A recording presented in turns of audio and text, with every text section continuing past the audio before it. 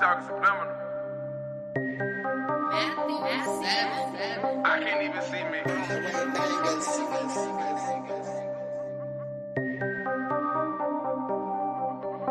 I'm covered in money, I'm covered in money. These bitches, these niggas, they all want some from me. I'm covered in money, I'm covered in money. Then stop at the front, I go back to crap.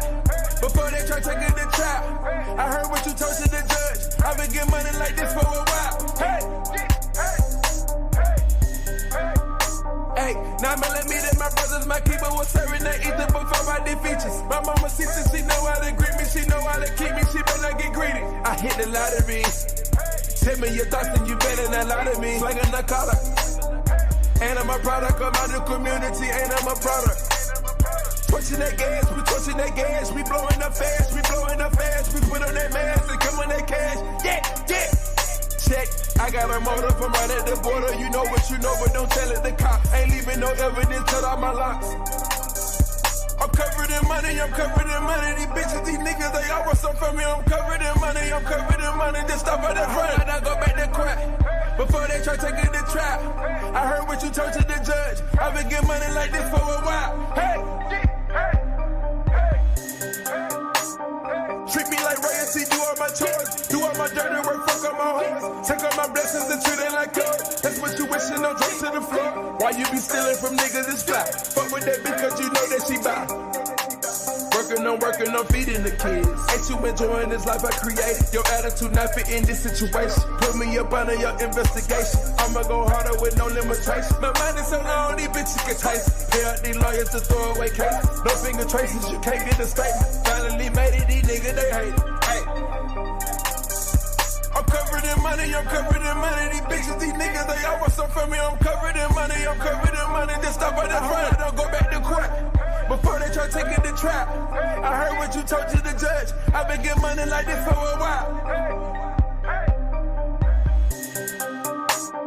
I can make Franklin do back a flip. How about get in this predicament? Maybe I'm guilty or innocent. Visually everything working out.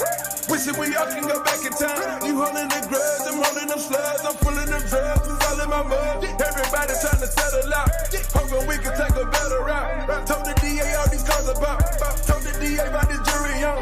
I don't do no talking on the phone. You bitch ass niggas ain't nothing but a clone. I'm covered in money, I'm covered in money. These bitches, these niggas, they all want some from me. I'm covered in money, I'm covered in money. Just stop at the front, don't go back to court. Before they try taking the trap, I heard what you told to the judge. I've been getting money like this for a while.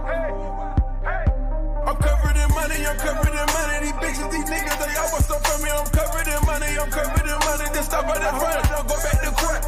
Before they try taking the trap, I heard what you told to the judge. I've been getting money like this for a while. You talking subliminal.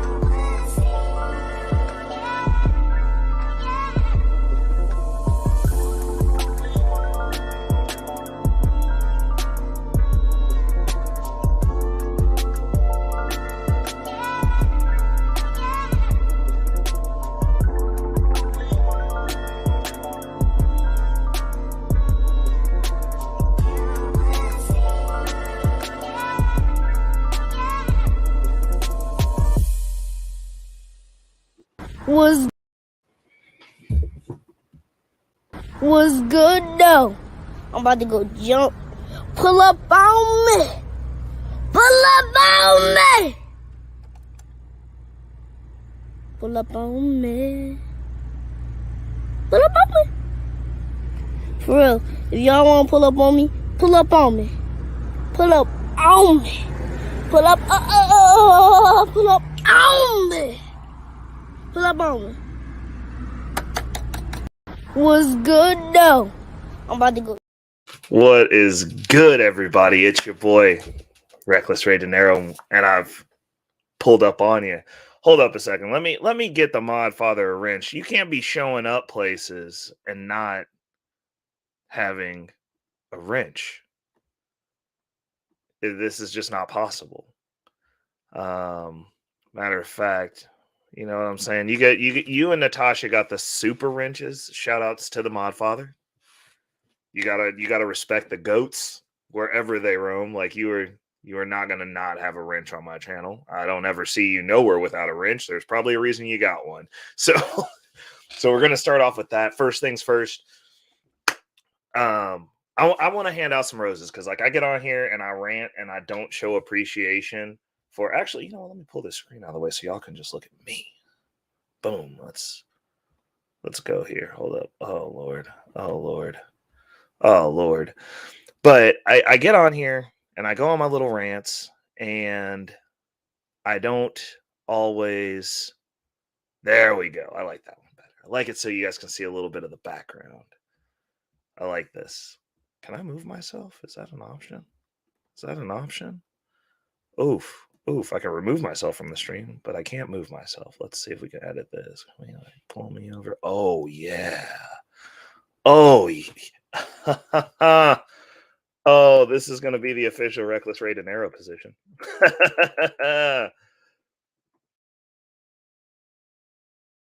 I like this. Okay, so StreamYard's updates. Oh yeah. Okay, this is much better. I like being here. If I'm gonna be on the screen, this is where I want to be. I've made an official the De Niro position. I'm not gonna get dirty with that yet. We got to save that till after we've been here for an hour and we've had. You got to get this medicine before you get the jokes. But best believe my mind went to an awful place when I said that. And when I wrote it, and when I made it up. So, patent pending, the De Niro position. Uh-oh.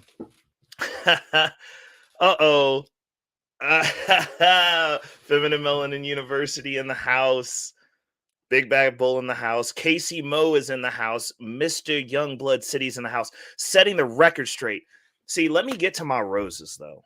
Let me get to my roses, because I got a lot of people that I got to say thank you to, and I don't publicly say thank you to the people that got me enough. So we going down the list first, because tonight, first of all, I got to get up early in the morning because I got to be on a panel that's in Europe and they want me up at 7. So that means that these panels are going to be a little bit shorter. But what I'm thinking is you guys might see me a little bit more often. So the first thing is over on my channel, I finally broke 100 subscribers, which I know really isn't much to talk about, but for me, I feel good about it.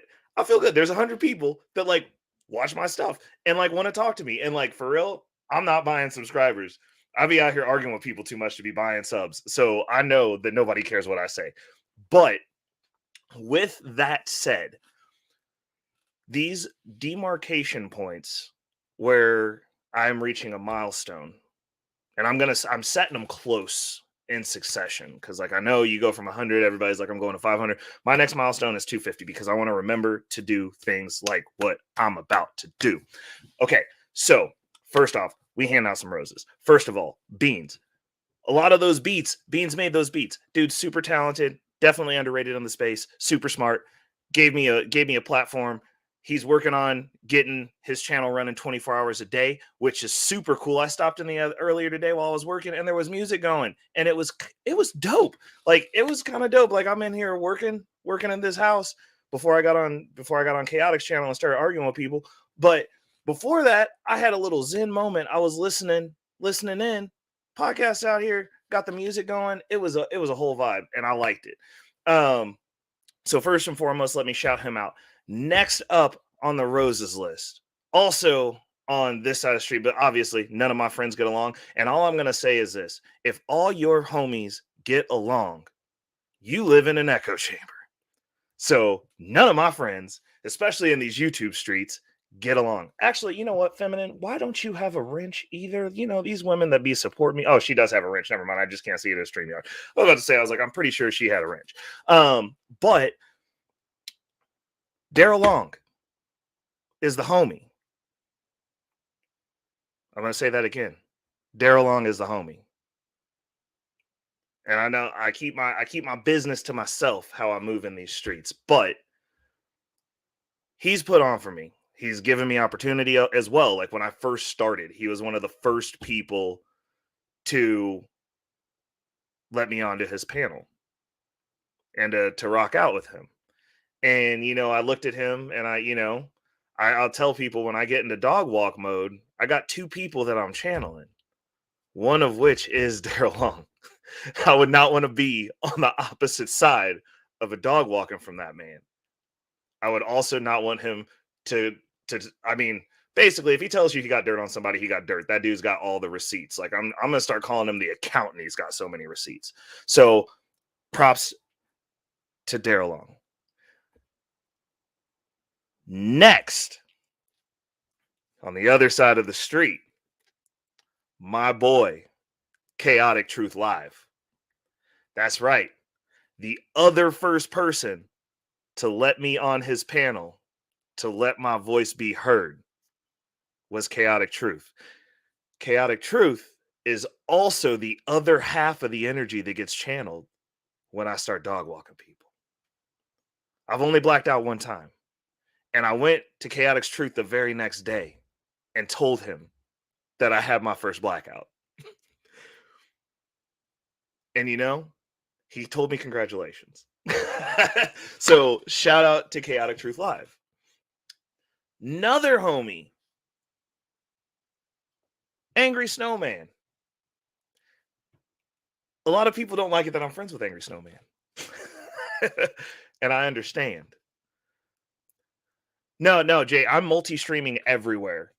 I'm all over the place now. But since I hit 100 subs, I will be multi-streaming over here as well, because I got to get my viewer hours up. Like we're already contributing to Beans' viewer hours. I'm trying to dial into his program because I'm learning a few things about getting my videos taken down, since apparently whoever is hating on him, because it's hating, is hating via my videos. And I'm not trying to be a detriment or a drawback to anybody who's done me a solid.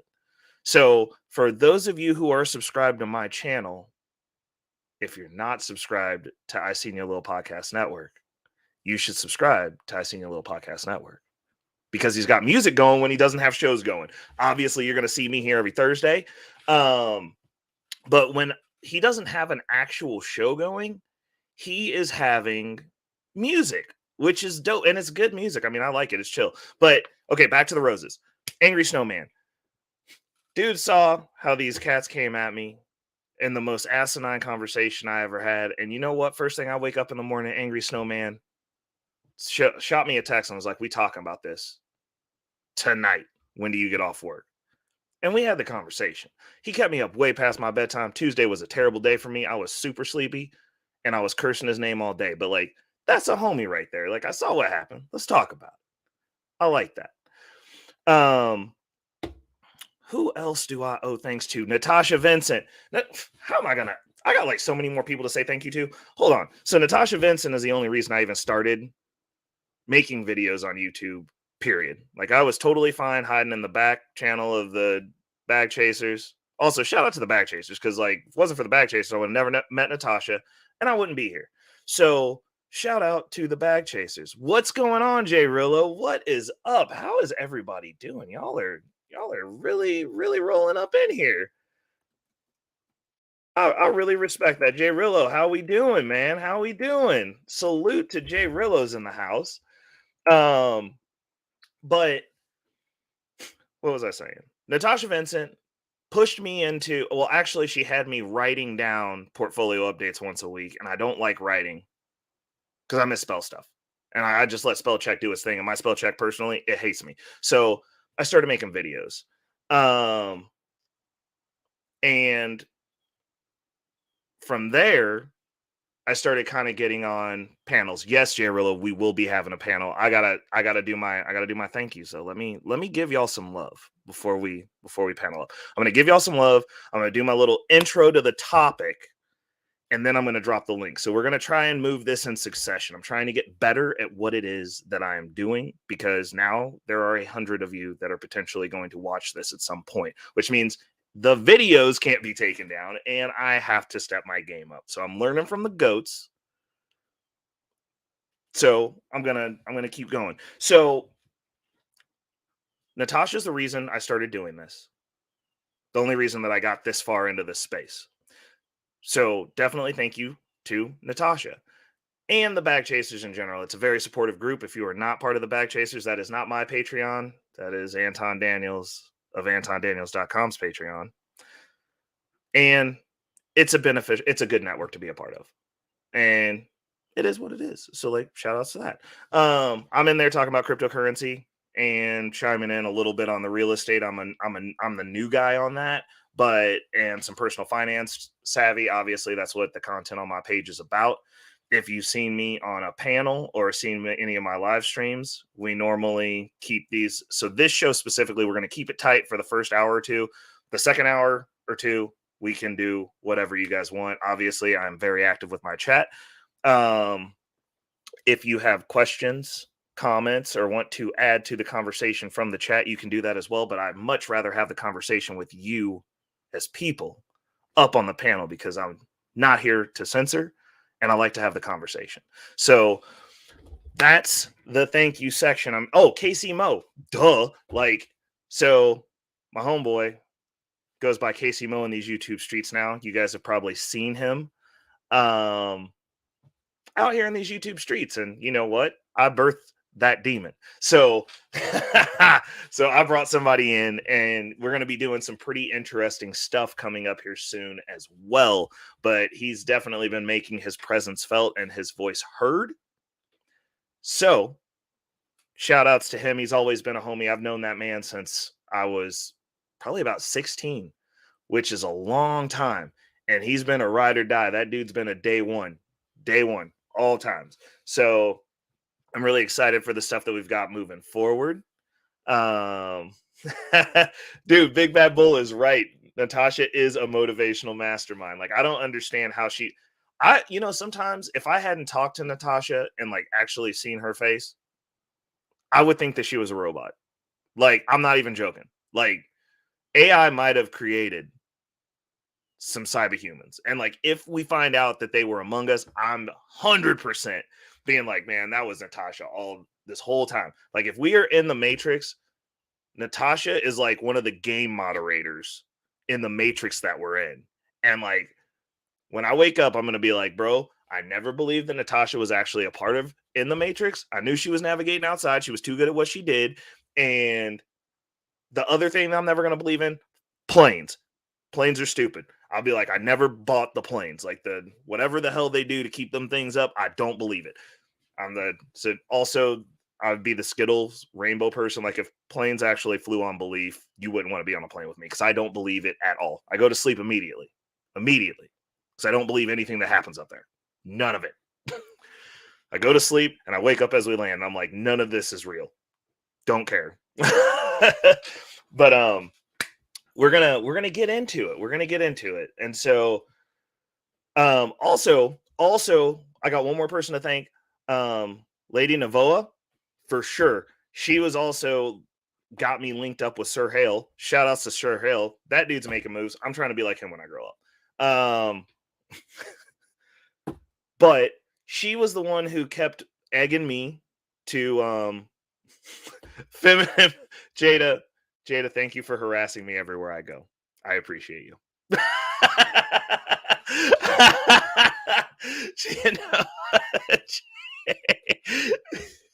Because Jada be chasing me around these YouTube streets. It's ridiculous. It's ridiculous.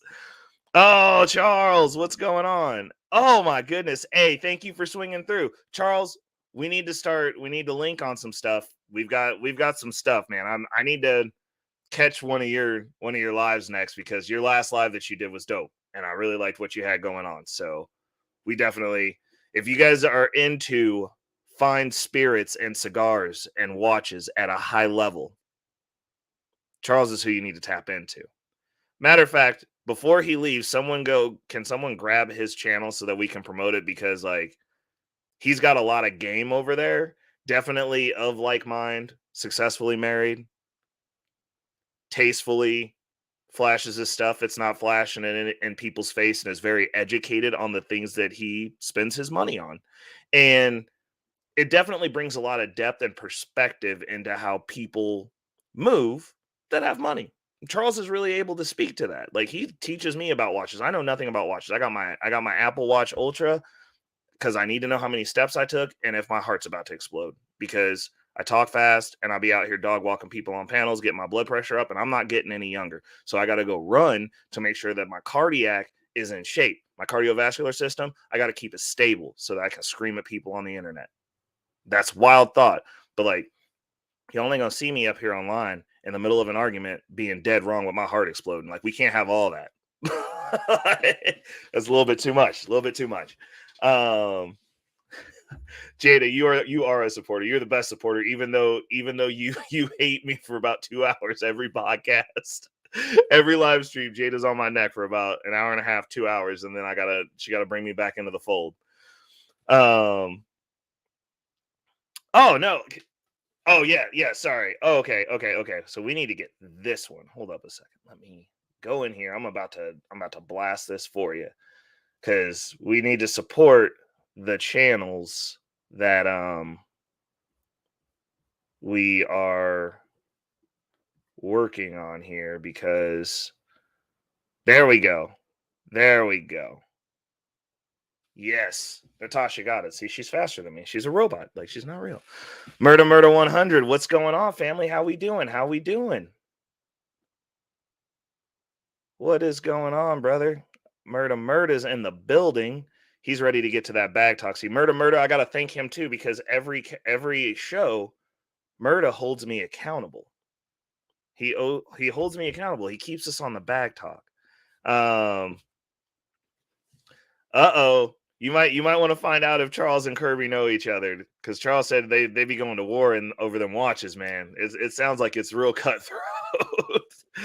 I'm over here trying to hide out in the cut, talk about a little money here and there, keep everybody informed of what's going on. So Jay Rillo's in the house, and Jay Rillo is actually a homie who likes to talk high level on macroeconomics, and that's part of this show today.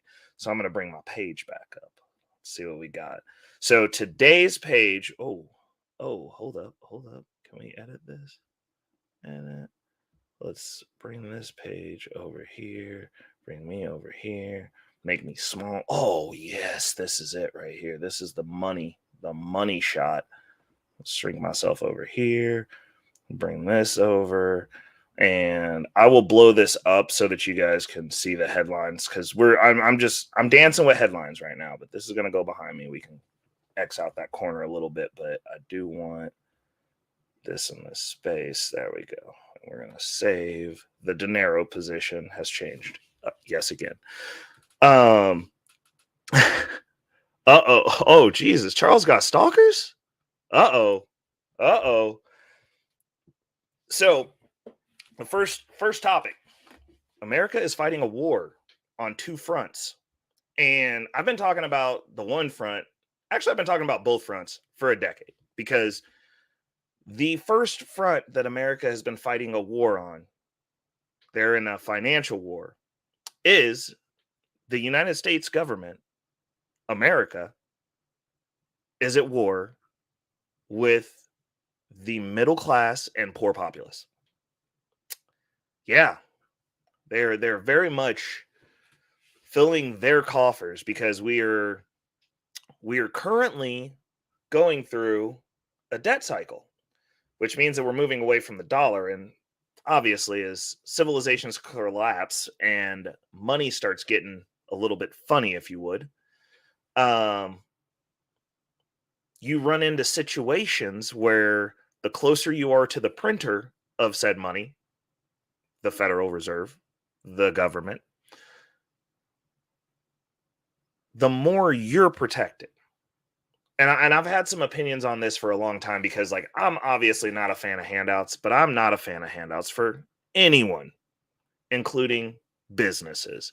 And much like China with their shadow inward facing and outward facing economies, we have shadow communism in the sense that we will hand money to businesses that make bad financial decisions and bad practices under the guise that, well, if they fail, the United States fails, as though if Boeing went out of business, there would be 0 planes.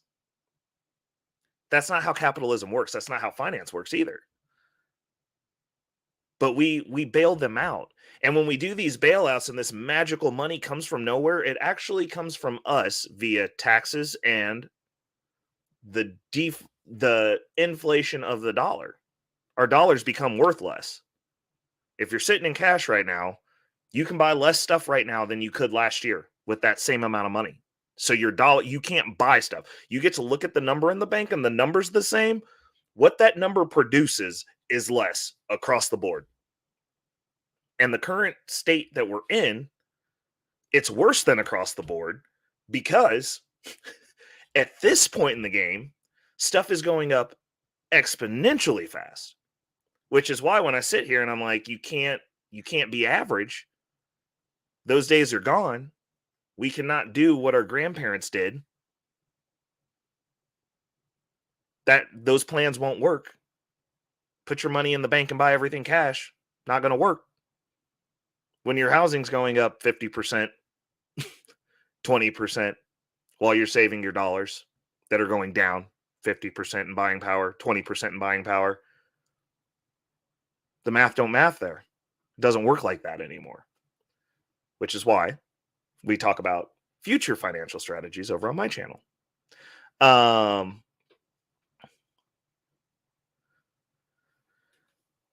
Murda, good question. And Murda stays on topic. Murda is an asset to the platform. Great question. He said, they're saying the interest rates for the housing market is down right now. Is it a good time to buy or invest in a home? Now, first of all, this is not financial advice. Just got on the internet. But what I always say is this is a math question. It is not a matter of timing the market, because if the market's down and they say it's the best time to buy, if you can't make the math work out, or it's going to put you underwater to where like you can't sustain it, it's a terrible time to buy for you. So when they're saying that it's a good time to buy, historically speaking, they'll tell you it's a great time to buy when interest rates are low. But when interest rates are low, usually housing prices are high. It's a pendulum. So when the interest rates go up, the housing price comes down.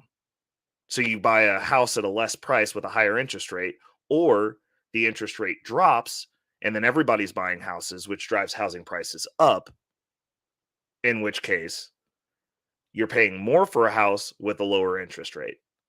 So the reality of the situation is, if you actually look at it from a mathematical perspective, you're usually paying about the same price, because you either pay more in interest or you pay more for the house. But like the housing payment, since those numbers are going inversely, stays about the same. It's almost an optical illusion, if you would. Because if you have a low cost house where the price is low, but the interest rate's high and the payment's about, $1,200, $1,300 a month, and then you take that same house and the interest rate goes really low, but the housing price goes up, you're still paying about $1,200, $1,300 a month. Like, as far, and Charles had a good follow-up to that. If you can afford a home, you need to buy a home. I 100% agree with that. Yep. And he also said renting is something that you do not want. I also agree with that.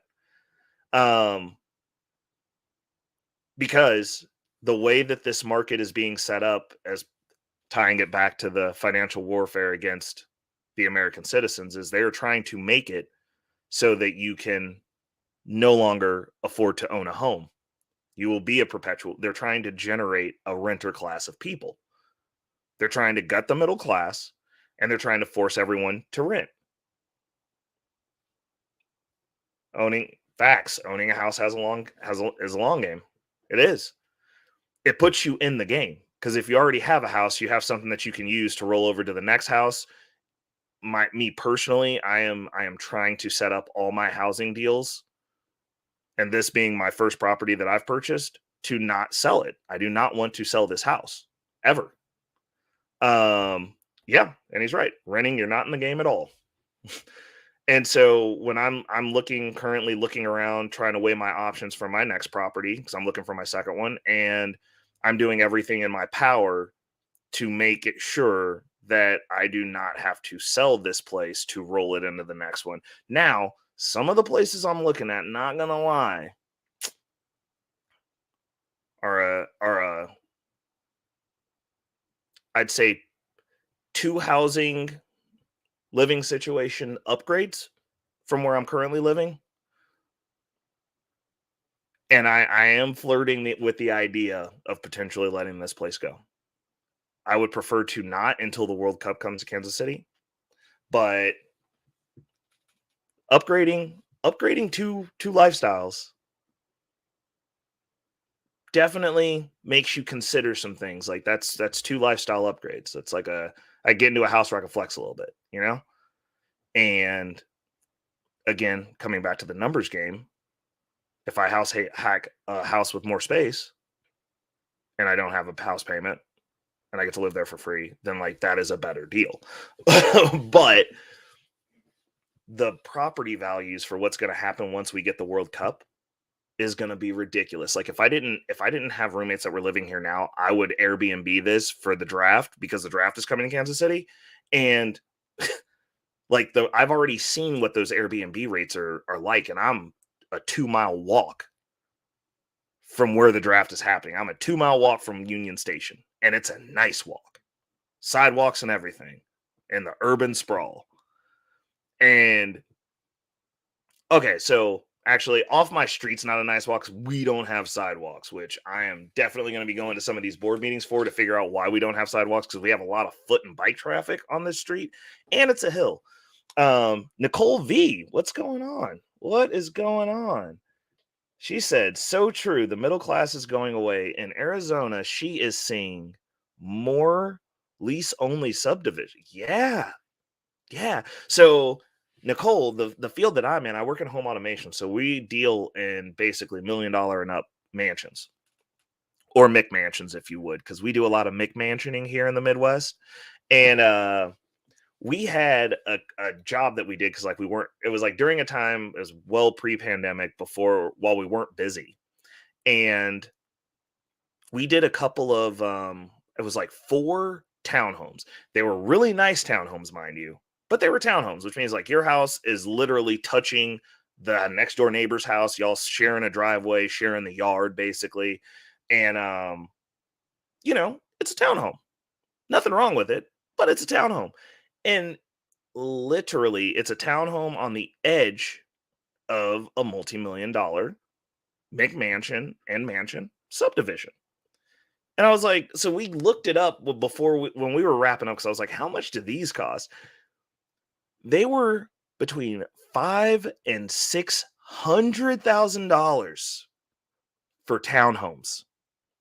And the reason they were priced that way was so that real estate investors wouldn't come in and buy them and rent them, because the people in the $1 million subdivision didn't want to live by renters.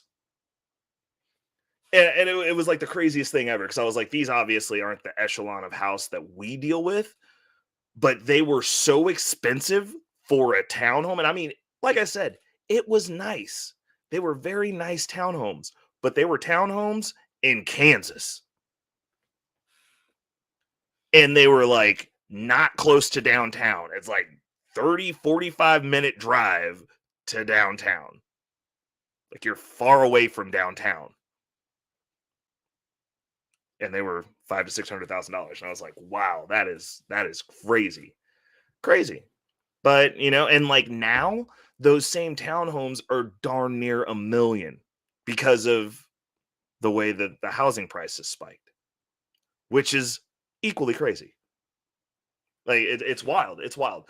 We're living in some wild times, but like what I'm saying is I'm going to stick by that it's important if you have the ability to get into the market to get into the market, because as these housing prices get stupid ridiculous and they keep spiking up, I'm benefiting from this. So like when they come in and they're paying 50,000 over asking, buying these crazy houses sight unseen, I'm benefiting for that because like I bought into a house with equity.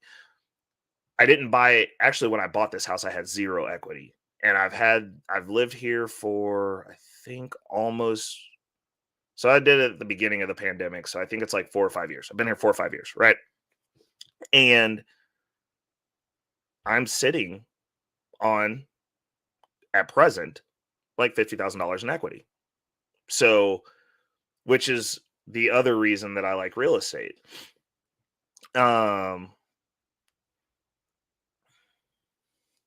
Oof, murder coming with them hot takes, and I love them.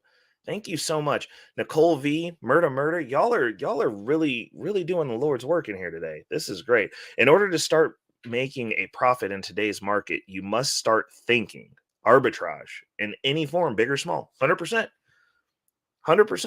I mean, there's literally weeks where I'm like, hey, I need to do spring cleaning. I need to sell some of the tech in my house because I have like a bunch of extra random errant things. And I'm like, cool. I'll have weeks where I'm like, cool, my target this week is to get an extra $200. Now, obviously, I am super busy. I am, helping do everything that I can to like move the business that I'm a part owner of forward. So it's a little bit different for me because a lot of the stuff like I air and default back to that. But like I'm also doing stuff over here, and like I tell everybody, I was like, once I hit 100, I was like, okay, cool, I'll take this a little bit more serious now. When we hit 250, I'm going to take it a little bit more serious. But I'm still managing my bread and butter. Like I'm not making a whole bunch of money here. Like if because I don't like having disingenuous conversations. Like I don't want to have to talk about stuff I don't want to talk about. I don't want to have to sit up here and be the stereotypical red pill guy and sit around here and only have conversations bashing black women. I don't want to sit on here and have conversations bashing any women regularly. Like that doesn't sound fun to me. Like I can go into those waters, but living in them, definitely don't want to live in them. So I want to be able to say whatever I want to say. So like I feel grateful that I don't make money in this space because I'm genuinely doing this because I like talking to people, and I like talking to people that have different opinions and are from different areas and have different experiences than what I have. So when I am looking at this space, like the way that I came into it and the way that I navigate it and the way that I choose to be in here is different from a lot of people because everybody says they don't have strings. I literally don't have strings because I don't make my money here. So it's what it is. And when people decide to donate, it helps build the platform out. It helps me get stuff set up so that as I encroach into this space, I can do it on my terms with people who rock with me. And like the thing that you'll notice is a lot of the people that you see in this chat, in a lot of cases, ideologically do not agree. Because I literally talk to everybody. I talk to anybody who will give me an opportunity to get my points off, and I enjoy spirited debates. I enjoy arguing with people in the spirit of one or both of us learning something. Usually I'm arguing with people to learn something, but I'll drill you down to a point until I realize that like, okay, you don't know what you're talking about, or you're just blatantly wrong. Like I'm just not going to rock with it. But I try to do it without being disrespectful most of the time. But yeah, I'm going to go ahead and let's go ahead and drop the link down here for you guys because Jay Rillo was asking about it a little bit earlier, and I'm about through with my monologue. Also, keep in mind, I am watching the clock now that I have to be up to be over there to have tea and crumpets with the Europeans and the Canadians at 7 in the morning my time because they're across ponds and vast swaths of land near the poles. So when they get up, I have to be up. And I do that because I enjoy talking with them too. But when we're looking at these deals where you got countries like Saudi Arabia saying that they're open to the idea of trading in currencies besides the US dollar, the US dollar does not, that's an external financial war that they're fighting as well. So they're trying to make us systemically reliant, and then they're trying to bulldog everyone else into staying systemically reliant. Oh, absolutely, bro. Charles, we talk offline. Actually, I understand that I'm not the best at talking offline because I'm always working. Like I'm either here or at working or with my chick. And like Charles will attest to that. Like literally, if there's any point where you can't get a hold of me, I am asleep, at work, or with my chick. Like those are the only 3 things I do. Like, because I'll talk to people at the gym. Like if somebody calls me while I'm at the gym, like I field those calls. Like I'll take them. I take them all the time. But if it's not that, your boy is 100% at work, at the gym, here, or with my chick. Those are the only places I be. like I really don't have too much time for anything else. You know what? Murda 100. I agree with you. He says, I believe that Ford will go up in value within the next 3 to 5 years. Electric vehicles is the next big thing. Ford just invested $500 billion into the EV market. I also think that what you're going to see in the EV market is what you're seeing with Apple. Fee for everything. You want heated seats? It's a fee. It's a feature ad now. It's already there. They're going to just stamp out one car and they're just going to turn off the stuff they're not giving you. Everything will be in there. They just stamp one card and just turn stuff off. BMW's already doing it. Heated air conditioning seats already there. You pay them and they turn it on. Now the question is, are they going to charge a subscription fee? That's the real kicker. You want heated seats? You got to subscribe to heated seats. $10 a month. Better hope they don't break because you got to pay to get them fixed too. Could be a thing. I think it will be a thing. It's going to be one of those. It's going to be some interesting stuff. Like the EV has opened up a whole different market. Like the whole conception of vehicles is gonna be interesting as the EVs take over because it gives them a lot of leeway to do a lot of interesting stuff. Uh-oh. Hold up. What we got going on here? Something has happened.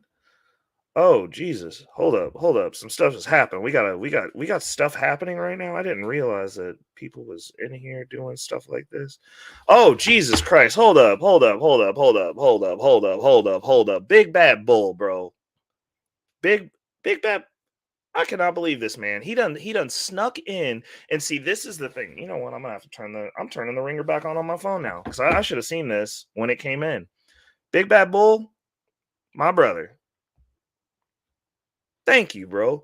Hold up. We gotta give some honors here. Cause like we do not appreciate those that appreciate us. Hold up. We're gonna hit this. Hold on. We gotta stop all sorts of stuff. We gotta pull it back. Boom. Pull it down. Bruh. Big Bad Bull with the 50 ball Cash App. Hold up. Let's call this what it is, bro. Hold on, Big Bad Bull. You gotta wait a second. We gotta. Oh damn. Oh Jesus, we gotta hit it. Damn. Oh, Jesus. Big Bad Bull. Good guy. I appreciate you. You loyal. Big Bad Bull, thank you so much, bro. So I'm gonna start paying more attention because like normally I don't get normally I get like one Cash App from a person who's not here yet. And so like I wasn't even looking. So I'm keeping my phone, so I'm gonna have to look down every once in a while, and I got my tone on so that way I'm notified as these things roll in. But Big Bad Bull, thank you. I appreciate you, brother. Like you don't even know. So I think we actually with the ones that I've been receiving weeks prior, we might be towards a new piece of equipment for the mini studio that we building out right now. So that is dope. And yeah, thank you so much. That's awesome. So as we're rolling through here, yes, Nicole V, isn't California required? Hold on, let me pull that up. See, Big Bad Bull done got me all out of sorts, man. And now I can't even see stuff. I was in the wrong screen, but I'm back now. I'm getting good at this, guys. I'm getting good. This is actually kind of nice for my ADD. I just need to make some like quick buttons so I can switch these screens faster. Nicole V, isn't California requiring all residents to have electric cars in the future? Yes, that's the plan. Now, my one pushback on that is I have yet to see California start ripping up the ground and putting in infrastructure in a state that currently without all the cars charging, before they had a single electric car, they were having rolling blackouts. If all your cars are electric and before you had a single electric car, you were having rolling blackouts, what happens when everybody's charging their car? I don't think the blackouts will be rolling anymore. You just won't have power. And I don't know how that's going to work out. Like, I don't see them having the infrastructure to facilitate that in the time frame that they lined out. It seems egregious. They can't keep the power on now. And realistically, as nice and as good as that sounds, it's a blatant attack on middle class and poor people, because the cost of electric cars to switch your car out now that you put gas in, like you just got firmly in a car, like you ain't even paid it off yet. And they're saying before that, they're like, okay, go spend another probably $50,000. I don't know a lot of middle class people that just got $50,000 laying around. And now you got to fix, like, you already can't buy a house in California, and they want you to come up with like $50,000 more to get into an electric vehicle because they said so. With zero thought on how your working class, your working poor, your poor are going to get around. That seems problematic to me, especially considering they don't have infrastructure. What are they going to do? They're going to just turn off the power in the poor areas so that they just can't have power so that everybody else can have power to charge the cars whenever they feel like it? Like, when people say pie in the sky ideas like, oh, everybody has to have an electric car without a plan, I'm not saying that we shouldn't all have electric cars, but what I'm saying is we should probably have the infrastructure to facilitate that first. And like, maybe if your state has rolling blackouts before electric cars, you shouldn't say that we're just going to have all electric cars when you don't always have electricity. It just doesn't seem like it's well thought out. Like, it sounds good to say, it'll make you feel good. I agree with that 100%. But when we get into these areas where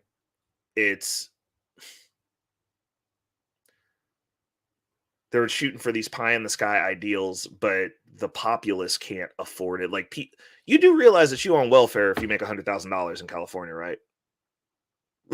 like, yeah, 100%. They're trying to turn your vehicle into an iPhone. We'll see what they're going to do for the poor people. Is they just going to not give them doors or something, I guess. Like, that's the only way that this is going to work. You just got to roll around in a doom buggy and hope it don't rain.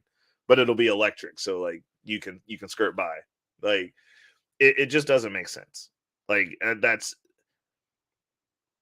it sounds like a good idea, and I think electric cars are cool.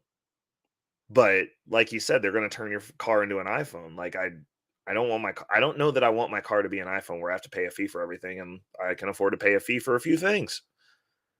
That doesn't sound fun. That doesn't sound like something that is going to benefit everyone, because the wealthy will definitely be able to pivot into these cars and they'll feel good and they'll be like, I'm saving the planet, even though out of all the polluters on the planet, we are the cleanest already.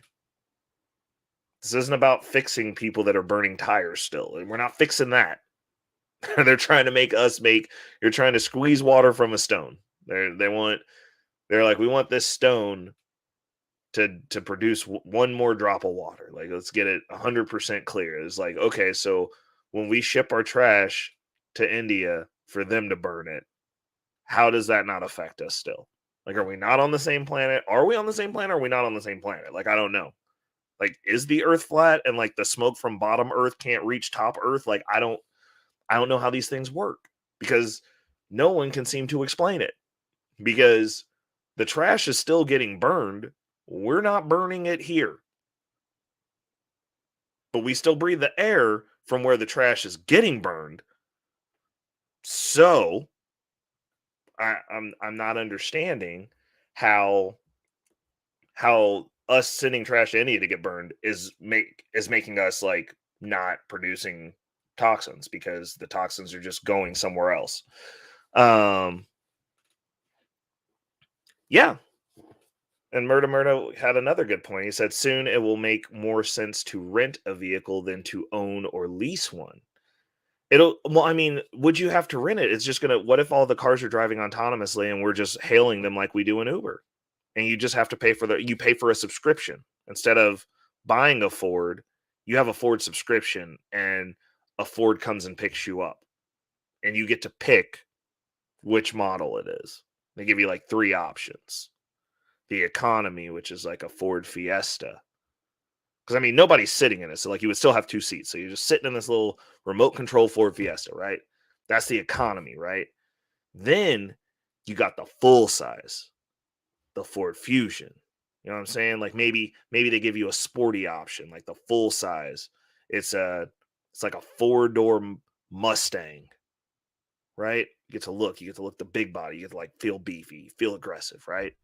Charge you a little bit more for that one. Or they got like the luxury where they send the Lincoln MKZ for you, right? And that's the premium, the black label, you know what I'm saying? Like, and it comes and shows up, and like you get to sit in all the seats spin around so y'all can talk to each other. You got your back to the road, doing whatever you want to do. You go in there, lay down, go to bed. Like, that's if they make autonomous vehicles, they should make one for road trips where you literally just go in there and it's a bed and you just lay down till you get to where you're going. you just go to sleep and you just wake up wherever you at. Like, I think that'd be kind of nice, unless you leave the club one night a little bit tipsy, put in the wrong address. It's across the country.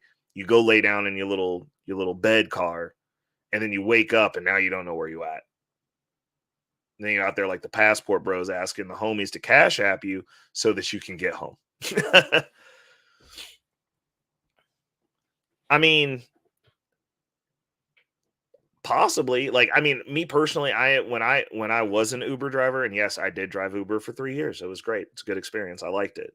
I liked it almost as much as I like talking to you guys, because I got to talk to people that I'd never talked to before, of all different walks of life. And I didn't do the club times, so I didn't have to deal with the barfing and all the crazy stuff that most Uber drivers had to deal with. Do have a few I have about 3 or 4 wild stories, but they're not bad wild stories. They're funny wild stories. But yeah, no, I did it for 3 years, and I invested in Uber the whole time I worked there. Like, Because if that's what it's going to be, they'll eliminate the drivers, and Uber's already established like the ride hailing service model. So like that could be a good play. They would need to develop their own cars, because like if Ford is doing a Ford subscription, then if they get into that market, they're not going to let Uber use their vehicles. But like from what I've heard, obviously tongue in cheek, Uber is trying to develop their own vehicle, which is kind of cool, right? So there's that. It's one of those things where it's something to definitely be considered, because the deal, and this is what I 100% always advocate on all of my channels and videos, and it's the reason that if you are a subscriber to my channel, all that's on there is bag talk. All I talk about is money and crypto. Crypto is money. It's future money, in my opinion.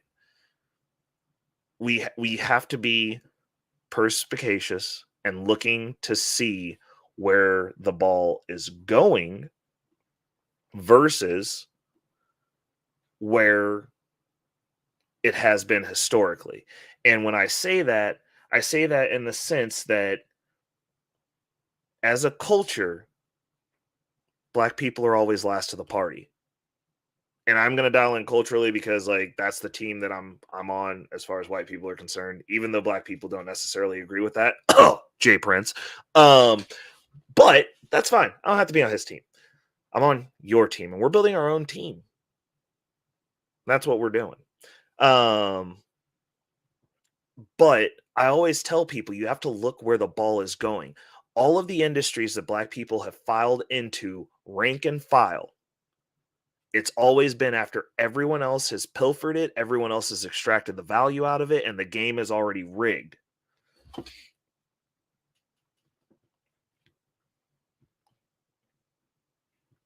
The game is already rigged against us. And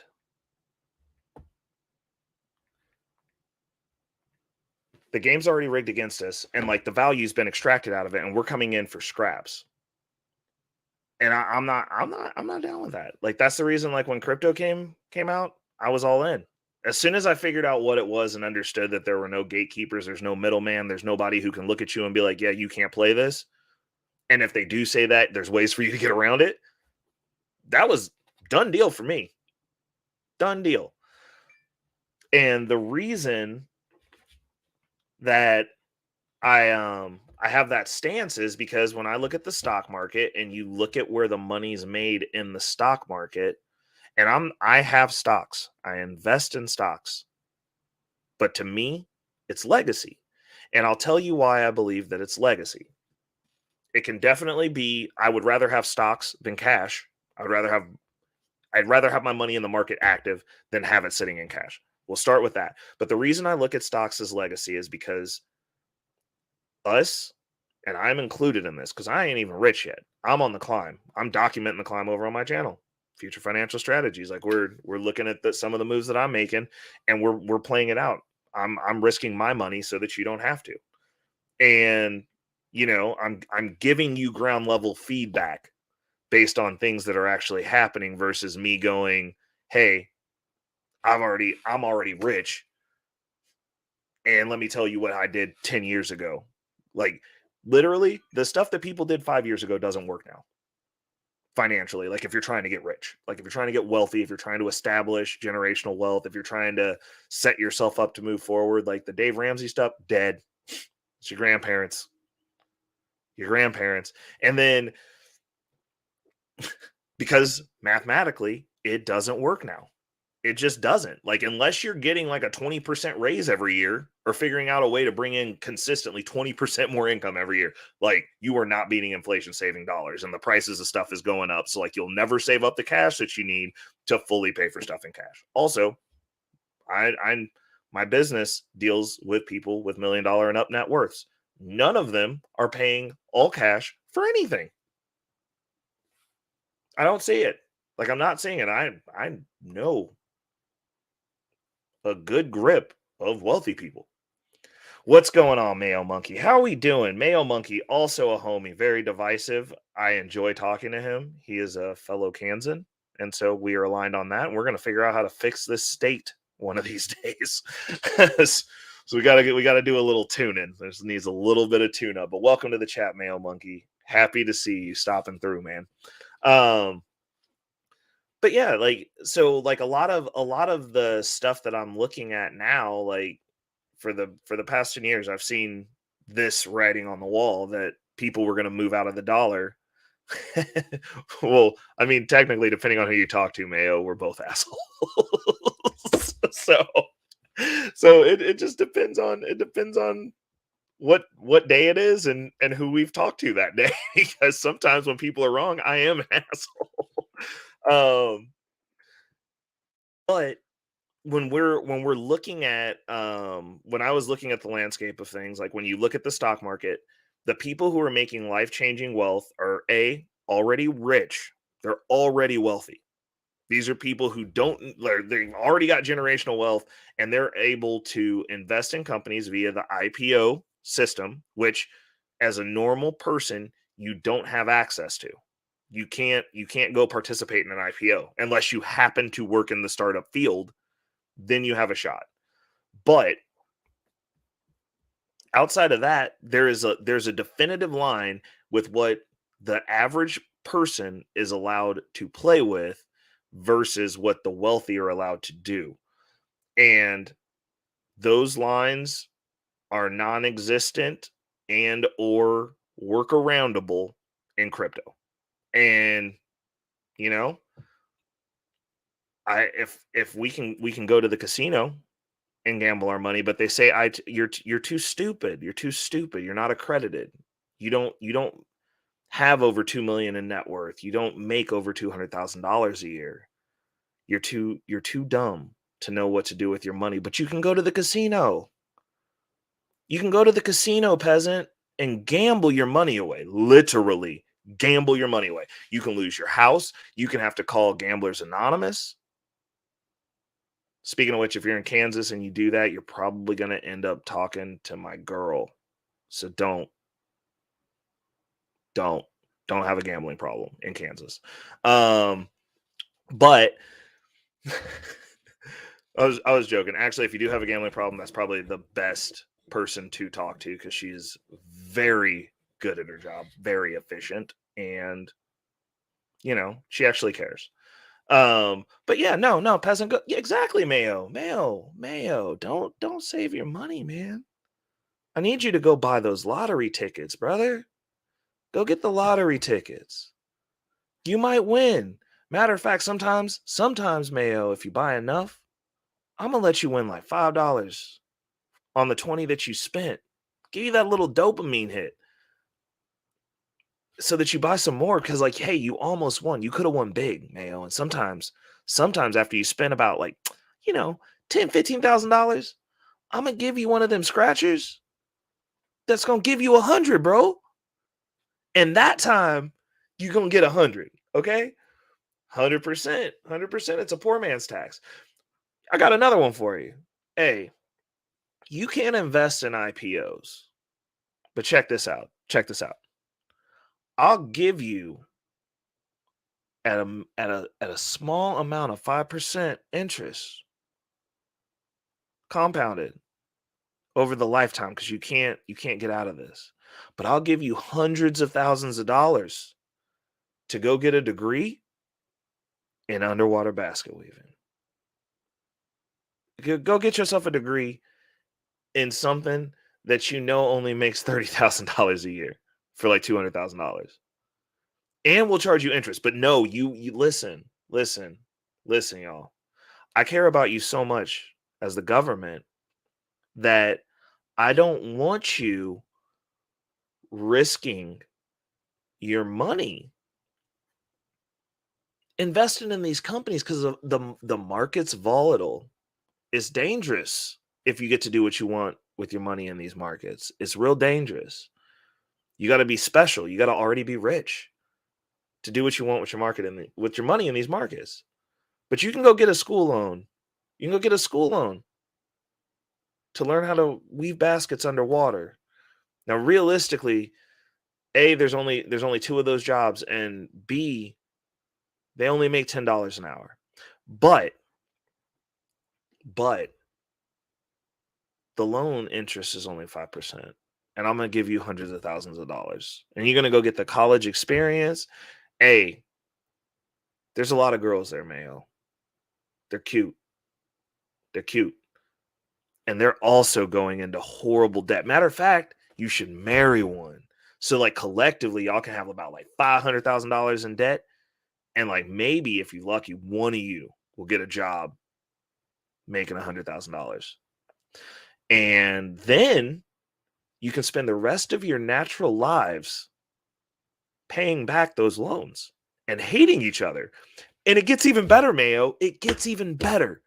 She gonna get sick of you, bro. She gonna get sick of you. And then y'all get to get a divorce. And then she gonna take half your shit. And then you're still gonna owe me that $200,000 for that basket weaving degree, bro.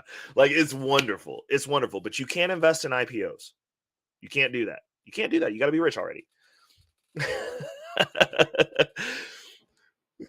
Right. But think of all the fun you had scratching those sticks. Exactly. Mayo's signing up, bro. I'm sending Mayo to college. I'm loaning him some money. No, they're not. They're not going to share that money. Like, she's actually going to have you pay her loans off first so that she doesn't have loans. Then when you start working on your loans, that's when you're getting divorced. Because, like, women know how to get to the bag. They're smart. They're real smart. You know? So, but they won't, but you can't invest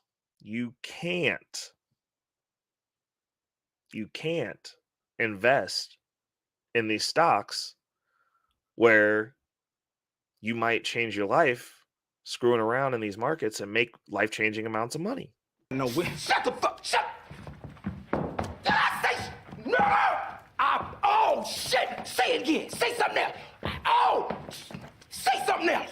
Say something else, nigga. That was the government stopping in. They don't want me giving you this game.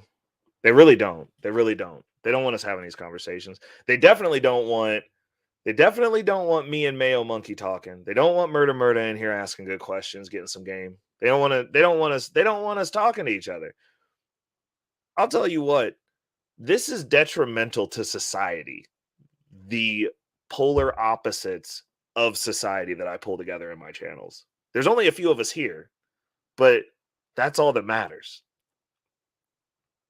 Because they don't want us having these conversations. The reason there's only a few of us here is because everybody can go be distracted. Everybody can go look at drama. Everybody can go be entertained and not have to think about the fact that their wealth potential, their buying power is being pilfered out from under them. And I'll tell you this. I would rather have the 5 of us, well, 6 including me, but the 6 of us in here having this conversation, doing the work, improving ourselves, preparing for what's happening, because we're going through a wealth transfer. Whenever you mix up the money,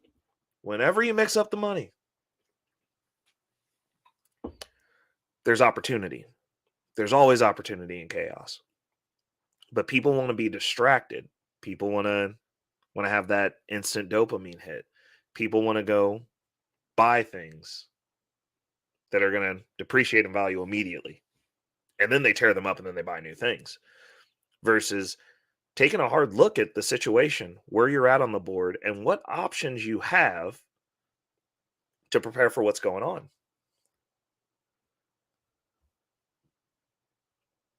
He said, "Oh, you should pay my loans off first." Exactly. See, Mayo, we are an aware man these days. We know whose loans getting paid off first. You want to leave? You gonna have to wait till these are both gone. Oh, Murda, good question. Should we be worried about China as one of the biggest investors in cryptocurrency, but yet Chinese people are forbidden to invest or transact in cryptocurrency? Anytime anyone tells you you can't do something that they're doing, you should be worried. Because it's not just China. China actually has the power to tell their people that, like, hey, you can't do this. But the reality of it is, our government, our banking system has done the same thing. They talk down about it. They give quasi murky regulations. They try to hit you with the scare tactics. You've got the banking industry guys saying that, oh, crypto's bad, but then like you find out that the bank itself has been buying or investing in the crypto space. The issue is it can't be fully controlled. So they want everybody blocked out until they bought up everything, and they'll do just like what they did with the stock market. It's exactly what they did with the stock market. Exactly. They said, oh, wait a second. Everybody's able to compete over here. Hold up. We got to make it to where, like, for real, like, they can play their little games amongst themselves, but like they're not competing with us. Like, they can't get over here. We don't want you over here. It's called the 1% for a reason. And that's not necessarily that, like, as you get over there, they kick you out. They make it real hard to get over there for a reason. Like, you got to be real savvy to get into that echelon of wealth. You've got to be really perspicacious. You've got to be really competitive. Why do you think that they're telling you that, oh, money isn't everything? Who says that? Rich people. And poor people who don't want to acknowledge that they're poor. Those are only two people that say that shit. Money isn't everything. You're right. You can buy everything with money, though. If you're broke and you're depressed, that's a terrible existence. Because you can't even go do something to be happy for a little bit. Like, what are we talking about? The only reprieve you get from your pain is when you scrounge up enough money to go get a crack rock. Like, what are we talking about here? That's how poor people escape. Now, if you're rich and depressed, you can go to Dubai, you can go to the Caymans, you can go to Palm Springs, you can go to a bunch of places with sun and beaches that are nice. You can go cry in your Ferrari, you can go cry in your Lamborghini, you can go cry in your Benz, you can go cry in your BMW, you can push a foreign, you can go on a road trip, you can ride the train. You get on a plane, go damn near anywhere you want. You rich enough, you can fly into space now. There's a bunch of stuff you can do to distract yourself if you're rich. Like, poor people, there's only a handful of things you can do, and most of them don't have good outcomes, and most of them are drugs. like get out of here. Get out of here. Like, I don't be seeing poor people taking hiking trips. like rich people doing that too. Like, they ain't even hiking. Like, they're hiking to the corner to get that rock. Like, so yeah, I would be concerned anytime anyone's telling you to do something that that they're actively doing. Mayo Monkey. Oh, look what the Kardashians are doing. Did they buy a bigger facts? You can turn yourself into an ant body, bitch. Like, I mean, you could do a bunch of stuff. Like, you could terraform your body and be sad. You could, I mean, literally, sky's the limit if you got the money for it. But that doesn't mean that money will make you happy or money will fix your mental state. You can be miserable and then get rich. You're still going to be miserable. You just have different options of what you can do, which is why while you are on your journey, I also advocate building your character. You should be the best version of yourself all around. I don't think you should even sacrifice your health to get to the bag. I think you should. I am perfectly happy getting stupid rich a little bit slower so that I don't have to get rich, so that the only thing that I can bring up is the fact that I got money. I'm also in better shape than you. Like you should win on all levels as a man. You should always be winning on all levels. Like, there's too many men out there who are working so hard to get to the bag that they get to the bag, and now you having to pay chicks to be in your presence because you built like a sack of crap.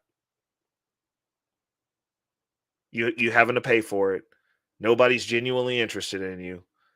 You buying loyalty, you buying relationships. Now you just a big trick. which is why if you a cornball when you broke and you get rich, you a rich cornball. It happens all the time. All the time. But you should be focused on winning on all levels. You should be improving yourself on all levels. It's not just about the money. You got to know what to do with the money when it comes in. You got to know how to steward it. You got to make sure that you're going to be around after you have it. You know how many people are out here actively working themselves to death? It's wild. Like if you think about it, it is really wild how overcorrected we are towards money, and then people are just foregoing everything. They're foregoing their morals, they're foregoing their principles. Like, how are you going to establish a house based on principles, a household based on principles where you can bring a woman into your life if you have no morals because you'll trick off and do anything for the dollar?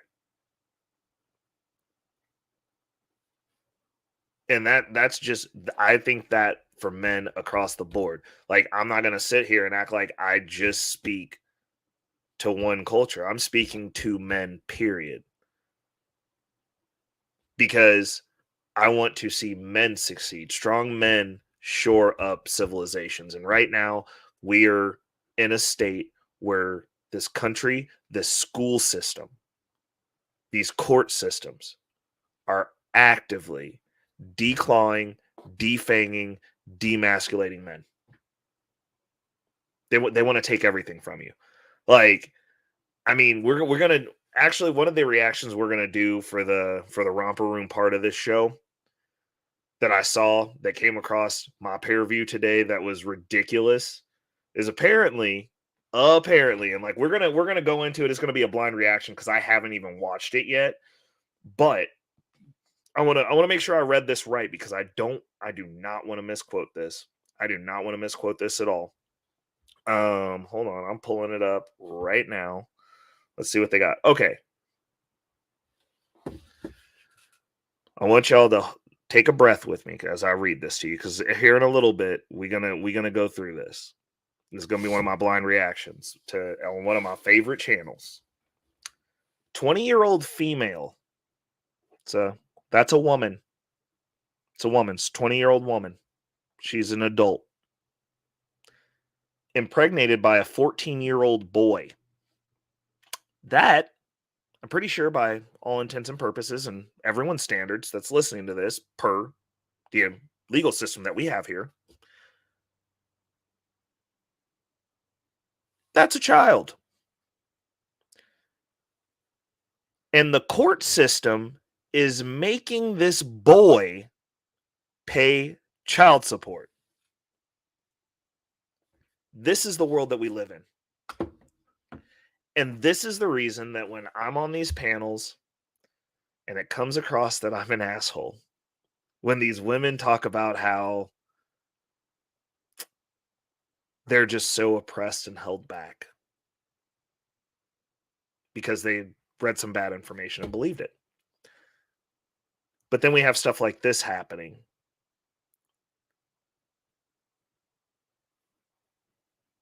And then I'm supposed to believe that somehow women are oppressed.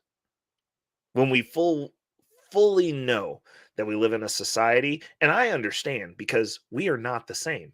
We are built for different things. Men are expendable. But when we live in a society where somebody who should be in prison is now going to collect child support from a child, make it make sense. And this is the reason that I'm on all these people's necks. Like, you'll see me, I'll argue with the women. I'll argue with most of these red pill guys that got bunk ass talking points. I don't care, because this is the stuff that's happening. This system in the West that we have developed is grinding us. And my issue here is, if this is what's the end game here? Because societies that have weak men and super strong women get conquered. Historically, that's what's always happened. Like, what are we going to do? What are we going to do? Where's this going? And like, The real concern is, like, at what point are they going to start coming to collect us, those of us who are not willing to bend the knee and not defang and declaw ourselves? How many of us are left? How many men are left? Real ones. Not the ones that are going to flex with your car. I'm talking about real ones. Some salts of the earth men. They're like, these are the standards. This is the line. Don't cross the line. How many of those are left? Because I'm getting up there in years, and like, it's as sad as it is, it's a rarity that I see other men that are actually on their square that carry themselves like men. So, I'm always going to bring it back to the finance because I do understand the importance of it. But the reason I am out here and putting myself out here in the way that I do is because I think it's important that men see other men and see other men who are able to have a red pill conversation and get his talking points across without screaming and disrespecting women, who is willing to have the conversation about finance, how this stuff comes back to finance, understands what the job is, understands the assignment, but doesn't have to sit here and bag on a specific culture of women when women are inherently women. Whenever you get through, they all basically function the same. You can think what you want, but I'm not going to sit out here and say any other culture. I'm like, there's going to be cultural discrepancies, of course. But to say that I'm not seeing these very wealthy white men that did meet the assignment, that are in the gym, that are doing well, that are getting old, that they're not having women who literally are going through menopause and wake up one day and then start having affairs with their old high school crush in their 50s, abandoning their family, destroying their family after they've been given a good life. To say that I'm not seeing this happen with white women, I am. It is happening. It's across the board. It's the reason you gotta put things in place to ensure your legacy. Like, it's just what it is. Like, and you have to be on your square.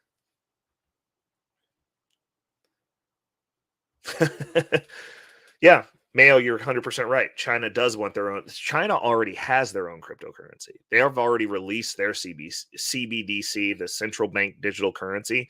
China has already released that, and they're in the process of trying to force everyone to use it. Basically, they're doing a bunch of lotteries, giving a bunch of money away. They're trying to get the system set up and their populace indoctrinated into it. The issue is people are kind of hip to the game. Like, they know.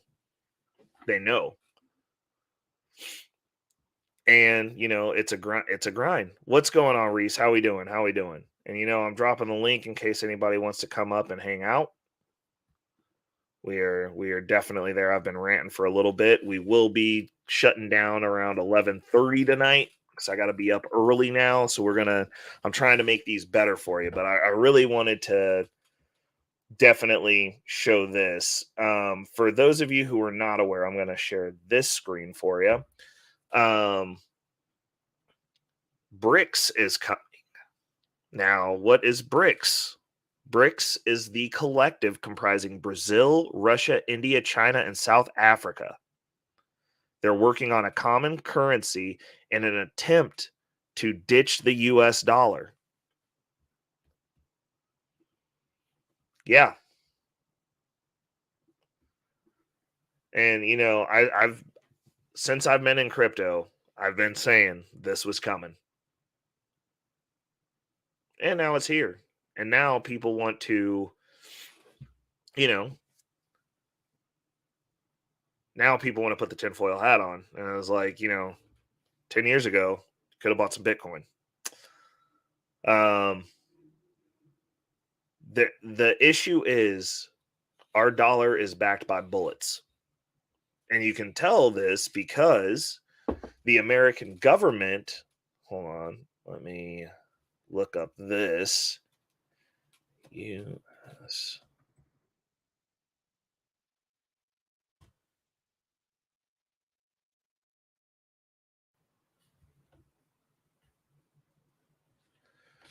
So I'm going to share this tab. So hold up. I heard that one. Mayo Monkey. Oh, Mayo, what's going on, man? How are you? Hey, what's up, man? Hold up. I gotta re-edit this. The De Niro position. I don't. Where the hell are you at? Like, I don't know where you're at. I don't know where anyone's at now. Hold on. I was like, I can hear you. I can't see you. I'm like, hold on a second. I've been screwing around with the layout. Now I don't know how anything works. Hold up. Boop, boop. There you go. Okay. There we go. Bro, the disrespect, right? Like, this is why I don't have friends.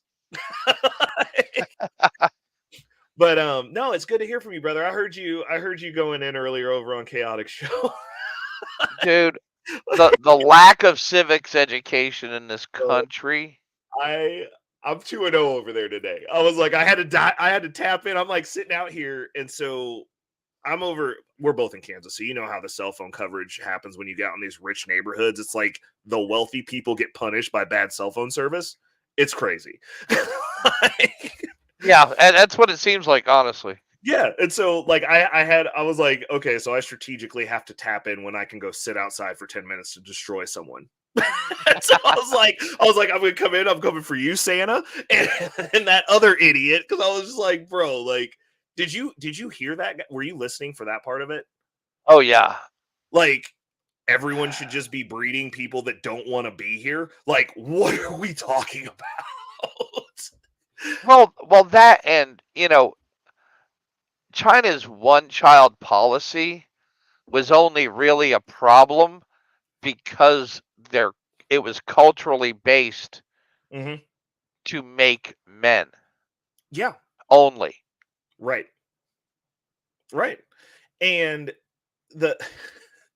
it's just so weird because that man was way more educated than me and doesn't understand how anything works. And I'm like, well, maybe it's better that I read these books myself instead of having them read to me. Like, I don't know. But I'm like, you go over there and it's like really weird that like, because like you can have an opinion, Mayo, and like you're hitting us with knowledge. And like whenever you talk, I'm like, okay, like if we're at odds, I'm gonna go, well, I'm gonna have to read something now because you strike me as a very similar mentality to mine, which is like if I'm buckling down with you, you're probably wrong. I want to know the truth. I don't care about the narrative. I don't care whose side it hurts. I don't care whose feelings it hurts. Okay, so we're gonna go a little bit left because I want your insight on something. Do you think? What are your thoughts on what was it? Be Brave and Think's ideology that it's all black people that are doing all the crime. White people never do crime, no matter where they're at, apparently. And was I wrong? Like that's what I want to know. Because I'm like, I'm talking to this guy and like so Casey Mo is a personal friend of mine. Like I've known him since I was 16. Yeah. Right? Yeah. And he hit me up after that and he was like, that man was ridiculous. And I was like, so I wasn't wrong. And he was like, no, but he wouldn't let anyone else talk. And he was like, you were very patient with how you dealt with it. And I was like, well, in a sense, he is right. But he is literally the stupidest person alive to talk about it. Okay, so let's add some context to that. And obviously I'm like your perspective, I will take more than his because like I don't think that you're turning red right now. And you don't look like Santa Claus. So but because like I was really about to be like, bro, this is disappointing. I'm pretty sure I sat in your lap when I was 6. Like you can't be coming at me like this. Where's my Legos? I never got my Legos. Facts. And you didn't drop off my shit. No. But okay, so the one thing that he did keep referencing back to that I did agree with, even though I wasn't about to let him know that I agreed with it there during that specific conversation, was his stance on the problem is people are excusing the behavior of the toxic minority is part of the issue. Is the reason he's like, well, we're gonna write off all of you. But my question was, and like that's what I was trying to understand from him, because I deal with a lot of very wealthy white people regularly that are like helping me in multiple ways for no reason. It's not because I'm scary. It's because they're like, hey, like you're making these moves here, do it this way. Like, here, let me pour into you a little bit. You're rocking with us. Like they're bringing me in. Like I got to meet, I don't know if you got to meet Mike Brown. He ran for Treasury. He went campaigning all over, was specifically doing a lot of rural campaigning as a Republican. Yeah. I know. I'm familiar with him. Okay, so I got to spend about 4 hours of one-on-one time basically with him and a small group of men, because of one of the people that's pouring into me held his campaign rally at his mansion. And I knew him, and he was like, no, I want you to come. Like, I got there before everybody else. It was me, Mike's wife, the guy who's in my network, his wife, and it's the 5 of us hanging out for an hour before anybody showed up. Or no, it was also his treasurer for the guy who's mentoring me's company, for an hour before anybody showed up. And then after it broke down and like the rally was over, for 2.5, 3 hours afterwards.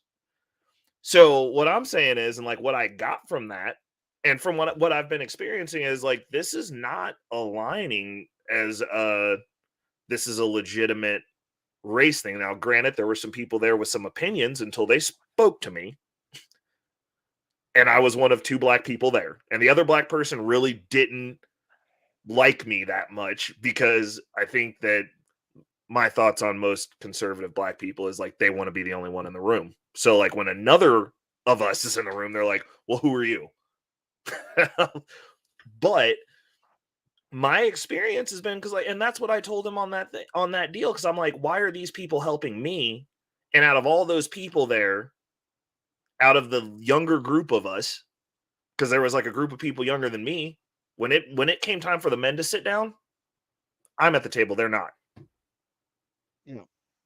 Like, that's what I'm getting at, because like I understand that there definitely, from a cultural perspective, could be some of that race ideology, but I'm like, who's navigating in those waters though for that? Like, because you know what's going to happen. Wealthy people and those with means are just going to move out of the way. This is going to go bad. There's probably going to be a group of poor people that are going to fight each other to the death, and it's going to be horrible. And then the rest of the cities are going to fall apart. Right. The rich people in the mansions are going to go in, buy what's left over, and gentrify it. Right. 100%. This is the cycle. Yeah. You know, it and I love hearing about people who weren't alive or adults in 94 talk about the 94 crime bill. Right. You know, the 94 crime bill that the black community begged for. Well, my only problem with the 94 crime bill was the difference between crack cocaine and powder cocaine. Right. Other than that, I'm straight for the 3 strikes, the whole 9 yards. Yeah. Well, you know who they didn't get? They didn't get me. They didn't get me either. Right. Well, and that's the thing, and I did agree with that, because there is a lot of excuses, and like I can talk the history, like I'm well versed in the history, like I understand the how, and I'm like, you know, sometimes feeding context into how these things happen, understandable, but it's 2023. And so my stance on it is, I'm like, y'all got the same internet I got, and apparently if you guys, The only reason I have the mentality that I have now is because I missed a meal and that shit stuck with me. And I was like, how do I not miss meals? Oh, poor people miss meals? Bet. Not trying to be poor. If poor people are missing meals, how come obesity is the biggest health problem of the poor? 100%. Well, it's behavior. Yeah. It's behaviors. So I can cook an entire chicken dinner for the price of 2 adults and 2 kids at McDonald's. 100%. And you know, that was a hard pill to swallow for me. Like when I started just making lunch, I was like, dude, if I have to go buy lunch twice, I've already made lunch for the week. Literally. Yeah. For like what I need to eat to get through a day. And it's stuff that people don't think about. But like I've had some of the most asinine conversations with people. Oh, I don't have money to invest. But then on the flip side of that, oh, anytime I get Jordans, I get my girl Jordans too. And I'm like, bruh, that's money to invest. like what are you talking about? Well, it's the same with the guy who spends $5 a day at Starbucks. Yeah. You know. Well, I mean, my deal is this: if you really enjoy Starbucks, go for it. Like, I'm not going to tell nobody what not to do, but what I'm saying is, if you are making decisions, like if you pour, I'm just going to say it, you don't deserve Starbucks. Like that'd be the first thing that I'd be like, bro, peanut butter and jelly sandwiches, you will sustain until you figure it out. Like you'll be fine. Like you're going to be able to stay in shape. You can still go on walks. It's still going to help you build muscle, and it's inexpensive. Like, well, my thing is, don't complain about being poor while you're pretending to be rich. That's a whole bar right there. And especially to other people. Facts. I've never owned a pair of Jordans. You know, I bought one pair, and then the whole thing happened with Ye, and I was like, I'm not gonna support this company, which sucked because I was like, I can just now afford these freaking shoes. It was super depressing because, like, I'm not joking. Like, I will not buy things, and because I'm an advocate of that. I'm like, I believe that people should talk with their money, but I also believe that like you should be aspiring to be wealthy so that you can actually have some power aside from I'm not gonna buy your stuff. Which is another thing that I argue with people about all the time. Because like when you're just like, they're like, oh, well, you know, black people have the biggest buying power. And I'm like, and we don't own anything. You understand how bad that is? They don't have the biggest buying power. 13% of the population, unless you're talking about wealth. No, but we consume more than everyone else. We do. We're big consumers. But like saying you're a big consumer is like saying I'm the poorest kid at the table.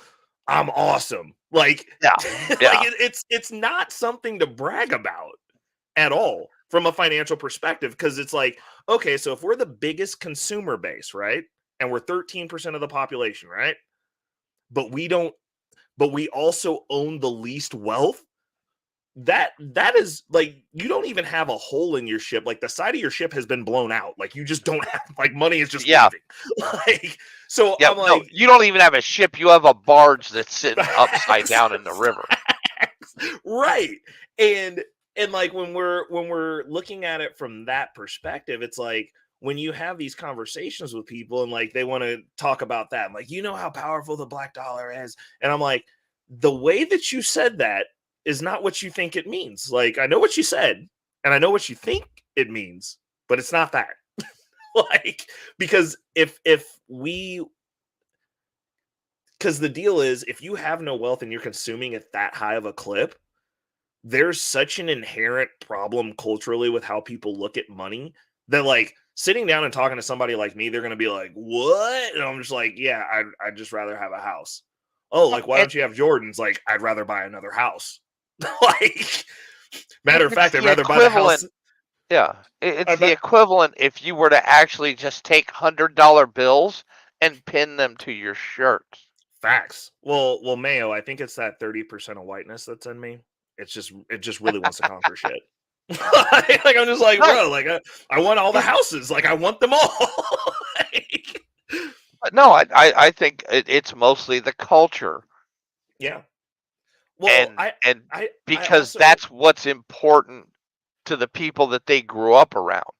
yeah, 100%, I agree, and which brings me to another good point is when you talk about the people that they came up around, because like from a cultural perspective, we're highly influential people, right? Like we get influenced, like we're like, oh, like we kind of set some trends, but they're like the fun trends, they're not like deep metaphorical trends at this point.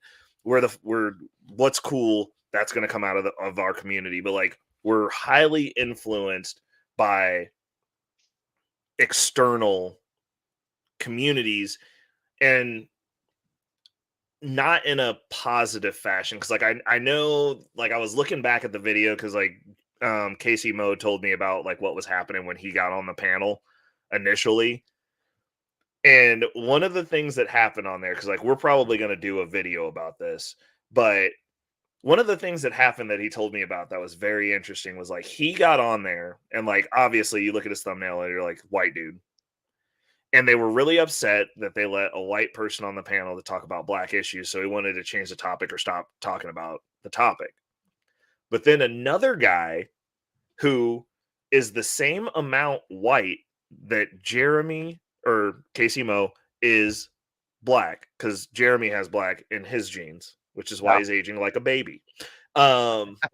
He got the don't crack, man, which is good, because like he could have got the obese, and like that's real weird. I mean, you're from here, so like you understand. It's like for some odd reason, like when chicks are mixed, they just end up fat here. Like I don't know why, like real fat. Like, but I'm just like, how did she? What happened? It'd be like she was cute for 2 days, fat now, just terrible. But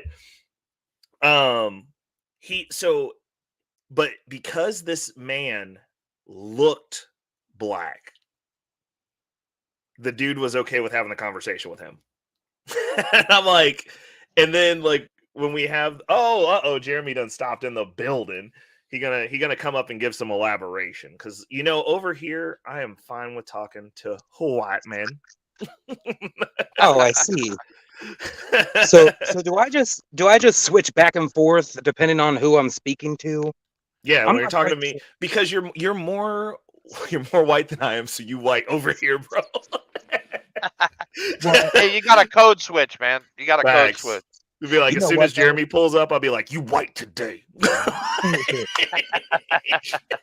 The real truth of that matter is that, I mean, to be honest, because he was like, if you're black, how come you got some white Viking as your picture? I'm like, that is exactly what I look like. I was like, I appear to be 100% white. Oh, God. So the fact is, you could walk by me on the street and think to yourself, oh, that's just another Caucasian, when in reality, we share blood. So maybe not try to exclude people because of what you think blackness is. Mm-hmm. Right. Oh, and colorism is only important to them. Facts. Well, and ironically, so Mayo, interesting fact. My family has a very colorist background. So like, I guess my great grandmother was a slave, and they our family literally ran by the paper bag standard. So like, if you were darker than a paper bag, if you didn't accomplish something, they didn't want anything to do with you. Like oh yeah, dude. Like my grandfather, he was very bright, worked for the government, but like since he didn't get to go pro for football because he hurt himself, nothing he did was good enough after that. Like he was worthless. And so there's a lot of that, but it went both ways, because I was like, dude, my great grandmother was a whole ass slave. Like all the pictures that they have, like we have this picture, like next time you're over at my parents' house, I'll show you the picture. I asked my mom, I remember when I asked her, I was like, why is that lady so angry in all these pictures? And my mom was just like, well, she was a slave. I was like, oh, okay, well, I guess we're gonna have to let that one rock. Yeah, that'll do it. Like, I was like, okay, so she didn't have shit to be happy about till she died. Like, that's fine. Like, but the generations after that, and I think it was probably because she was a slave, were really instilled in like, you want to be lighter, like you want to reproduce with the lightest people you can. Like, we're not trying to be a part of this because this is so raw and so fresh that like generations later, like they were still acting that way. Like when my mom was born, my mom's very light skinned, but my aunt, my grandfather didn't even want to let them hold her or be around her because he was concerned about how they would treat her from what he went through. Jesus. And so like when I'm like, I can, like I said, I can talk to that. I'm like, okay, so like people are really raw about this, but you know, like my stepdad that I had growing up, my only dad that I had during the formative years where like having a dad matters. Literally the inverse of that. And it's he reminds me, like, that's the reason, like, when I talk to these dudes on these panels, I'll go in on them because I'm like, I grew up with somebody with that exact mindset of like, oh, anytime light-skinned people talk, it's like always this and always that. And like that dude beat the shit out of me all the time for no reason. Because of that. Because of his opinion of that and the way that I could navigate that he just couldn't get around because he hated white people. And he was upset that he couldn't like instill that with me because I was just like, that sounds dumb. Like, I was like, black people are mean to me too. So like, I really am going to just rock with people that are nice to me. I'm not going to specifically hang out with one group of people, especially if I'm being treated like shit by them. Well, I mean, I can say this, and I hate to say it, but before the whole BLM movement, I never thought of myself as a white American. Yeah. And I hate that I even ever uttered that phrase. You know, I never got to be white. I never got to be white my whole life. So, you know, my whole life, I always thought that I was just Cherokee and Irish. I didn't find out about the 1/16 black thing until about a year ago. So yeah, I'm 100% Irish, so I was never really white either, I guess. Well, right, not over here anyway. Not historically. I said not over here. You know what though? It's funny because Mayo, you're roughly like my age, right? I'm actually 54. Oh, you're okay. So you're my older brother's age. Yeah. You were born in 68, 69? Yep. 68. Yeah. Yep. So, always in Kansas? No. No. Okay. No. Born and raised in Philly, and then got into a little trouble at 13, and we moved to Maine. You moved in with your auntie and uncle in Bel Air, or? No. My dad just literally packed the house, and we moved to Maine. Oh wow! I was messing with you. So the reason I ask that is because I don't know what it is, but I really do feel like we grew up, and I would put you in that category because I hung out with my older brothers. So I really feel like we grew up in a post-racial America. Like we never gave a shit about anybody's skin color. Yep. Hold on, I gotta pause this. We gotta do some things. We got another Cash App came in from the Black Conference.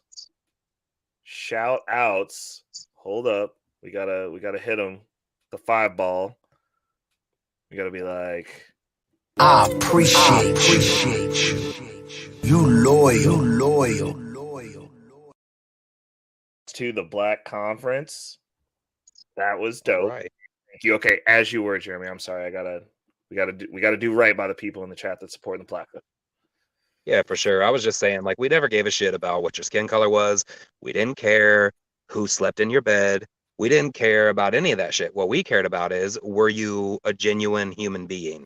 And if you were an asshole, it didn't matter if you were a white asshole, a black asshole, a green asshole, a straight asshole, a gay asshole.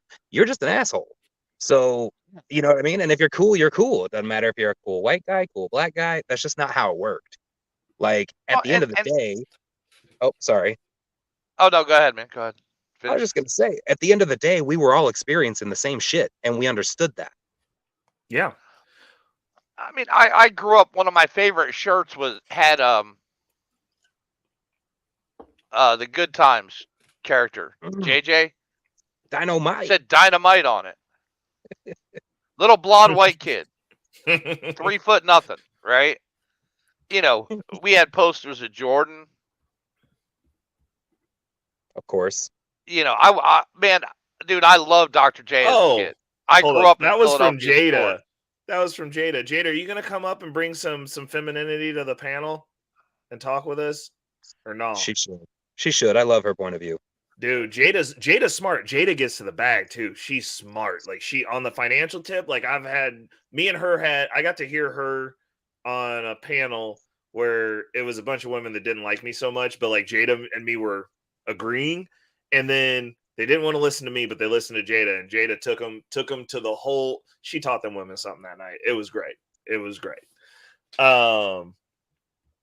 But what I was gonna say was, I was like, well, the other thing that I think is different between like my background and everybody else's background was like, Jeremy will attest to this. Like, we got into fights with white people, and it was just like, we just fighting people. Like, it was never like, oh, you can't go do this. Like, we had our crew of people that we rolled with, and if there was drama, there was just drama, and it didn't matter. Like he was saying, it was just, we got into fights with people. But as I'm older now, and I look at these people who are like viscerally angry or viscerally not wanting to even talk to white people on panels because they just want to get on here and like vent or whatever it is that they got to do. Those people are of a group of people that literally got raised to be afraid of white people. So anything that a white person did to them, they just had to eat that. And then they moved forward in life going, I've been victimized by a white person and I'm mad about it. And they never got their leg back. So when they get on these panels and they're online, because we're on the internet, which is disingenuous as hell, obviously. But like, that's the reason most of the time I came up, because like, I want people to know that like, I'm fucking jacked and I'm not fat and I will fight you. Like, because when I tell somebody that like we used to get into fights with anybody, I want you to understand that like I'm in better shape now than I was then. Like, so when I'm saying it, it's not from a perspective of like, oh yeah, we were idiots when we were young. We functioned like cavemen and survived through it. You said we were. Bro, listen. Like we okay, so at the Chiefs game, Jeremy did almost get me into a fight with the old. You know what? I think that might have been that Santa dude, bro. I'm not joking, bro. I'm not joking. But right now, everybody's assuming trauma from something that never happened to them. Well, no, because the issue is everybody says everything's racism. That's kind of my problem with it. But I don't think everything's racist. I think when somebody says words to me, that is prejudice, which is fine. Like, I can deal with words. I will put, you know what? I'll put a couple of teeth out of your mouth over some words if you're close enough, but it's just words. I don't consider that racism. Racism is when somebody enacts in a position of authority that can thwart you. So like a police officer has an ability to be racist to me at a traffic stop. Let's see here. An owner of a business has the ability to be racist to me. A hiring agent has an ability to be racist to me. But like, if you're just a teacher, a professor, 100%. Yeah. So I've experienced racism 2 times in my life. One was from a black man. The other was from a Cuban that didn't like Americans, period. But he really didn't like the fact that I was like, you're not going to push me around. Like, I don't care what none of the rest of these polite people say. Like, I will go outside with you. Like, but those are the only 2 experiences of racism that I've ever experienced. And one of them, black man, who was my principal, that did not want me to graduate because he saw a file of what had occurred prior to me getting to him. And he told me, he pulled me into his office the first day I was allowed back into public school. I got kicked out of public school for 2 years for fighting people at their house in front of their parents and threatening to beat up their moms. Oh, no, it does. Because during that time period, this was the deal. My mom was a detective and there were rules at school. But like when I was in school, specifically middle school going into high school, the school wasn't involved in anything that happened beyond the threshold of their door. So if a kid came with a black eye, they were like, not our problem. Like, what? Just don't make it an issue here. Right. Yeah, unless a parent did it, then right. Yeah, it's not their issue. So what I did was I got picked on in school a lot. And so what I started doing was I was like, cool, I can't fight here because my parents because like I grew up in a house with corporal punishment with a dad who didn't like me anyway. So any reason he got to hit me, he would. So I also grew up getting beat up by a grown man when I'm in middle school, which means that like kid punches don't hurt. So what we would do is if you mess with me during school, I would walk to where your bus let you off and beat you up in front of your house, like in front of your mother. And I'd be like, cool, like if you're going to continue to have a problem, but the only kids that 90% of those fights were with black kids. So I ended up getting kicked out of school because I got into a tiff with a kid who was in a gang, and then it became a gang issue. And so they were like, you can't be in here with them. So then they considered the group of kids that I ran around with, they considered us a gang. And they were like, y'all are a gang. And we're like, no, we're not. We just don't like getting fucked with anymore. We're not going to take it. We know where all these kids live. And they're just like, no, you guys are functioning as a gang. Like, y'all are a gang. So then we had gang enforcement, like, dealing with us. Yeah. So I got put out of school for 2 years, my freshman, sophomore year. So I come back. I've gone to Catholic school now for 2 years, learn how to learn. And, I'm ahead. So like I come back, I don't even have to be there an entire day. So I had two options. I could go to school full day and graduate early, or I could go 2 years half day and then graduate with my class. And so my first day back, the principal pulls me in and he was like, I've got your file. It's my job to see to it that you don't graduate, even though he can tell that I'm ahead of the rest of the students. I've been getting good grades at a school that's much harder than his school. And he was like, I'm going to make it so that you don't graduate. And like literally tried. That's ridiculous. Yeah. For somebody that looked like him, that I'm supposed to be the comeback story, right? Nope, you're too light-skinned. Apparently, because he was definitely Mo Blacka and Mo Daka. So, like it's just wild when you look at stuff like that, and it's like, but I'm also supposed to be on code, right? Jay Prince tells me I'm not even supposed to be black. I shouldn't be claiming blackness at all. But I'm also supposed to be on code. But also, these same people will enact racism against me unsuccessfully because I'm pretty sure Jay Prince has an ankle monitor. Right. But that's what I'm saying. I'm like, how do we have?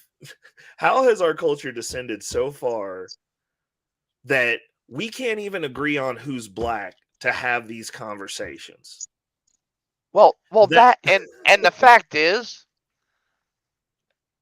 that nobody else cares that's not in that community. Yeah. Right, about the skin color. Yes, hold on. Nobody cares. Wait a second. So hold on. Hey, wait a second. Welcome, King Jaffe Joe. He asked a question. He said, do I think racism only comes from a position of power? By definition, that was the original definition. Racism is something that's enacted upon you. Prejudice are the words and the things from somebody who can't affect you, but they make you feel bad. That's prejudice. Most cultures are prejudiced a little bit. I can deal with words because the reality of it is if you're navigating through this world as a man, you should be in control of everything within arm's reach. So you can be prejudiced as you want from across the street, but if you walk your ass over here, I'm going to show you who the better is. There's actually two original definitions with racism, because the action is what you were just describing. Yeah. But as a philosophy, if you believe that one race is superior to another, Okay. that is also, that belief system is also racism. So, Oh, okay. I can rock with Yeah. that, Jeremy. I can rock Yeah. with that. but real quick, can I just say something? Oh yeah, go ahead.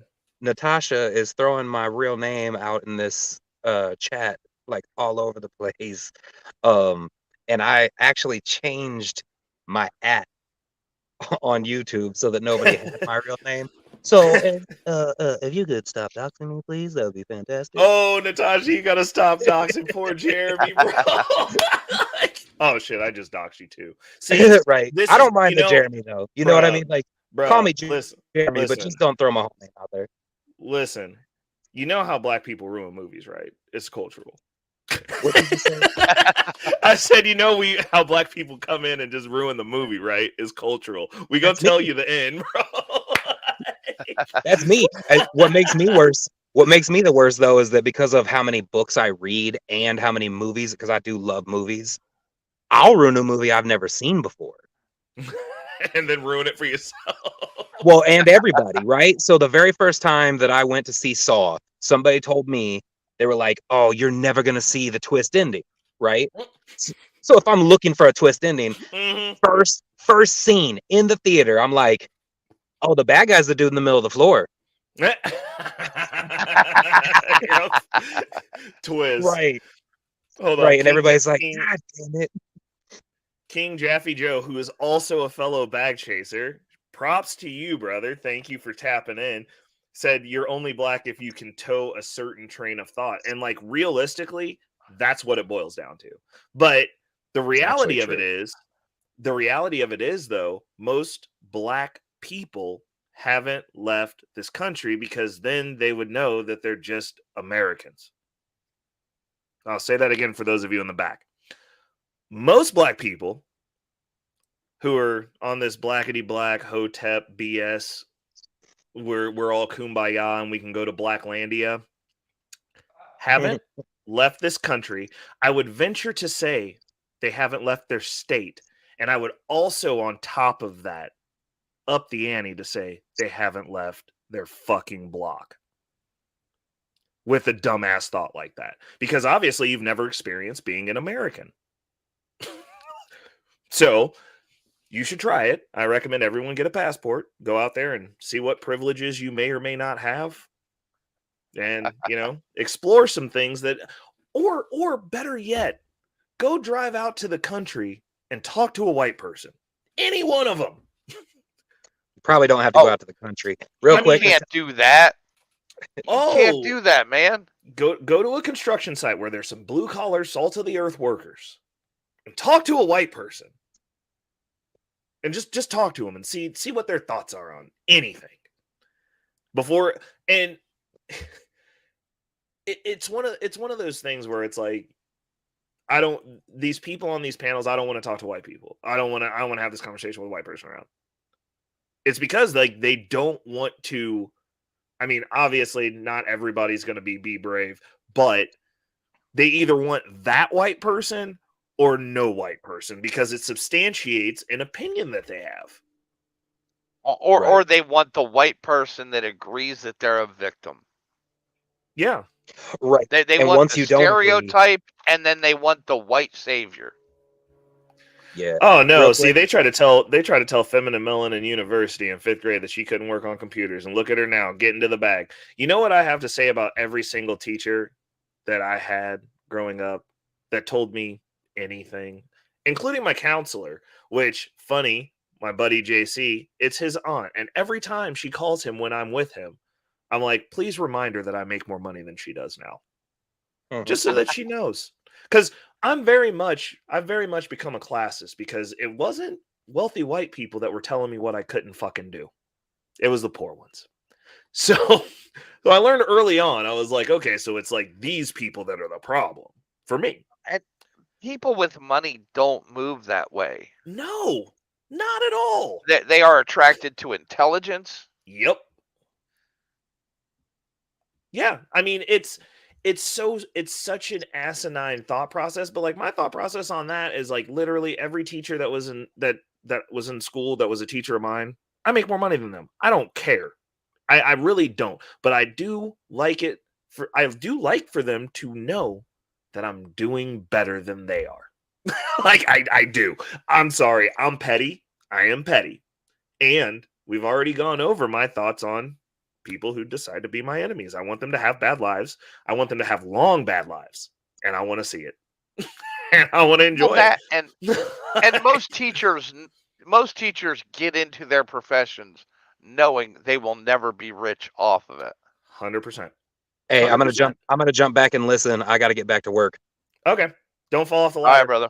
I'll probably jump back on. I'll probably jump back on before you get out. Okay, cool. We'll be up here for a little bit. But go ahead, Mayo. And most teachers will take the low pay for the satisfaction they get of seeing their kids do better. But my experience, see, and that's the thing. It's like I have such a weird experience with the schooling system. Like I feel like on both ends we failed. I failed the school system. I think that's from your generation. Yeah. And because of what they started being taught in colleges at the time. Well, I also think so. Like I was unfortunate. I wasn't blessed to have like all these hot teachers. All my teachers were old as dirt. Like I had a retiring generation of teachers. Like every teacher I had was old except for like one.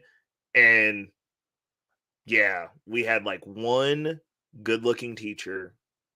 Actually two, but like one of them was older. I had one good-looking teacher, and that was my kindergarten teacher.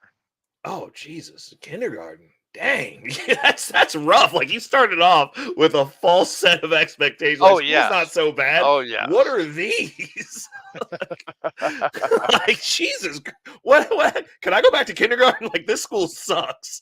Like, well, my first 6 years was in Catholic school. Yep.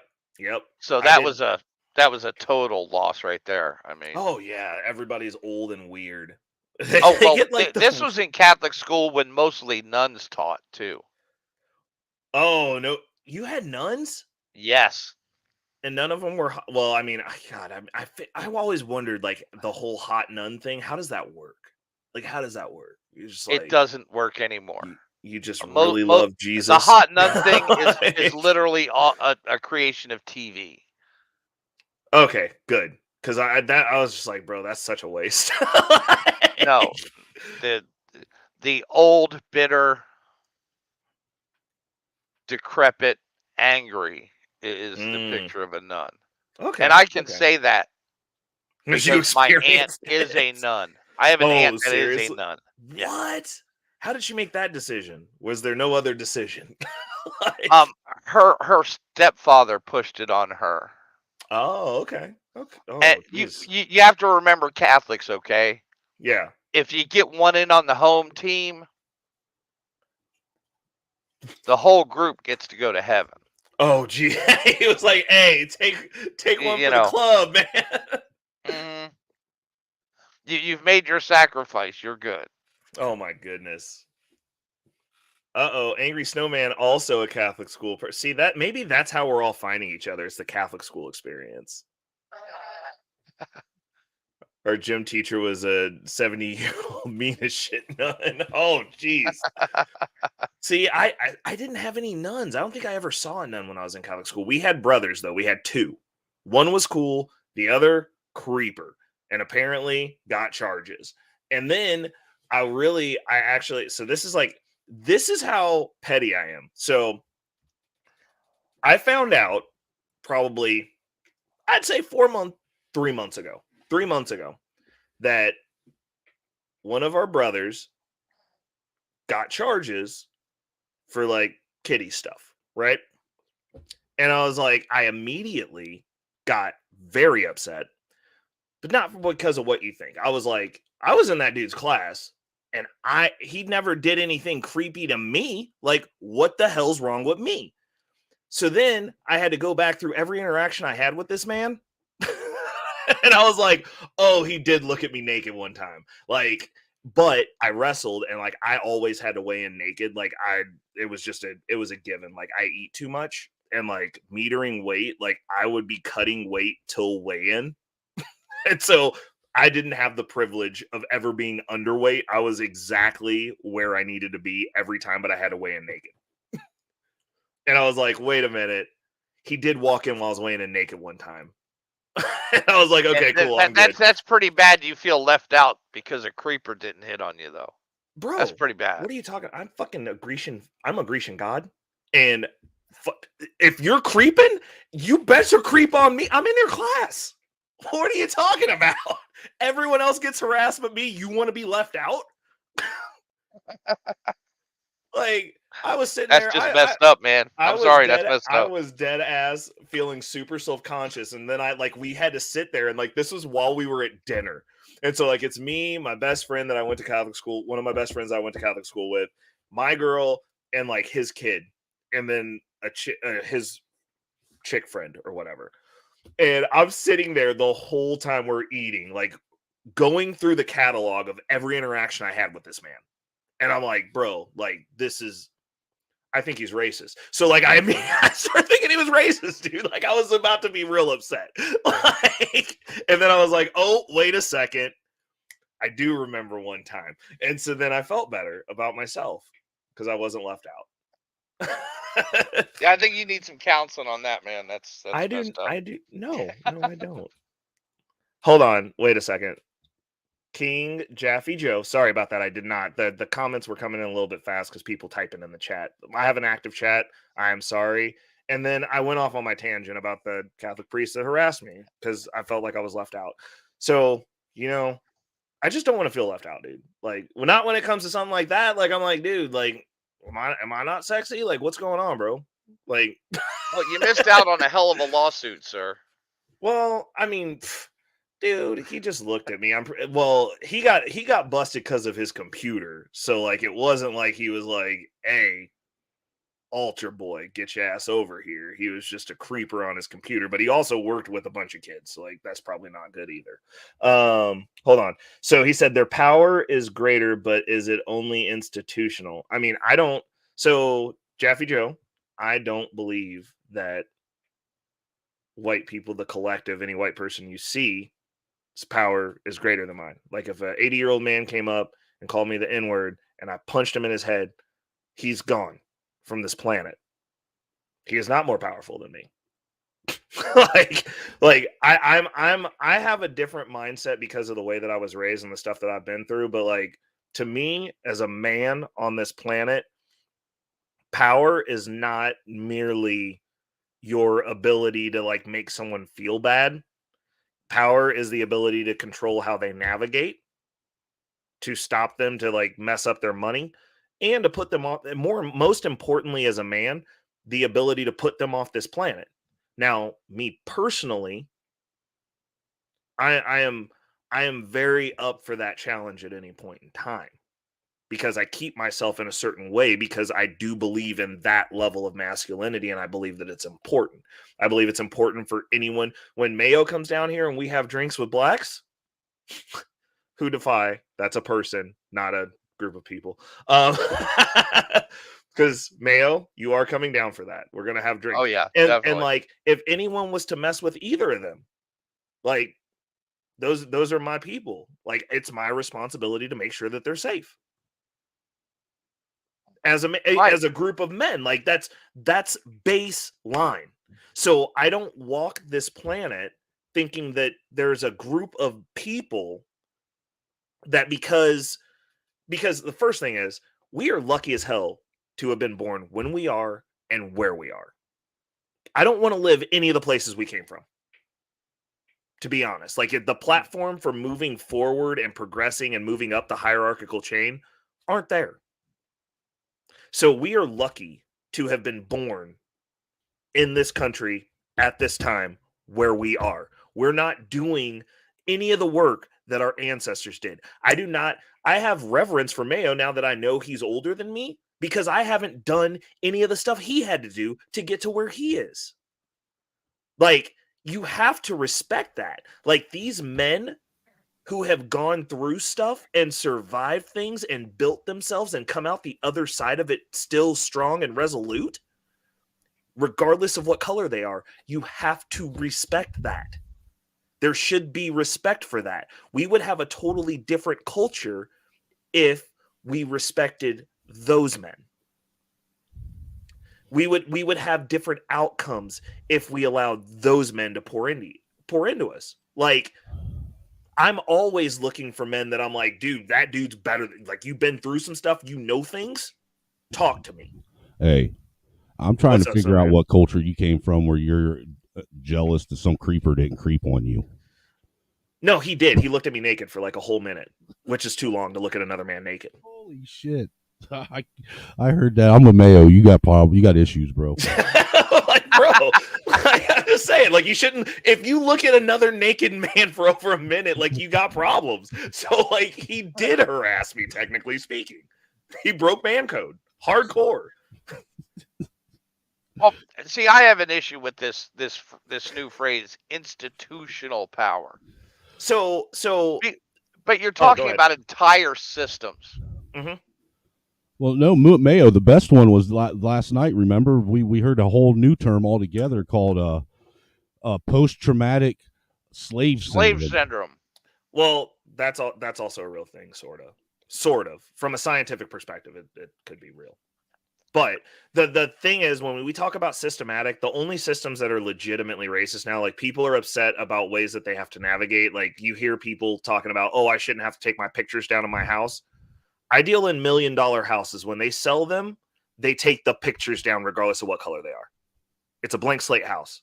That's the way rich people do it every time. You don't go into any house that's $1 million and up and see a bunch of pictures on the wall when you're doing your walkthrough. They stage them. That's what the wealthy people do.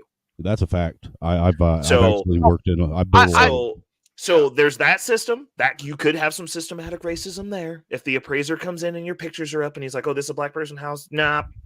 Okay. So that's something that can be worked around. This is the reason I say everyone should have a white friend. You can have them there when the inspector comes in and pretend like it's their house.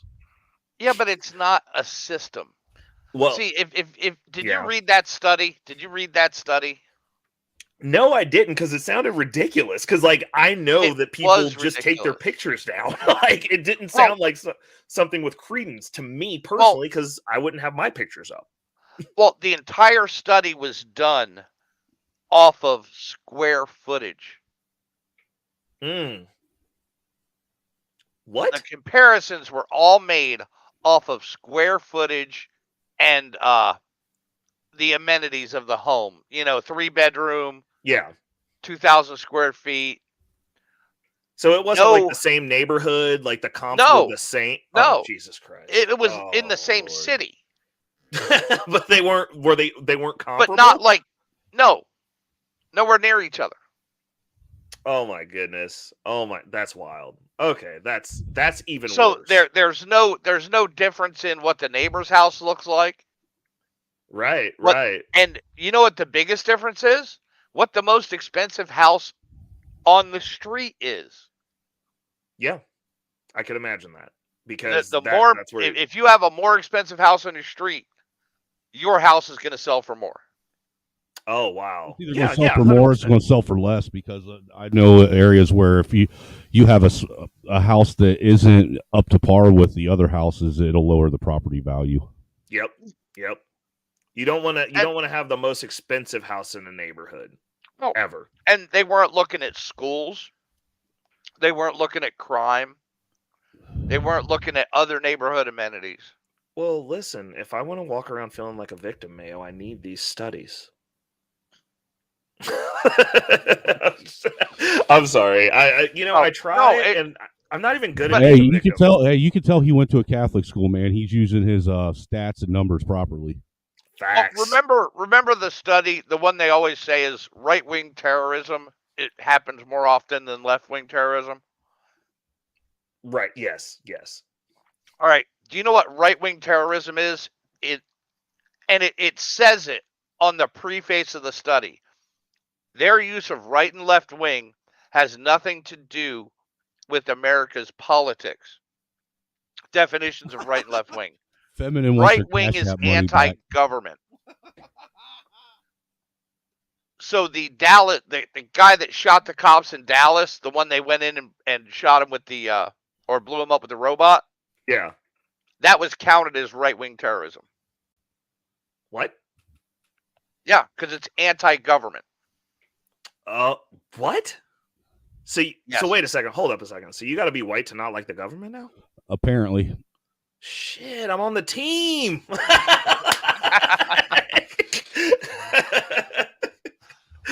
Oh Lord. No, because Whenever I hear these studies, Well, hold on, man, because he's not necessarily on the team. Because black people that don't like the government, they're just oppressed. Bruh. That's so true. Oh my goodness. Well, no. So the bringing it back to the point though, like that, I don't like when people say stuff like that to me. I'm just like, okay, like I bought a house. I went through some really funky shit at closing. Like they didn't want to give me the money. But I also look at it as though, well, I bought right at the beginning of the pandemic when they weren't sure if people were going to have jobs. So I'm like, okay, during that time period, I could totally see them going, hey, before we give you this money, we're going to re-verify your employment one more time. And I told them, I was like, I'm an owner in the company. Like, I can't fire myself. Like, I don't know. Like, and you also, the whole 2008 thing made everybody paranoid about lending. Yeah. And so I didn't attest it to, oh, they did this because I'm black necessarily. I'm just like, well, maybe that, like, if they do it the next time around, I'm gonna have some words. Because I was like, that was some BS, bro. Like, I was sitting outside the bank. I was like, y'all about to make me late to closing. Like, will you please call this dude and just have him tell you that I'm still there? Like, I was like, you're just calling your first home too? Yes. Yeah. Yep. Yeah. So I was like, oh, but like also I heard that after that, I did see a report where they were talking about people who were trying to get in because they knew that they were going to shelter the home buyers. They were like, oh, let me get into this house and then lose my job.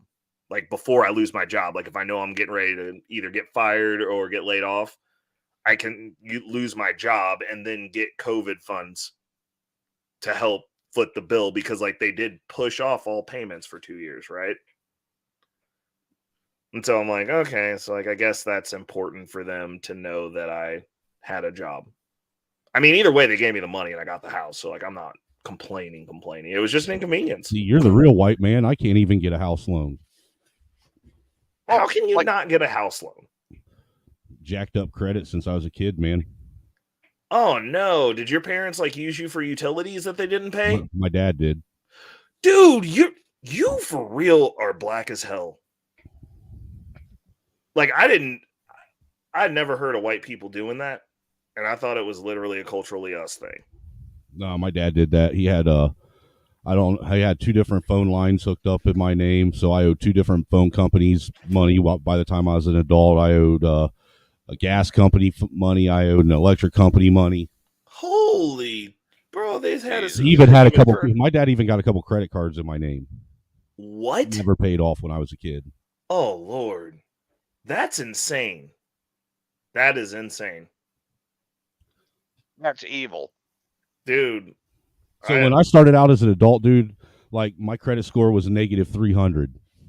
Oh Jesus.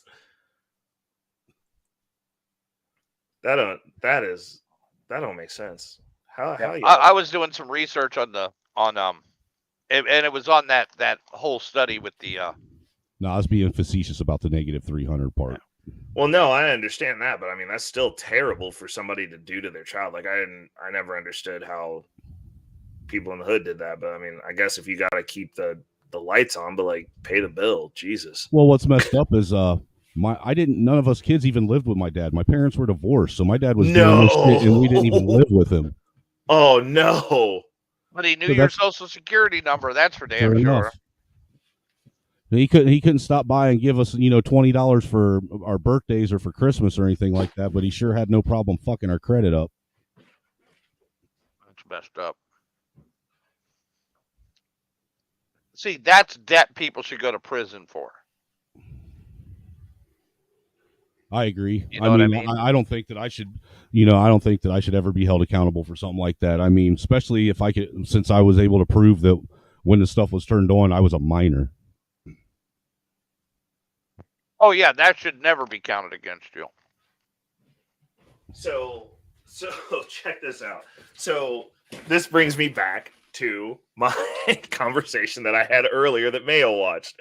So I got into an argument with this dude earlier today on a panel because he said that everyone should be entitled. It's their right to produce children that didn't ask to be here into god awful situations just because they can.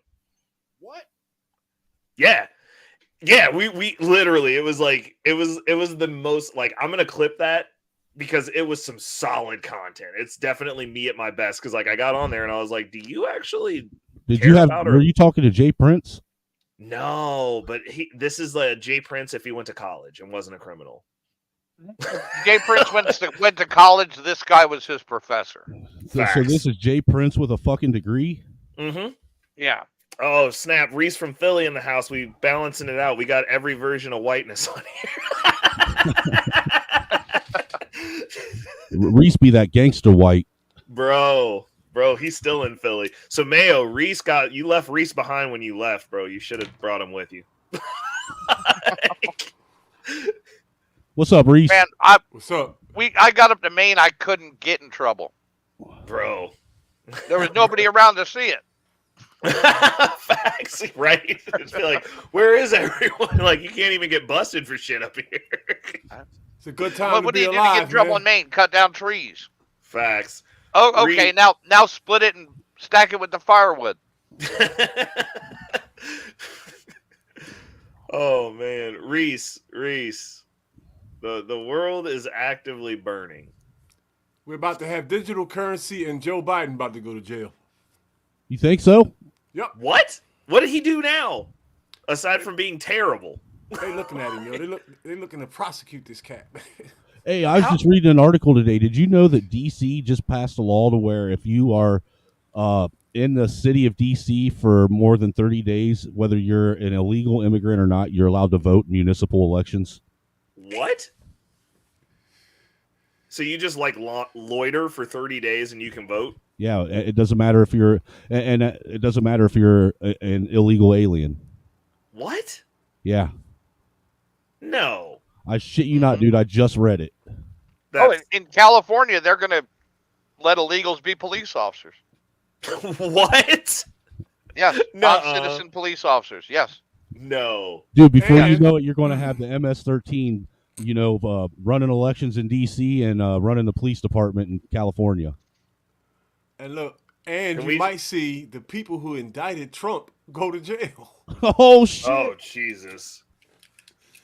So somebody in Bragg's office committed a felony by releasing that document. All you have to do is trace it backwards and you can find out who. There's only a few people who even had the power to release that document. How much you want to bet? How much you want to bet? There's one of the people involved in this that her name starts with the letter H and her last name starts with the letter C. I don't know. It's gonna be somebody from that grand jury. I know that. Dude, so what are they? Yeah, but the grand jury wouldn't have the finished product. They would have the charging sheet. There is no product. This guy's talking about he don't even know what Trump is being charged with. 28 ghost charges. Nobody knows what they are. Well, and see, Reese, that's the funny thing been is all released. these. That's what's funny thing is all these people seem to think that in order to get a grand jury indictment, you have to have proof of any evidence that a crime has been committed. And anybody that knows anything about the grand jury, you don't have to have proof of nothing. All you have to do is make an accusation. Yeah. Tell a good story. Facts. And it's literally 34 charges of the same thing. What? Yes. And get insane. this. He is being charged with falsifying his lawyer's business records. Right. Based off of invoices he was sent that he paid. Because all he did was pay his lawyer bill, and that's how he's supposedly misappropriating donor funds. This shit ain't going nowhere. Wow. It's a joke. It's about to get fun. This is So what are they looking at Biden for? What did he do? He should go to Gitmo. He what? Biden's got money problems because he didn't disclose a lot of shit. He's got presidential record problems because guess what? He doesn't get presidential immunity.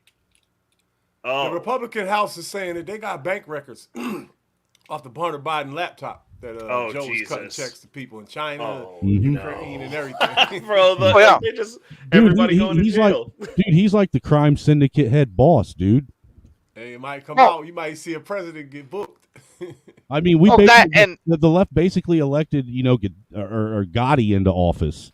I hope it happens because my mom laughed at me when I told her this was going to happen 2 years ago. 3 years ago, I told her. Well, what most people don't understand about like presidential documents, the president can unclassify any document he wants. Mm-hmm. And it doesn't have to be marked. But only the president. No, yes, only the president.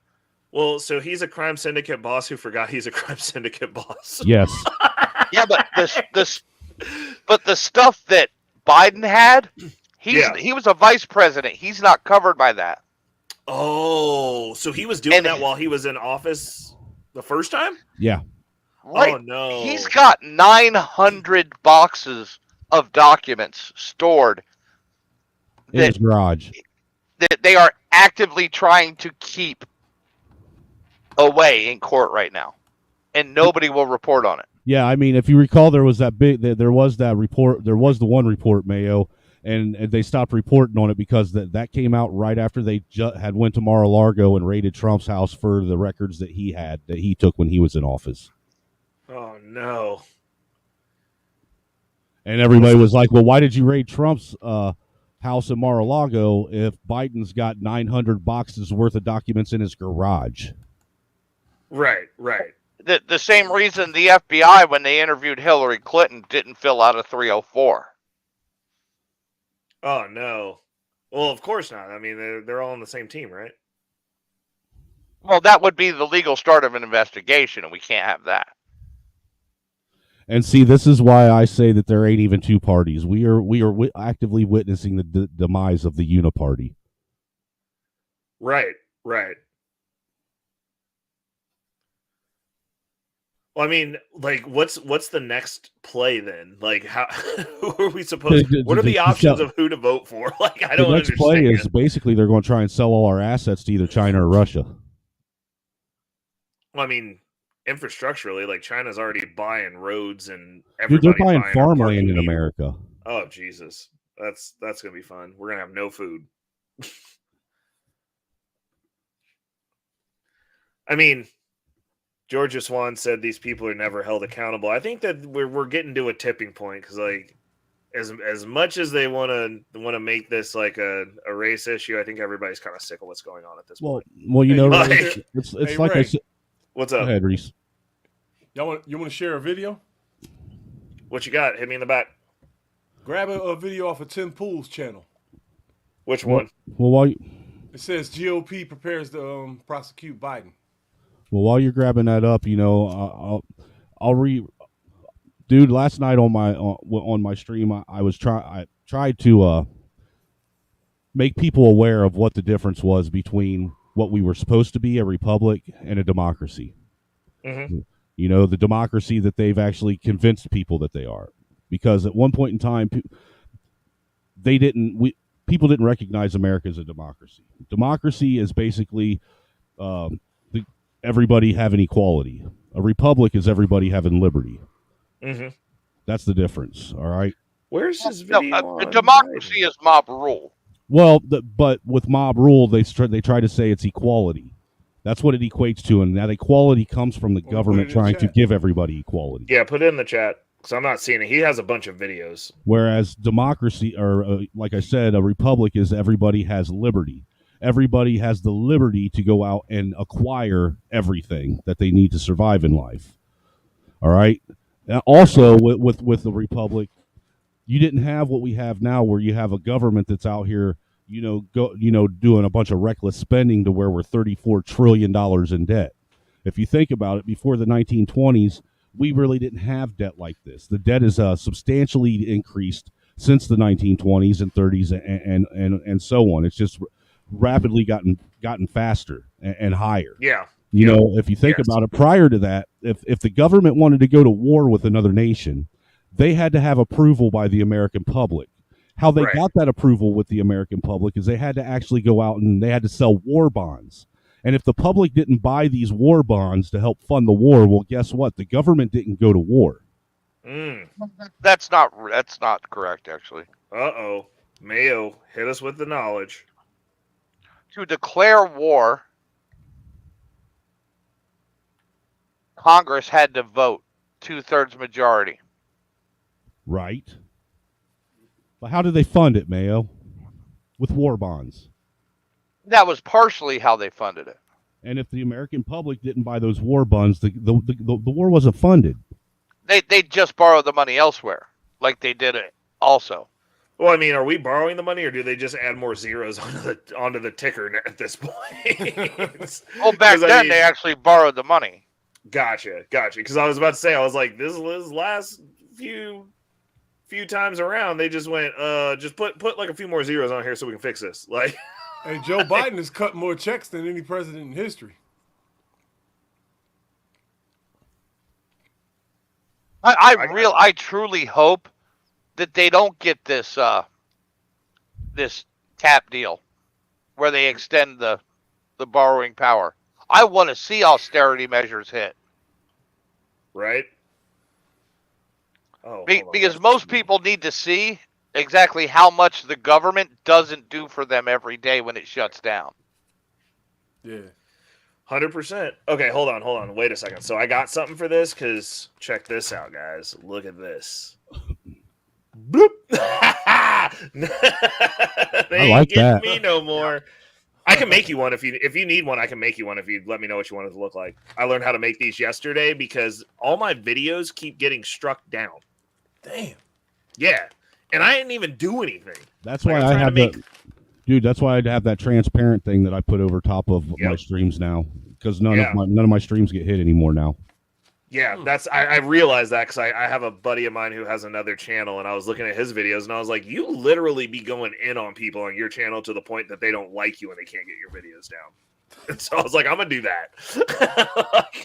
Okay, hold on. Okay, so this was Reese. This was a clip that was sent by Reese. They wanted to tap into real quick. Let's take a look at it.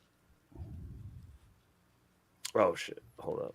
Underwhelmed. There's nothing here. So Jon Stewart loses it. And he's like, no, this is Start from the Trump beginning. trying to cover up, pay a porn star so that he could benefit his campaign. isn't but, it.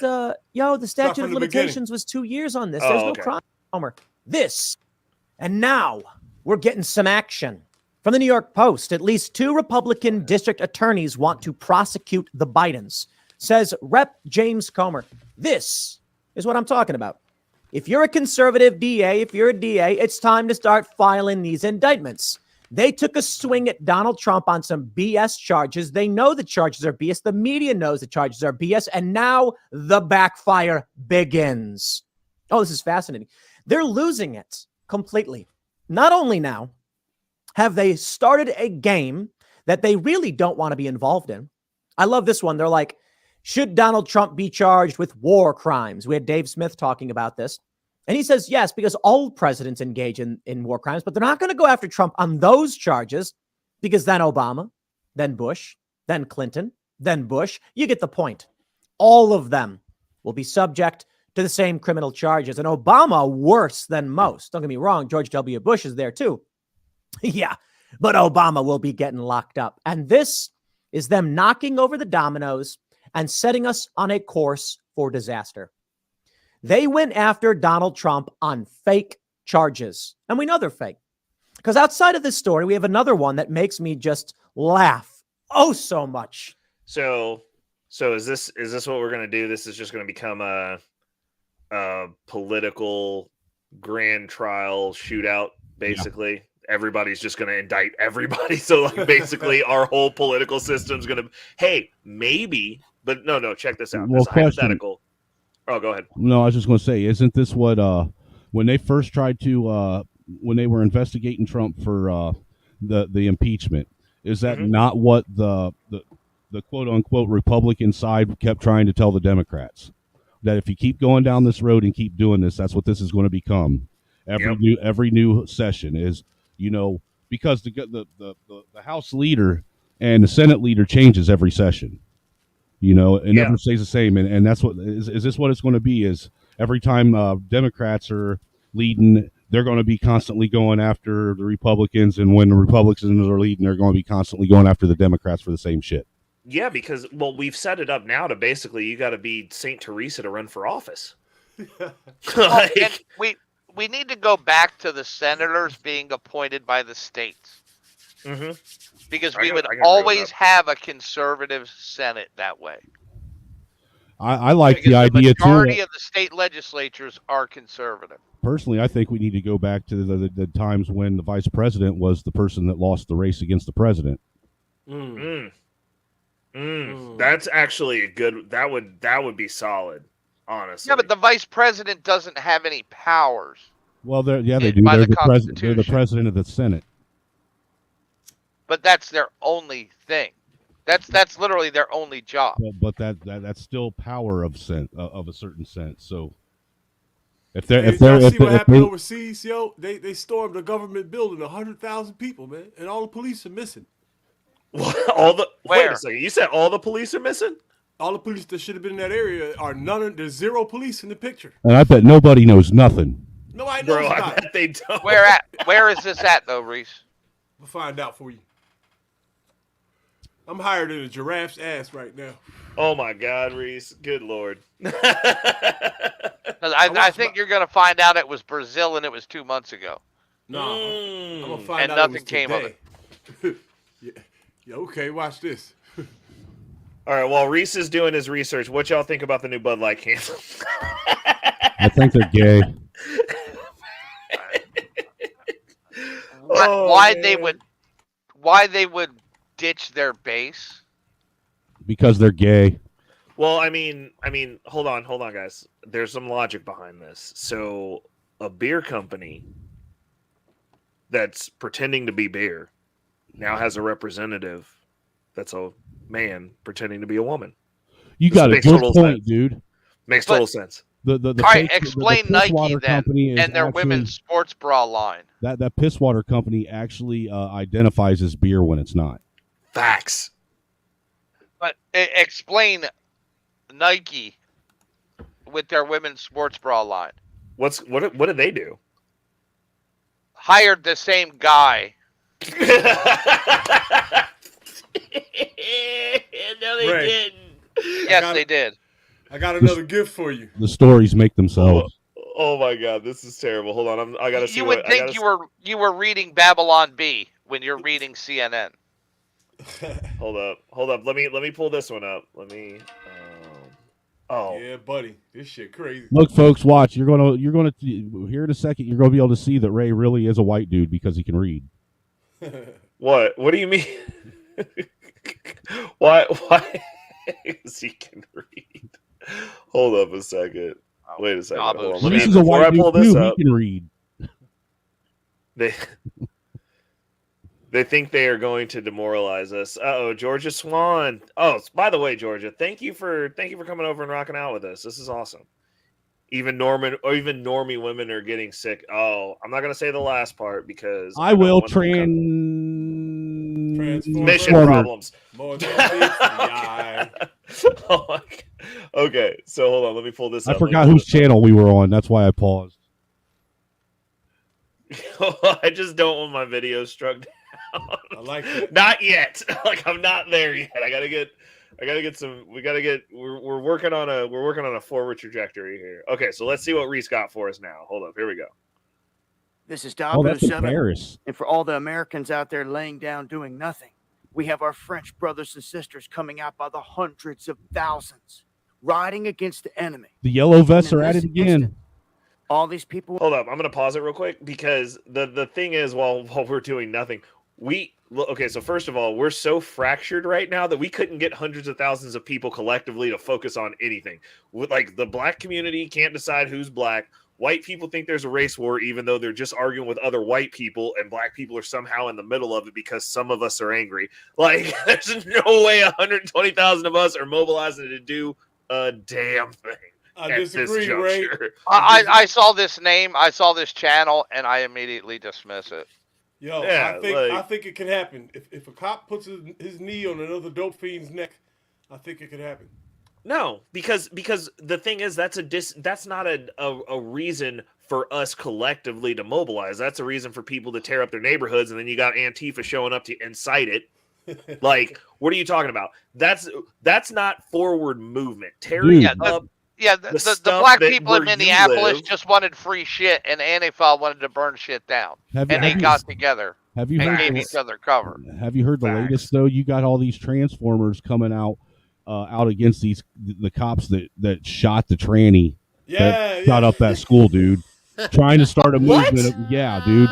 They're literally defending the tranny that shot up the school. So my chick told me that there was supposed to be like. And I'm just repeating what she said, and it was a headline, but it was supposed to be. Didn't they declare a day of violence? Yes. Yeah, their day of revenge, and I was like, yeah. but they're saying it's supposed to be. It was supposed to be some sort of walk, right? And I'm like, and it was like, I'm like, why would you name it that if you ain't trying to like fuck around and find out, like for real? Well, like if you ever hear me talk about Ray's Day of Revenge. Stay inside. Yeah, because know that everybody's they're going to fuck around and find out that day.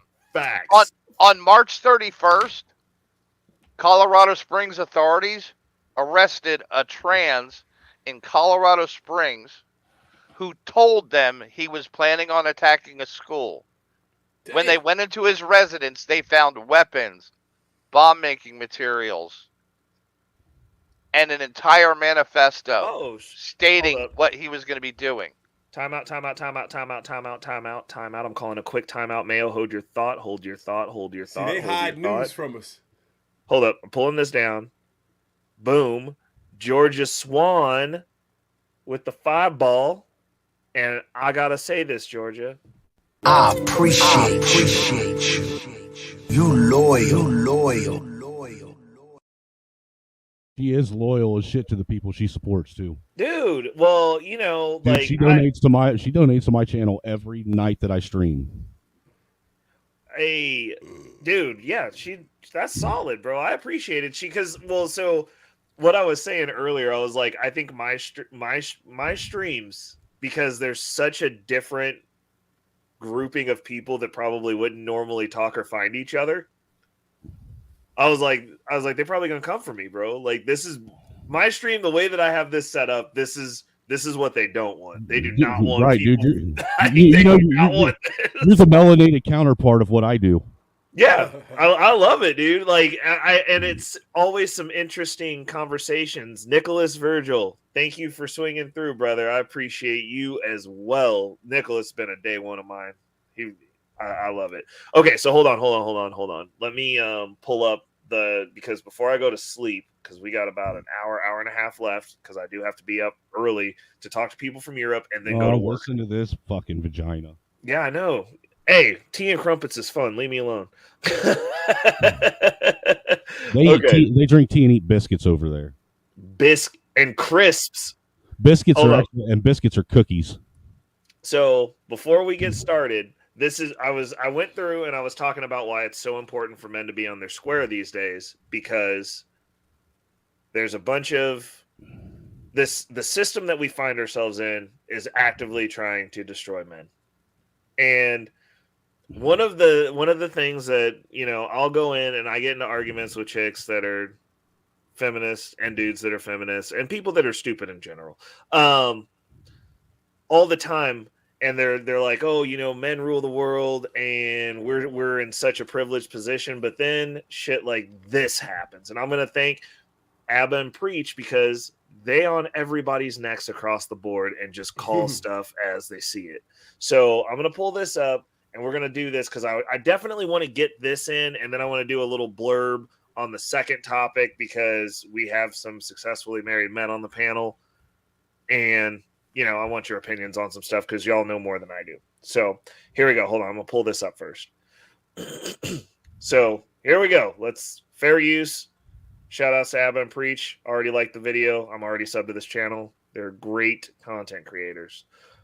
A statutory grape victim forced to pay child support. Nick Olivas became a father at 14, a fact he wouldn't learn for 8 years. While in high school, Olivas had some bedroom fun with a 20-year-old woman. As he sees it now, she took advantage of a lonely kid going through a rough patch at home.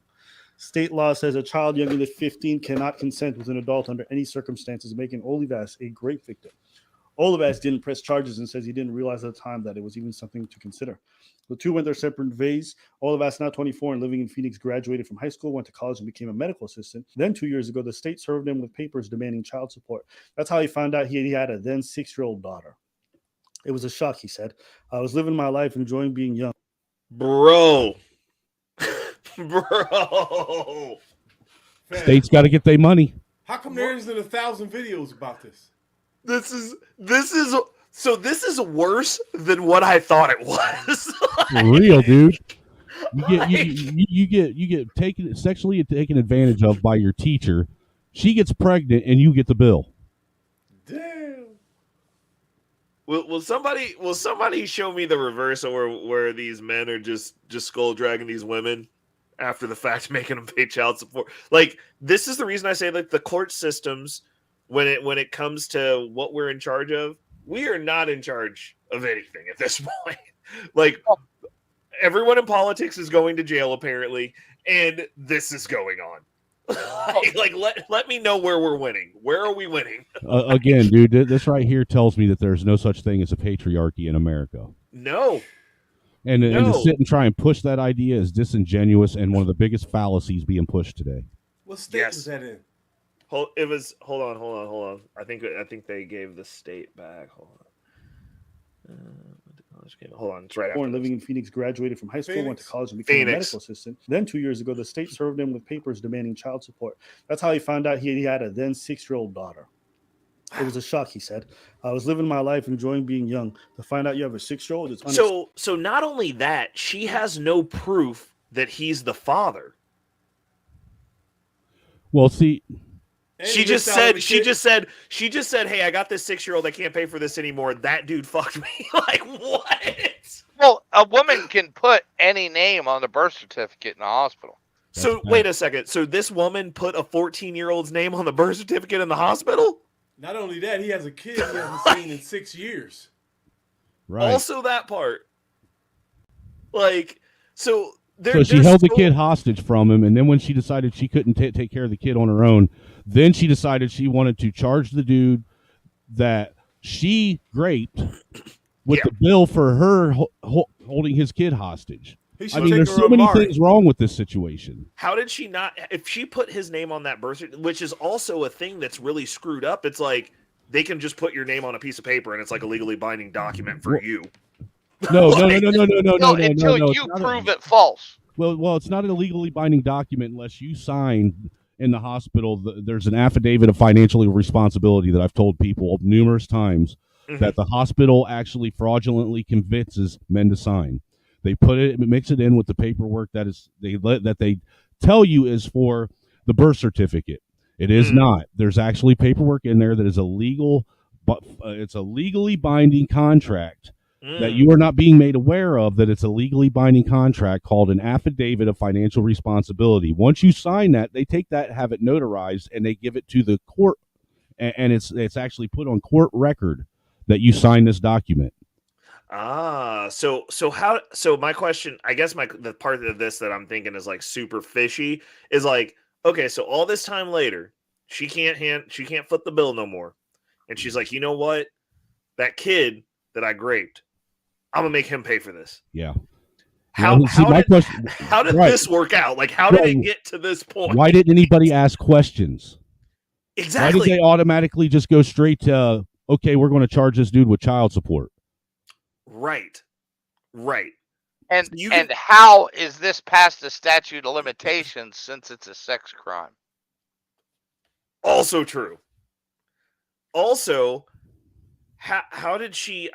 identify him specifically, and how did the courts just go along with it if he's just getting served papers as like, yeah, give us some fucking money? Like, that just sounds crazy that you can just go say anything about anybody and then they're just like, yeah, we'll just go get money from that dude. Well, Natasha asked a question. She says, can 14-year-olds sign legally binding contracts regarding parenting anyhow? Well, that's an interesting question. I think the only reason why family courts get around that is the fact that family court isn't a legitimate court setting anyhow. It's nothing more than illegal administrative hearings that are being passed off as legal court hearings. Also true. And then Georgia Swan said in child support, if the mother can't afford to live and take care of her kids, she doesn't get custody. This is why I love Georgia. Dude, I agree with that too. Well, my thought process is if you were in a situation where you're going to have to extract resources from the other parent, or you're going on services and they're going to extract resources from the other parent, why isn't it an option for the father to step in and be like, yeah, I can handle it? Well, in what world, think about this for a second, in what world do we live in now to where they automatically give custody to the person who has to get help from everyone else to take care of themselves, let alone a child? Facts. I see where this happened, though. I can tell you how this happened. Okay, let's go, Mayo. What you got? Okay. When he got the legal notice, he panicked, ignored it, and never got the paternity test that the state offered him. Okay. So by default, technically he still has to. He technically by default they're still supposed to have a court hearing. Yes, and they did, and he failed. He failed to show up for it. Gotcha. I see what you're saying. So, I see what you're saying. But was he? But was he served papers? Yes. Like he was supposed. Did a sheriff show up and serve him? Because I was never served by a sheriff to show up in family court. But my question is, panicked, ignored the documents, and never got the required paternity test. So my question. So it wouldn't even matter if he wasn't the father. Mm-hmm. Because he didn't show up, he's basically admitting guilt. Exactly. The only reason why this flies is because the system that they're using is unconstitutional and doesn't go by common law. The only reason this flew is because he messed up. No, it's because the system of law that they're using right now is illegal. Because, so my question is this, according to their logic, they say that he was served just by them mailing him paperwork, and that is not how serving someone paperwork works. A sheriff shows up to the house and serves you a summons to appear. Normally, you get those type of documents by registered mail, which is by signature received. But my question is this: if they're legally going to serve him, did nobody go, oh, that means that this kid got this grown woman pregnant when he was we got to take you to jail now, ma'am? Like, you don't get anything. Like, he gets a kid, and like you got to go away. But that would be for him to pursue, since he is the victim. Okay, that's fair. That's fair. Oh man, but this defaults back to like men being men. Like, he was like, I didn't press charges. Like, yeah, because that's kind of not what dudes. Like, as men, like, we don't do that, you know? Well, not only that, how many men have successfully, gotten charges put on women for sexual assault? There's a case that's going currently with a teacher that's the same setup as this, but the kid they're like, oh, she's pregnant, and he pressed charges, and they won't send her to jail because she's pregnant. Oh, in 94, there's a kid in Kansas. In Kansas back in 93, was at 13. He impregnated his 17-year-old babysitter, and he has to pay child support. Yeah. Yeah, like Georgia said, remember when our country flipped out over a 10-year-old illegal immigrant not getting an easy abortion? Did they go figure out the reason why and arrest it? Like, I'm just saying, like, how Wasn't that in Ohio where they were making a big deal about that? Like, I don't know. Well, the deal is this: it's a 10-year-old. Absolutely, definitely should be able to get the abortion. Secondly, how did they not follow up on that to be like, okay, like what put this in you? We're not going to have that conversation. They don't care about how it happened. They just care about the end result and why they can't do what the end result like they want. That's insane. Care about the headline, Ray. Like I totally agree that in that instance, like, yeah, you got to get that up out of there. Like that's not safe for the child, right? So like okay, get that taken care of, but like also we got to go find whatever did this to this child and get them up out of here too. That should have been a double end result. There is what should have happened. Like I don't understand how you're going to take a headline. It's just like what that idiot was saying earlier when he was talking about everyone's entitled to have kids in horrible situations that didn't ask to be here. No child on this planet advocated for themselves to exist on this planet. And this is why they're trying to make MAP a normal thing. That's disgusting. He also said it was a right to have a child. Right. It is. If it was a right to have a child, the government would give you a way to purchase a mate. Facts. I mean, that would make things a whole lot easier if you could just buy your counter. You don't even have a right to be here for real. Like there's no like this whole conversation where we go down this rabbit hole of what we are entitled to. The only reason we're entitled to anything is because like we went and took away a bunch of stuff that other people felt that they were entitled to because like we are here competing. And like got like over on Chaotix channel, like most of the people like me over there, but there was a couple of dinguses in the chat that were like, "Oh, you're arrogant." I was like, "No, I'm not arrogant. I'm just you're that a realist." Well, no. The thing is this: I will not sit with somebody who doesn't make the sacrifices that I make, who isn't in the position that I'm in, and sit there and be like, "Oh, we're equals." My business partner, he brought me into his business.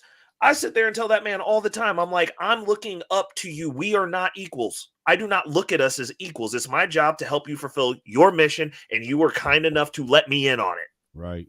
Look, I know my position. Like, I'm not going to sit here and be like, look, dude, we ain't even entitled to suck the air we breathe. Facts. And I'm not going to sit here and pretend like people who aren't putting in the output that I am or aren't able to grasp basic concepts, like we're equal. I'm like, you are stupid. Like, we are not equal. I'm sorry. Actually, I'm not even sorry. It's just the reality of the situation. We're not equal. Like, these people want to just be given, and they're just like, oh, I can just go do anything I want. And it's like, no, you can't. This is what democracy has created. It's what winning creates. Strong men create soft times or good times, and good times create weak men. We've just had a lot of good times. So I understand, but like this, it's the same thing that I was saying when I was talking about we should be having respect for the men that have been through stuff. I mean, if you're going through the current system and the current declawing and defanging of men that we're going through now, and you're coming out of that as a man, you deserve respect. You are not equal to the rest of these dudes. You should not sit around here and not walk with your head not up. Like, you should have your head up, your chest out, and you should be on your shit, because they don't want you to do that. The one dude who was trying to come at me in Chaotix chat after I went for my round 2 of dunking on people was like, oh, you're arrogant. You can't be like that because you got money. And I was like, well, I just didn't cam up today. But like, the only thing that you're going to say about me is I'm not attractive, and I don't care what. Dude, I would have looked at him and said, I disagree, and so does my money. Well, it's not even that. It's because I literally focus on being the whole package of what I espouse that I think men should be. But the thing is your money disagrees with what he's saying. Your money gives you, it opens up different outlets and venues that he'll never understand. So sorry, me and my money, we disagree. Sorry, stay in your lane, sucker. That's okay. I can respect that too, but it's just like, these people who like want to, oh, we're all equal. Like they were trying to argue with CT about not wanting to live with the Aborigines, bro. Like I like air conditioning, man. Like we fought hard to get this cool air in here. I don't bro. like living with I don't like living with meth heads. That's why when I got the money to move out of the trailer park, I did. Exactly. And that's what I was getting. Like that's my point. It's like we have these systems and these hierarchies, and people act like they're incapable of moving or navigating them. It's like if you don't like the situation you're in, put in the work. Like I literally don't know a single person that I've ever seen in my existence that really committed to something that didn't get what they were trying to get done. You know what I'm saying? Like nobody said, hey, I don't want to be in this abject, impoverished situation. I'm going to put forth the most effort I can to remove myself from here. And then you see them and they just died in the exact same spot they were, unless somebody like offed them immediately after they made that decision that was in that area too. But like, generally speaking, if you want to make moves, you can make moves.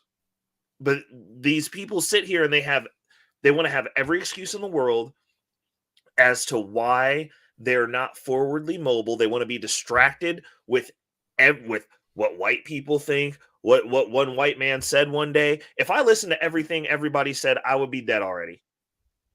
About me. I guess it's because I'm too stupid or deaf to hear people. Well, news flash to all the oppressed darkies.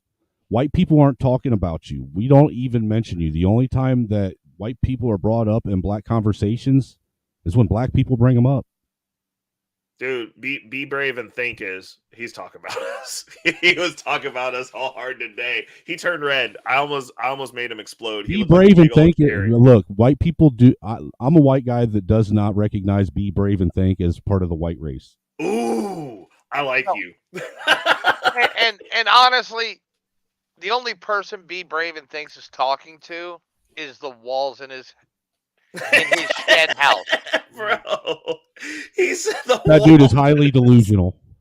It was an interesting conversation because like I talked to him. He was the first person that I went back and forth with today over on Chaotic's channel. And the only reason I went up was because he was over talking everyone.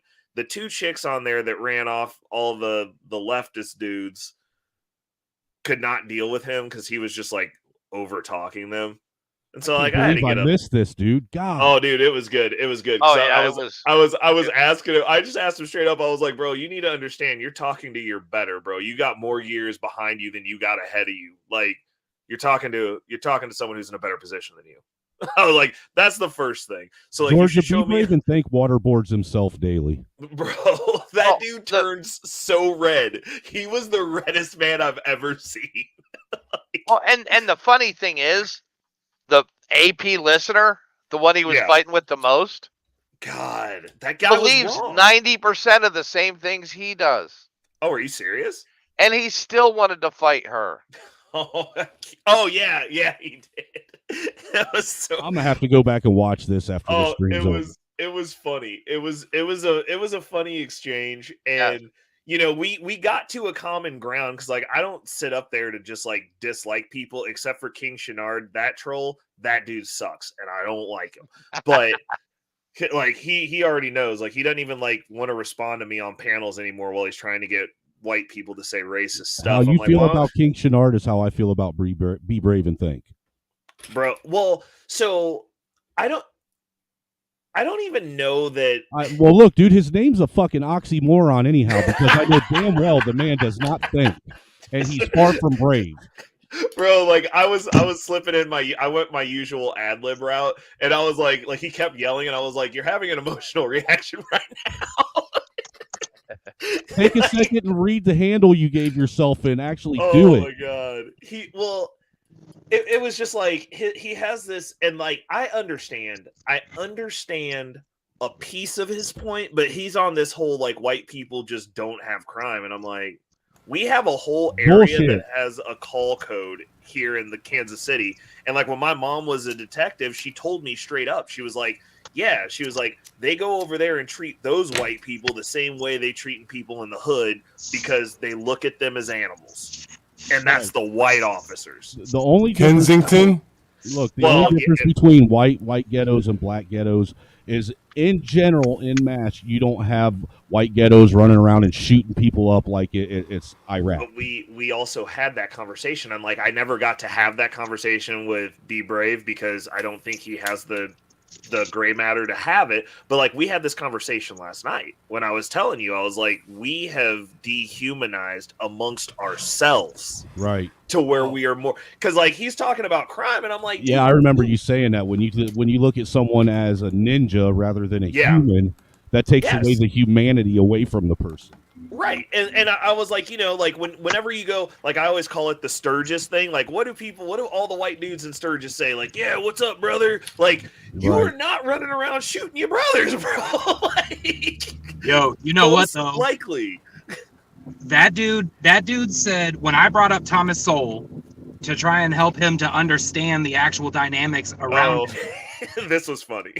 That dude said not only had he never heard of, but then said he had no use for Thomas Sowell, and then said he doesn't read books. Well, that's all I need to know then. Right. Yeah. So it's like you're just forming your opinions on what? On just what you saw today? On his ability to be brave and think. On his personal shed home echo chamber. He's literally a white Jay Prince. Absolutely, 100%. You nailed it right on the head, dude. He is. He's a white conservative Jay Prince. We need to get them on a panel together. That would be amazing. Oh my God, that would be epic. It would be the worst, man. You wouldn't be able to hear a goddamn thing because they'd both just be yelling over each other. No, they would both agree with each other. I guarantee it. You think so? You think that like it would get so ignorant that they'd be like, you know what? Yes. You want to be friends? No, they would set a date for the race war. Yep. Yes, they would. And then they'd be the only two to show up. Oh man. But yeah. That dude is the definition of ignorance. Yeah. Yeah. And Chaotic loves it, man. He loves having him up there to he throws off the conversation every time he hops up. Yep. Just like Jay Prince. Dude, it's like having a conversation with someone who has schizophrenia and Down syndrome. Oh no. Oh God. Oh man. Yeah, that dude is wild. I was just like, well, it was one of the more interesting conversations that I've ever had, because I was just like, I don't understand why you're this upset. Because you know why he's this upset? Because he was that retarded kid whose mom said, "You're not really stupid, you're just special," and he believed it. Oh my God. You know what? You can't be. You might not be that far off, because that dude rambled like filibustered for minutes straight every time he opened his mouth, and didn't say a goddamn thing. And then when I was trying to actually, because I completely disagreed with the guy that he was like arguing with, but I was like, hey, I kind of understand why he didn't want to talk to you. Like, and he's like, because I clearly won. And it's like, what do you mean? Well, you didn't say nothing. Just because you said words and someone got tired of arguing back to pointless words doesn't mean you won. Oh, he said words louder. Whoever was the loudest won, in his opinion. Oh my God, that's so true. That is so true. That's a typical Cardi B fan right there. Just so black people know, white people, we disavow people like him. That is not the white race. Oh my goodness, Snowman's kicking people out. That's what we do. Oh my goodness. Sneak a peek. You should sneak a peek, because he looks like the old dude from Jurassic Park showing everybody the park. He does too. Oh no, you are so right. Oh man, that's so bad. That is the only difference is he doesn't have the intelligence to build a park. Maybe not even a trailer park. Not even a shed park. Oh no. He said that. Well, that's because he doesn't read books. So he ain't got no use for those. He ain't got no time for that. Right. Who's got time for reading, man? He's got to be brave and think. He is the white Jay Prince. I want what I want to do is I want to set up a panel that's called the Intellectual Fact Checkers, and just have him and Jay Prince show up, and then I'm gonna just dip out and just throw a topic out, dude. and then just drop myself down and just watch what happens. You know what? I wonder if we could get him and Jay Prince to show up on the mosh pit when we get that up and going. Bro. Oh, I mean, yes. I would say it would be advantageous to pay them to be there. Yeah, and just let them just have have the facts, just be entire like- panel. Be like, so what do you guys think about black people? And just drop down. And just let them have at it. And then just mute everyone but them and just be like, Yeah, oh, what do you guys think about systemic racism? bro? You're just throwing a grenade in a room. What's your guys' opinion on the race war? Oh my god, it'd be so good. What was worse, slavery or oppression? Bro. And Man, then it's like we'd be like, it's like and then having- just like make people pay cash apps to keep them going. Just be like, hey, bro, we're gonna need like another $5 for like 10 more minutes of this, or we're gonna start pulling them down. Watch them argue about who owned more slaves, white people or black people. Oh my god. oh, Well, you know what Jay Prince is gonna say? He's gonna say that I owned all the slaves. He's gonna be like, it's the light skins. It was all them, and they're not black. How much Caucasian do you not have to have in you to be considered black? Well, apparently Jay Prince knows because his great grandpappy told him that they's black. So he's black. right. And he don't trust. He don't trust no any of the 20 white man yeah. systems. He don't use the white man science because they just be lying to like make us separate. Yo, he said that though. Like he really said I know that. he did. I know. I was there. He said it to Hey, me. hey, Ray, go back and go. Let me pull up that little short clip I made. You can play that.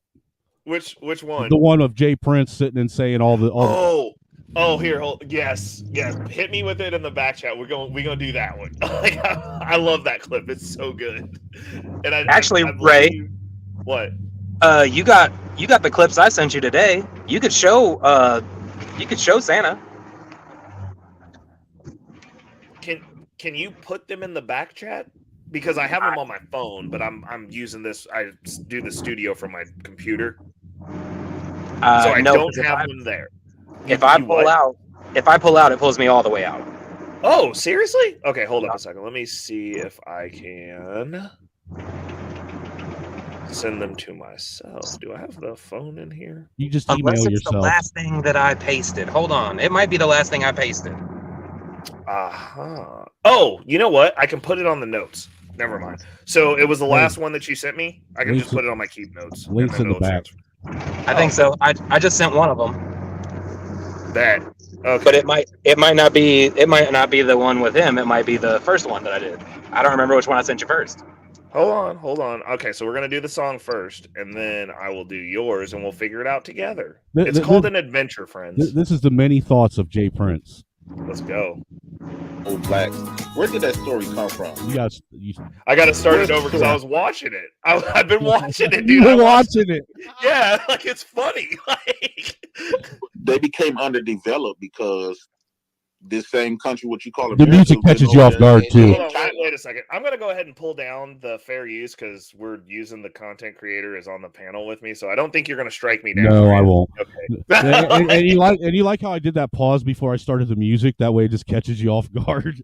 Oh yeah, it's freaking wonderful. Like I love it so much. Like, and then the music comes in and it's just perfect. They became underdeveloped because this same country, what you call America, has been over there, and China and all other countries was over there graping the crap out of the African land. But that's the thing that we based off. We learn stuff based off what they tell us. How do we get we only get stuff based off what they done told us. All this information, they come from what white people done told us about us. Also talk. If a person lied to you, they'll steal from you. And they steal from you, they kill you. Well, white people have done all of that originally. I just mean like white people in general, my bad. Their books, we trust in every story that comes from liars, thieves, and murderers. Where it come from? Where did that story saying that Africans sold blacks? Where did that story come from? Where's the source? Where you got your source from? Also, who actually told us that? I want to challenge the source. We got African Americans here teaching a lot of stuff that white people don't taught them right. So you basically coming from known liars and thieves. Y'all don't mind tearing down our history because no show got to see. You want me to be honest? All the way honest? Yeah. Okay, I believe that you are. I believe that you guys are black men. 2 white people, right? Name 2 white people that can make an Asian, a Mexican, a black, any one of them. But I can name a lot of blacks can make all every race. Considered, or was there a fact? Was it a fact? Because I don't want to go off the consider. You picture this, right? The whole court system is all black. The judge, the jury, the DA, everybody's black, but you. If you committed a crime, oh yeah, this is good. This is good, CP. Okay, what do you think the outcome would be? Let's say you killed a black man as a cop, right? I don't know the point. If you was a cop and you killed a black man, but now after you killed that black man, you got to go to court. What you think? Do you think you would get found guilty in an all-black court, or would you get found innocent? Let me. It just doesn't. Hey, I give everyone permission to share the shit out of that. Like somebody go post it on. I don't Make even that know shit if go these viral. Facts. Like it needs to. Like, hold on. Okay, so Jeremy, this one's the one that Jeremy sent me. Let's see where we got for this one. So the reason I brought up Thomas Sowell earlier is because the quote unquote black culture actually comes from the poor white culture in the South. His book, I believe it's called Black Rednecks and White Liberals. Yep, I read it. Everyone should look that up. It's fantastic. It'll tell you exactly where this is coming from. And that's antithetical to Western culture. Everybody keeps saying white culture and black culture, but what we're calling white culture is Western culture. And it is superior. It is not white culture. It is the Western world. The white folks in the South that weren't bringing it around and making it, that's where the quote unquote black culture comes from. Now, I wouldn't dare move around sister kissers. Like, bruh. I love Black Thoughts. He's a I was shit. like, me and Black Thoughts argue all the time, and I was like, the one thing that we agreed on was like not liking that dude. I was like, you're an asshole if both of us don't like you. I hope my call out on Black Thoughts for saying that shows up.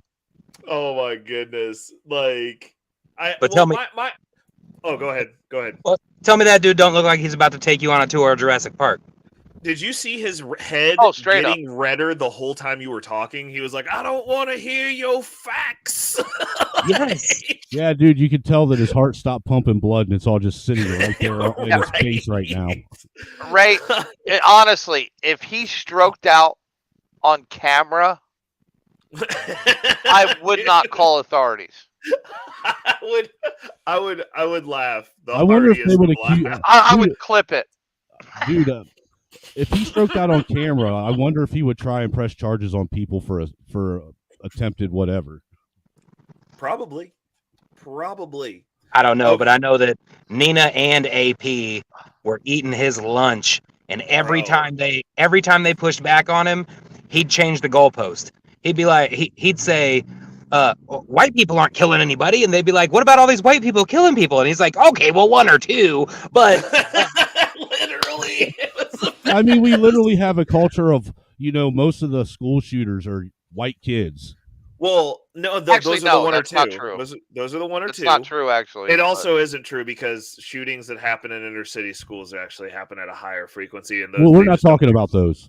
Well, I understand, but it's a school shooting. It's like a shooting at a But school. that's the goalpost change. No, I didn't move the goalpost, man. I'm talking about the ones that are reported on. I don't need your books. Well. Also, I would add, black people aren't shooting the whole school. Okay, like they're not coming. No, they got targets when they go in there. Yeah, like and you owe me money, motherfucker. So unless they drive by outside, yeah, they got targets. That's true. That's true. That is true. Well, but they even have depending on the targets for school, there's drive-bys. Anybody return gets in the fire. way. There's return fire in outside school drive-bys. Yeah. So I mean, as long as it's going both ways, it's fair. But I'll tell you one thing that black neighborhoods don't have is meth lab explosions. True. That is true.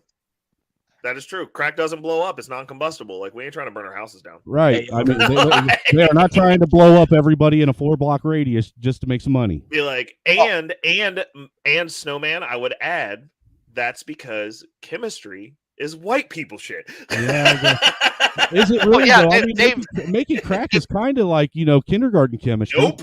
Yeah, exactly. But like the real chemistry, white people shit. That's why your houses blow up. Yeah, but they haven't made it that way. The backyard guys haven't made it that way in 15 years. No, they go blow up Walmarts now.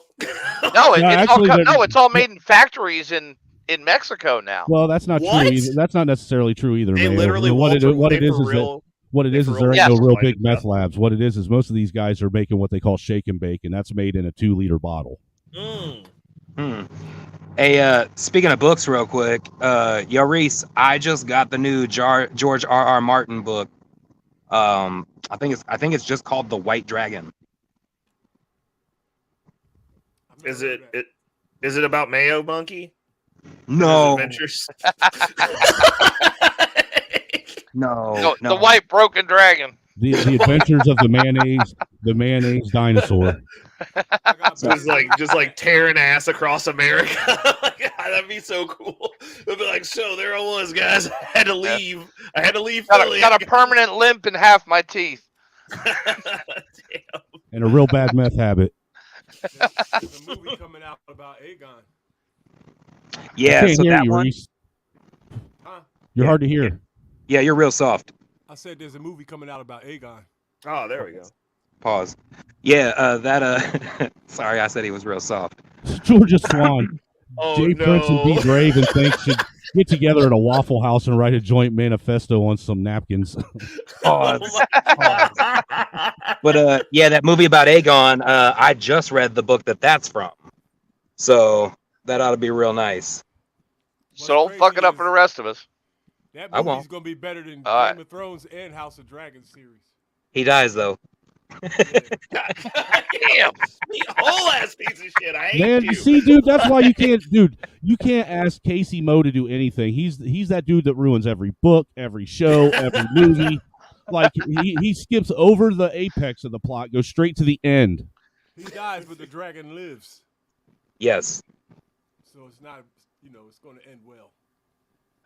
And Drogon is still alive. Don't forget that. I'm never asking you anything about anything I want to see, Watch Casey. anything. I swear to God, don't even come up here and talk about anything anymore. Like, this is terrible. You guys are assholes. Now everyone's gonna like downvote the stream because y'all ruining movies and shows. Dude, if and you ever books. do a review of a new Marvel or DC movie, don't ask either of these two to come up and discuss it with you. They don't know how to keep their mouths shut. Like, for real. Like, so it was great. Everybody dies. Anyways. Yeah. By the way, And it was really woke. And by the way, all 3 Spider-Mans from all Spider-Man universes do show up, including Miles Morales. Right. Oh, man. I'm just that dude. I know. We know you are. Trust Okay, me, so we figured that out. I figured that out the first day I met you, sir. So as we're winding down, I want to wind down on a serious topic, and it's the second topic, and I think it'll be quick. But people that I wanted to have this discussion are up here, because I know Snowman is successfully married. He's doing what he do. Well, it depends on what your definition of successful marriage is. I think you're successfully married. Your wife doesn't hate you. Fair enough. Okay, thank you. So, and I'm assuming that you're pretty happy with her. You keep making babies.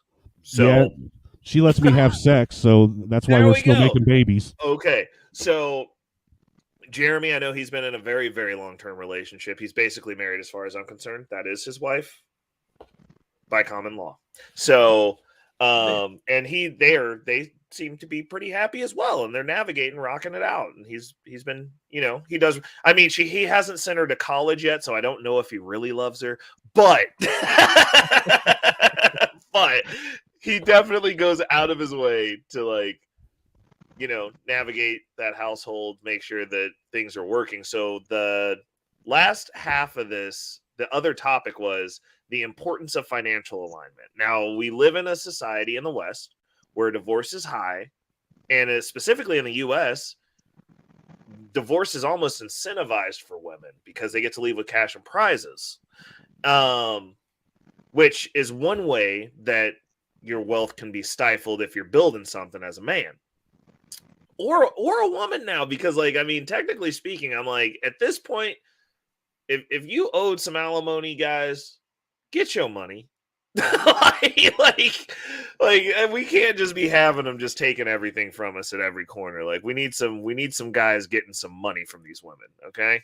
But one of the things that I was wondering for, especially for Snowman Mayo, I'm not sure if you're married or not. You seem like a pretty happy guy. So, like, I'm not 100% sure if you've got a wife or not. I don't hear you complain. I've been with my girl for about 15 years. Bet. Okay, good. Perfect. So, like, everybody on the panel right now, except for Reese, is in an active relationship. But I'm the baby in this because I've only been in my relationship for 2 years. So, hey, Reese is married to the game. Facts. That means he's got the longest standing relationship out of all of us. Right. That's so true. But I wanted to talk about financial alignment and how that plays into sustaining a relationship, because we all know that a lot of relationships devolve and descend around finances. A lot of them do, or irreconcilable differences. But, like, I think that all diverts back to, like, something's going on with the money, and there isn't necessarily a alignment with how things are navigating from a financial perspective. What are your most arguments are over money? Right. Look, I know that this isn't a popular answer to this question, because especially with the female diaspora of the space, but the truth of the matter is this: when it comes to finances, most generally, a man is going to be more fiscally responsible with money. And he's going to be more apt to follow a budget and be, very stringent upon following that budget.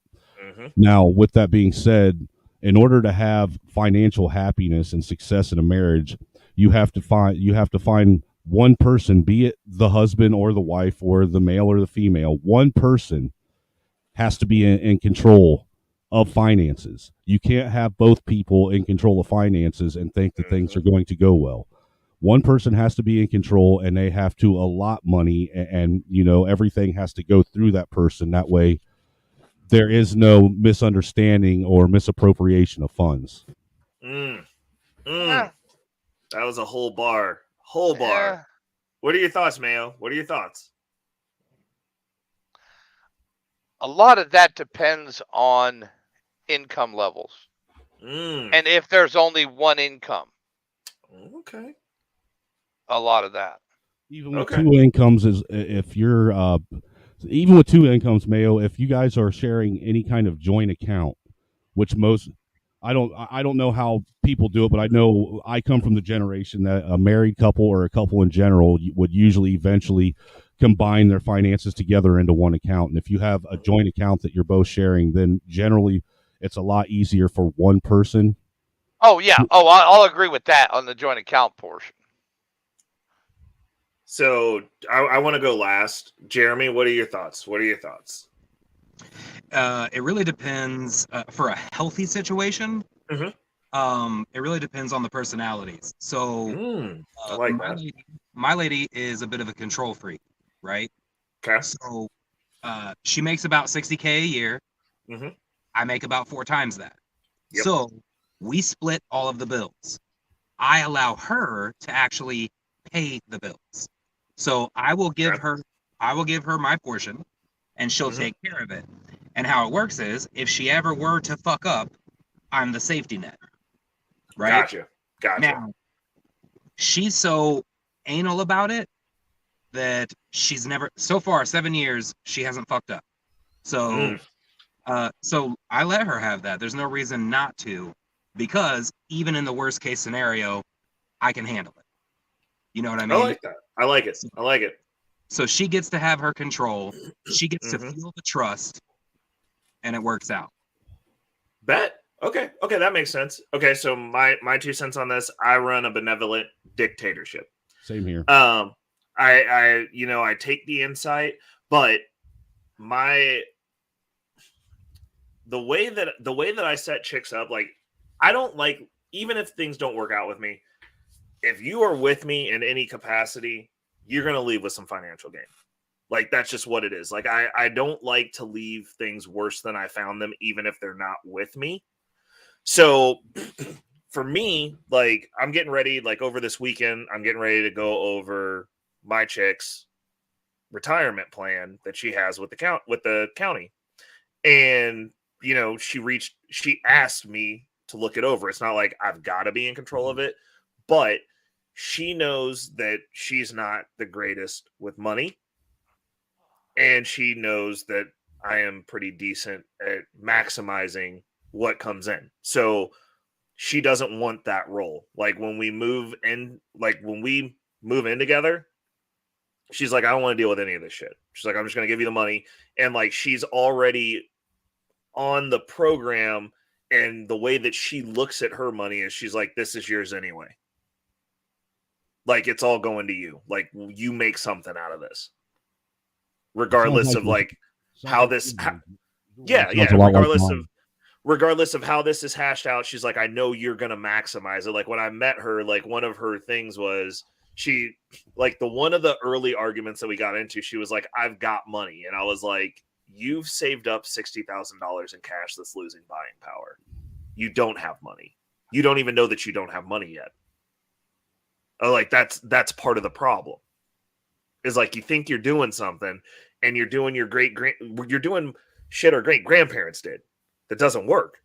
So, like, you're not even maximizing what you have. Like, it's better to have that than zero, but, like, don't get ahead of yourself, right? And so, like, back to what Snowman was saying about, like, the man being more fiscally responsible, like, the way that I look at it, and I look at women as having a very pivotal role in a relationship should you choose to have a wife. If you are choosing to have a wife, which I'm not saying that everybody has to or everybody needs one, but depending on what you're looking to do, like, I look at the household and the way that things are run, at least in the successful high-end relationships that I am purview to see, the woman handles everything, the door inside of the house. And it's a lot to manage in some of these houses. Mm-hmm. Her doing that allows the man of that house to focus on hunting, which is our job. Mm-hmm. She is blocking and tackling for the man. Like, and you know what? It was one of the things that, like, as annoying as my girlfriend gets sometimes, like, she gets under my skin because she's a woman and, like, we inherently think different and she has different reactions to things. And it's like that ebb and flow. But, like, one of the things that she always comes back to is I'm supposed to block and tackle for you so that you can do what you need to do. And she's like, any way that I can add value to get in there and do that. She's like, I'm not trying to compete with you. She's like, I am just trying to make things easier for you so you can focus on what you need to do to make this successful. And I can't argue with it. I'm just like, every time I'm just like, man, I'm gonna sit here in my feelings for a minute, but, like, you're right. I've got a good story for this. Oh, go ahead, Mayo. All right. I was dating my girl probably about 6 months. Mm-hmm. And I got laid off at work. This is after 9/11. Mm-hmm. And that's when I decided to go work overseas. She was living in a shitty apartment, her first apartment straight out of college. And I was like, look, when I go away overseas, you stay in the house and you stack your money. Mm-hmm. Your job is to take care of my house while I'm gone. Now, 2 years later, when I came back for a year, I forced her to buy her own home. Mm-hmm. I didn't kick her out. I just said, hey, now that you stack this money, you need to buy your own home. Buy it cheap, fix it up, sell it for a profit. And that's exactly what she did. And that's how we built up her credit.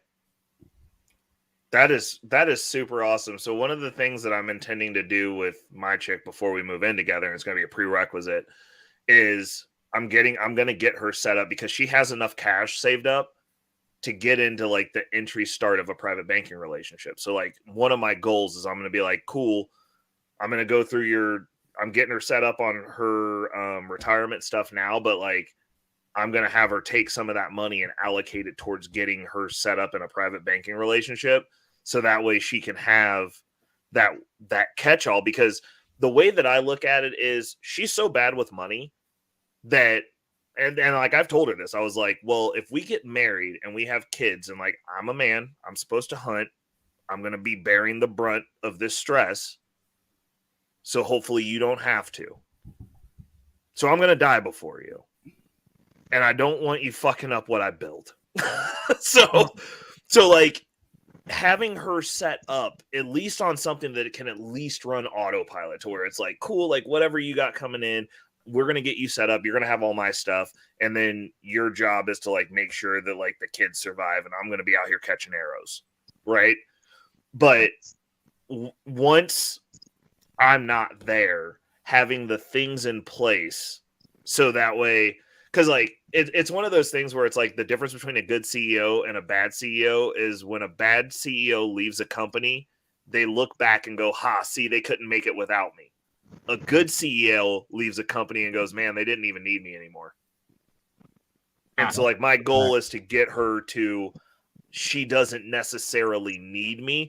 And, you know, like since I do own some stuff, going in, she 100% is on board with prenups because she owns some stuff too. And I'm like, and I've told her multiple times, I was like, you know, like, even if this doesn't work out, like, I want you in a good space to where, like, you know how this works so that you can do this yourself, even if I'm not there. Hey, I made the wife sign a prenup too. 100%. You know, I get my guitar and my PlayStation back that I had when we started out in life. She gets her bag of clothes back that she had when we started out in life, and everything else gets the chainsaw. Well, I think it's really awesome that you guys, like you were saying, you've told me this multiple times, you guys built what you have together. Yeah, that is a different dynamic with me and her too. That a lot of married couples and people that are in a relationship don't get to actually experience that. As me and her, in all honesty, and this isn't even I'm not even exaggerating a little bit. Everything that me and her had fit in a room as big as my studio that everybody has seen. You know, welcome to the stream, D'Souza. You know, so we literally started out with nothing, you know, and we've worked our way in 10 years. We've went from nothing in a bedroom in my dad's house to now we have 2 acres and a 5-bedroom house. That's freaking awesome. And I don't want you to think it's disingenuous, or actually, I don't even know if I've told you, but I'm like really proud of that. That's so cool. That's really awesome. Like, it's not easy. And I know that me and her struggled a lot, man. Yeah. But a lot of it is the fact that even in our struggles, we never sat and like, we never flung shit at each other when things went bad and we're failing. We might have been stressed out and aggravated with each other, but we always at the end came together and worked together to try and we recognized that there were certain sacrifices that one or the other had to make in order for us to be able to get out of whatever we were in and move forward in a positive way. And you successfully did that by staying together as a team. Right. What's going on? What's going on, Nightish? Welcome to the chat, man. How we doing? Well, go ahead. You know, Ray, the thing that I'll tell you, the biggest piece of advice I've always given everybody that's in a relationship. This is the biggest piece of advice my wife's always given everybody. Me and her there is never a single day that goes by that me and her don't at least take 15, 20 minutes of the day and sit and talk with each other. Not a single day. We talk every day, even if it's for 15 minutes at the end of the night, 15 minutes at the beginning of the day. But we always make sure we make time to talk with each other for at least 15, 20 minutes each day and, you know, discuss how our days went and what was going on and this, that, and the third, you know. Even if it's just arbitrary discussions, we do it every day. You know, go ahead. I was just going to say, given his age, I think it's I think there's a 0% chance that Reese doesn't have something to offer to this conversation. Bro, you know what he's about to say? He's about to get on here and be like, yo, hold on. Let me do my Reese voice. Hold on. Let me go. Hold on. So, hold up. Yo, when I was out here in these streets, I was fucking everybody's wife. If Tasha K was a lesbian, I would fuck her wife. And then I would go next door to Cynthia G's house and I would fuck her wife also. Because I was out here. And so I know that when they get home, the wives aren't happy. Because they come and they get 2 drinks from my bar, and the next thing you know, I'm fucking them. And that's my Reese impersonation. That is accurate. Reese, what say you, sir? You're muted. That's called balls on accurate. Bro, no. So Reese, this is what we should do. So we should go on to Tasha K's show, and like you go in first. I come in right behind you and say exactly what you said. Come on, make it. And then I'll come in right behind both of you and say exactly what both of you said. Bro, she will be broken. She'll have to stop streaming. And then I could come in. Then I could come in and just say, "It's because you came in like a dragon." Yes. Oh my goodness. So no, but for real. Reese, what say you? What's your input? I wasn't paying attention. I left like 2-3 minutes. Oh, Jesus Christ. We're talking about financial alignment. So like once your business is up and running, how are you going to run your household? Should you bring a woman in that you decide you want to spend the rest of your life with? She has to run it for me. Okay. I don't want to do shit. I want to be at home sweeping and mopping and doing dishes. Oh, Jesus. You better keep going to Cynthia G till you break her down. I think she could afford to house you. I'm not bullshitting. I don't even want a home at this point. I just want a garage. He said, I just need just a little bit of space, right? Yep. I will take a tiny home and a 6-bay garage. I like that idea. So funny thing, Mayo. Here we have these. It's for like luxury car garages, but it's like a garage with a suspended loft in it, so that you can like hang out with your Lamborghini. Yep. Yeah, like I saw those. I was like, dude, I would just live there. Oh, the big thing out here now is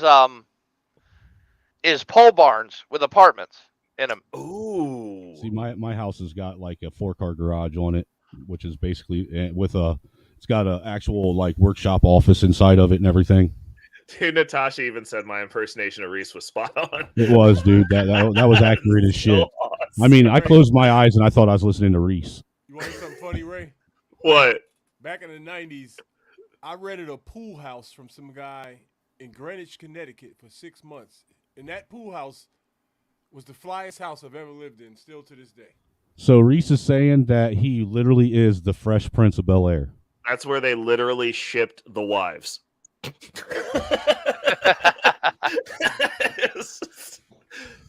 he's from Philly too. Are you the reason why Will went to Bel-Air? Did you beat him up? Nah, Will's from the suburbs.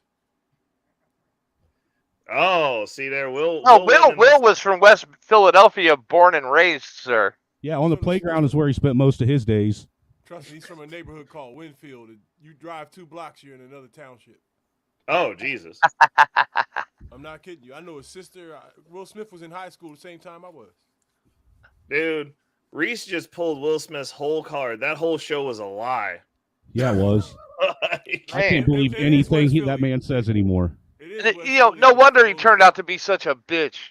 Bro. He let a 4'5" tall butch woman cuck his ass. Now I know why. Yo, hey, and then interview him about it. like, bro, could you seriously imagine your chick cheating and being like, "Hey, babe, come in here and have let's have an interview about this shit." Let me interview you about how you felt when I let some young kid, bust me down. Your kid's friend It wasn't Yeah. some young kid. It was a very specific young kid. Like, That's some Maury Povich shit, man. bro, you think he like came home and just heard a round of applause coming from his bedroom and was like, even- "Fuck it, I'm gonna dude, go even play another more- round of golf"? Dude, Maury even ain't that hateful. He ain't gonna do that to someone. He's even got more morals than that. You know what ain't a lie? What? You know what ain't a lie about Will Smith though? What? Is that Will Smith used to bust jits down when it came to a cipher. Like Facts. all over Philly. Yeah. I seen him in basement parties, dollar parties before he got on. Dollar party? Wait a second. Hold up, Reese. You're gonna have to elaborate on this. I ain't never heard that terminology before. What's that about? I'm not even making this up. There used to be parties in people's basements to charge $1 to get in. What? Yeah, $100. Well, That's not- actually dope. Okay, I know what he's talking about. We used to call those kegers, man, where we charge Yeah, somebody it's the $5. city version of keg parties. Yeah. Watch this. I'm not even lying to you. Me and Will Smith are exactly the same height, and all of the basements in West Philly are 6 feet high. Nuh-uh. So you guys was like in there with crook necks and shit, hollering at chicks, They were standing in between rafters, weren't you? And there bro. would be a DJ booth over in the corner near a water heater. Not even joking. They be sitting in there looking like dementors, talking about, can I get your number? Shit, half of them are made of dirt. They had a dude that used to run with him. They used to do the beatbox named Ready Rock C. That is so awesome. That, Hey, Jazzy Jeff was dope though. He's the best ever. Yeah, he was a good he was a good DJ. I actually agree. Every Solid. DJ on earth will tell you that. And that was back in the day when cats were actually really spinning and scratching real records and shit too. Facts. Well, I mean, DJP's still out here running vinyl. Just so y'all know. Yeah, because I'm gonna Mashup tell game. you, dude. I'm gonna tell you what the digital era, it really, in my opinion, the scratching era, that was a serious art form there. Yeah. You know, because not everybody could do that shit, man. To literally sit and spin and scratch and find that same spot on an album over and over and over again. Yep. Hey, do you know how to you know that niggas in the hood figured out how to play the records in reverse? Do you know how they do it? They take their finger and spin it backwards. Nah. So that thing, so you see that arm on the record player, right? Yeah. Right. The thing at the end of it is called a stylus, right? Right. Right. So you there's a weight on the back of that arm that makes it go down and stay on the record, right? Correct. So if you pull that weight back, the arm will go up, Right. right? So you take the stylus and you turn it upside down, right? Then instead of putting the record on, you put a spool of Oh shit! I get where you're going now already. Yeah, you get a big spool of thread and you put it where the record is supposed to go, right over that little point that's sticking up. Mm-hmm. Then you put the record on top of the spool of thread. And the stylus upside is down. underneath it. Yeah. Upside down, and it plays it backwards. And it's insane what you can do. You can scratch. Man, listen, Jeff invented a lot of different things. Bruh. That's awesome. See, that's like some. Never mind. I ain't gonna. That's like some shit that a meth head would figure out in his meth backpack. Inventing new ways of doing shit. Oh Lord. Oh Lord. Dude, I'm gonna tell you what, meth heads, man. I know I have a couple buddies that were meth heads, and they come up with some really inventive shit. Oh hell yeah. You just got to worry about. You just got to constantly worry about whether or not you're going to blow up when you're around them. Facts, but I mean, it's also, when you don't go to sleep, you hit that very, very wild creative space. Okay, so Snowman, does anyone want to continue this on their channel? Because I'm about to have to go to bed. I'm actually out right now. Thanks a lot, guys. Nah, dude. Fine. Tonight I'm taking the night off because I streamed forever last night. Dude, you almost destroyed me on Monday, bro. Tuesday, I was running around like a freaking zombie on crack, bro. It was terrible. No, that was all you, buddy. Nobody forced you to stay on that stream. You were the one that decided that you wanted to stick around till 3 a.m. Well, no, I had to make sure the van was locked. That was the issue. Like, which is also my fault, but I'm just saying, like, Tuesday was a rough day. Like, I was both tired and wide awake at the same time. It wasn't good. But no, I'll probably do a stream tomorrow night, man. You'll have to come swing by. Okay, I'll it'll try be a and weekend. Okay, I'll try and swing through after I get off. I'm supposed to be going through a birthday party, so I might just be in the chat, but I'll pull through. Right on. Bet. Okay. But no, Dude, tonight I'm gonna take the night off. I think. Also, the Mortal Kombat fatality montage is freaking awesome. I just wanted you to know that. It's really Thank you. cool. Actually, I'm working on a couple of them. Some of the newer edits that I've been doing. I'm working on another one for the mosh pit that I'm going to use. The Devil May Cry, some cutscenes from Devil May Cry. Oh yeah. And cutscenes from Castlevania, God of War, and all that stuff, and kind of mix them all together. Nice. I like it. I like you it. know, with some really choice metal music behind it. Nice. That's what I'm talking about. Have you been over to sub to the mosh pit yet? Already did. I did it the day you told me to. I'm really good at following directions. Awesome. So so you was able to check out the first intro that I put in over there. Yes. The first, as far as the mosh pit goes, you know, and shout out to Beans, man, for letting everybody sit and come up and chill out on his platform and stuff before I, spam mine. Right. But the mosh pit is actually going to be another counterculture version of, I guess, This Is Fight Club. It's going to be the Caucasian version of it. I'm gonna call it Polite Club until Be Brave and Think shows up. But we're going to have our debut stream April 16th, which will be a Monday night. Make sure to give me a reminder, because I do check stuff on the way home, and like Monday night's gonna be my night that I'll be tired, so I want to be there for that. So just make sure to remind me. I'm sure I'm gonna. You said April 16th. Yeah. April 16th. It's 2 Mondays away. Not this next coming Monday, but the Monday after. Hold on, did I fuck the numbers up on my calendar? Monday is the 16th of April. I believe so. Hold on, I don't think so. I think you might be right, but like I'm looking at my calendar and I wrote these numbers down, and like there's a high probability that I did it wrong. No, the 16th is a Sunday, dude. The 17th is Monday. Okay, then it's the 17th. My bad. Gotcha. Okay, cool. That's fair, and I will make sure that I'm. And anyhow, I need Reese to give me his email in the back if you would, because I want Reese to be up on the first panel with us. Sweet. Because what we're trying to do is for the first probably 4 or 5 panels, we want to try and already have panels already developed with panelists already up there. That way we're not sitting there basically trying to beg people to come up and partake. We already have an environment created for people, and then let the natural ebb and flow happen. Nice. That's smart. That's smart, though, because then you don't have to worry about it. You're like, hey, we got a few people that are going to be up here regardless, and we'll just let it rock out. That makes sense. Right on. Appreciate it, Reese. I'll send you an email here after we get off here. That way you got my contact info and shit. This is sweet. I love it. You know what I see happening, and I want to go ahead and give everybody up here some roses while I have a chance.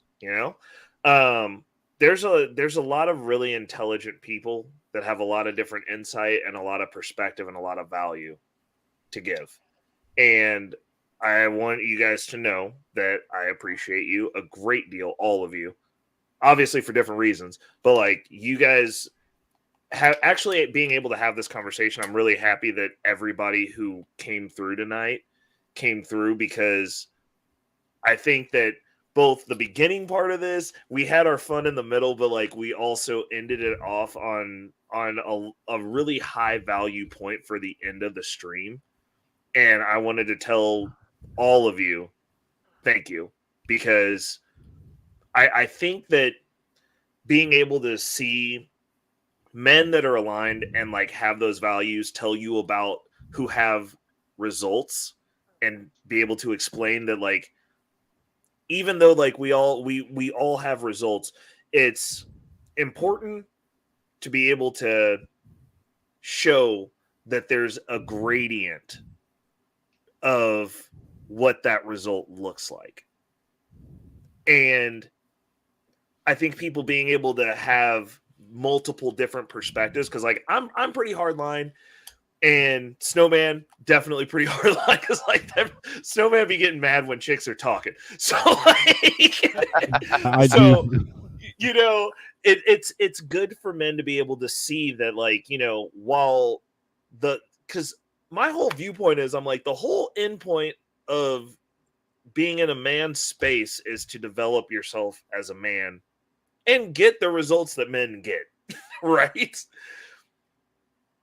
And a lot of the content creators, especially like, well, specifically to the Black Manosphere that I've seen, don't have the results, and they just sit out here crying incessantly about chicks that they that aren't fit to marry anyway, as though those are the only women that they see.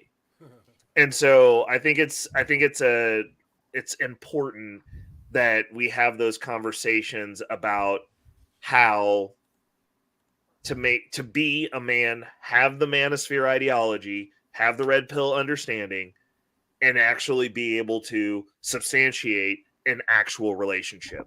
Hey Ray, real quick, yes. Can you drop this link out in the chat Absolutely. for Natasha? That way she has it. It's the link for the mosh pit. Going on all. Oh yeah. Well, I know she's real good about. She always drops everybody's links and stuff when they come up as guests. So that way she already has it in her collection of channel links. Dude, Natasha Vincent is one of the most efficient mods. Oh, also, guess who joined the De Niro family today? Who's that? Big Bad Bull. Mod father. He's a mod on my channel too. Oh, cool. Hell, I'm not even a mod on your channel. Are you on my channel right now? Yeah. I don't think. Are you? Okay, hold up a second. I'm gonna fix that right now. How do you not have a wrench on my channel? That's stupid. I have no idea. Listen here. Yeah, this is Chaotic's channel. That's the reason I can't see you. Yeah, I'm right under Natasha's comment. Is the mosh pit a separate channel? Boom. Okay. Wrenches. Reese isn't on my channel. D'Souza's on my channel though. No, Natasha, if you come over and when we actually see, one of the things I'm going to do over in the mosh pit too is like if you come over there, I'm gonna wrench you up, and only melanated women are going to have wrenches on the mosh pit. This is going to be the most savage and confusing area to be in on YouTube. Yeah. It's going to make no sense. They'll be like, what happened? Be like, we all showed up. We have vertigo now. I'm telling you right now what's going to happen, and it's undebatable. This is going to be part 2. It's going to be Just Pearly Things 2.0. No, it's not. Yes, it is. He's going to stir up nigga YouTube.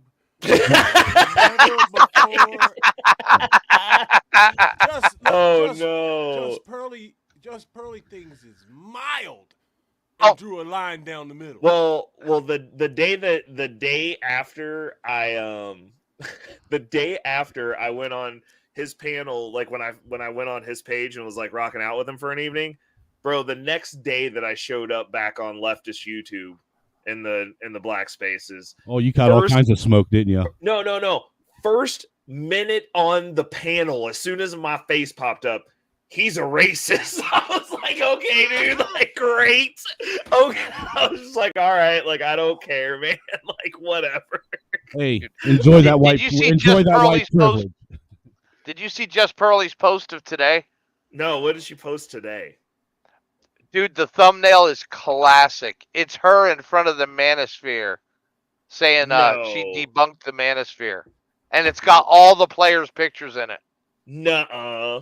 Yes. Hold up. But Reese, I appreciate, the confidence that, I'm going to come in and do exactly what I aim to do. I'm having a time of my life. This year is going to be chaotic. I get the election. I get all kinds of shit.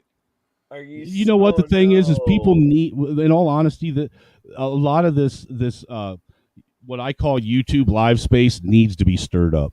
It really Dude. does. People need to learn how to get out of their feelings and learn how to maneuver around other people and do it in a way without being triggered.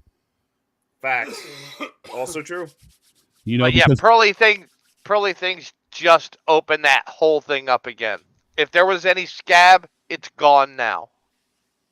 No, and she got all the white manosphere dudes that told her she couldn't be over. Well, she got Rolo in the background. Yep. Oh no. Oh, Pearly. she done took the grift to the next level now. Ooh-wee. The videos are coming. Hey, I'm gonna tell you what, somebody in her corner who is of, you know, that is from the manosphere, somebody in a big place is the one that suggested her do that. I guarantee 100%. it. That was a marketing suggestion because it's going to sell well. Because, dude, think about it. She hasn't had to do anything to be in the algorithm. They have been putting her off her. Everyone else has been making her profitable. Yeah. Oh, she could have taken the last 2 weeks off and still gotten another 200K subs. Yo, For she real. has literally caused a real live civil war in Black YouTube. It's real. So many people have. How did that parted ugly ways little white girl because of it. do that? I don't Because She's not necessarily ugly. she looks like a wet mop, bro. Come I've on, let's seen be much honest. worse, man. Look, I'll be in Kensington, so look. For real, Bro, I'm with Reese on this one. I've seen a lot worse. I've been to trailer parks. We've all seen worse, but I'm just saying it's not great. Like she's No, ex- look. on the Honestly, the extreme side of only that. reason why most people think she looks like a wet mop is because she doesn't wear makeup and do herself up. Dude, my chick She doesn't lets wear you see makeup. her- But what I'm saying is, Courageous, yo. she is one baby away from a third degree blowout. Dude, she's like gonna get. she's gonna like get that. 6'2". Yeah, I know, and she's built like a fucking homunculus. Like, bro, she gonna be huge, bro.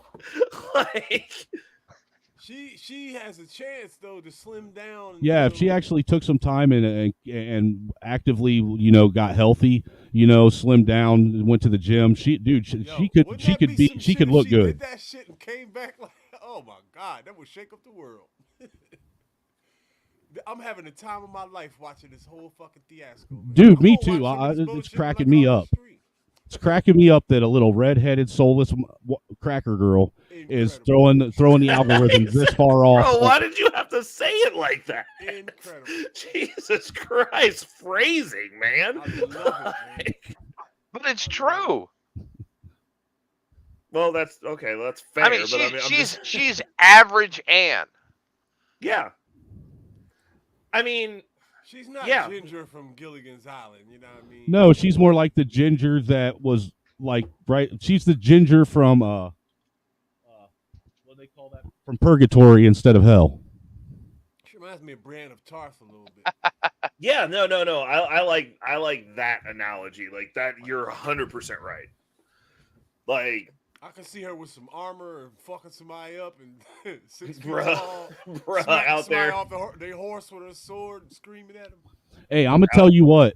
If I would have known the things that I know now when I threw off the Black Manosphere back in the day and had them making hate streams about me, I would have done the same thing Pearly has done, and I would have shot through the roof. facts. I might have somebody come at me for the first Hold time. on, Georgia Swan. Before we get up out of here, Georgia Swan said, "But the black women saying she's so ugly aren't amazing either." And That's a fact. 100%. I mean, Oh, yeah. it's the same premise as when I'm arguing with these red pill guys that won't cam up. I'm like, before you start talking about what people look like, who they're sleeping with, show your face. Hey, I speaking of- need to know that you yourselves aren't built like sacks of shit, or I'm going to start making assumptions and I'm going to hurt your feelings. Ray, And I'm going to do it cammed up. you want to hear some of the ugliest black women you've ever heard in your life? Check out when you get a chance the last probably hour of last night's live stream that I did. I found look, you know how I told you I found the 13th level of TikTok hell?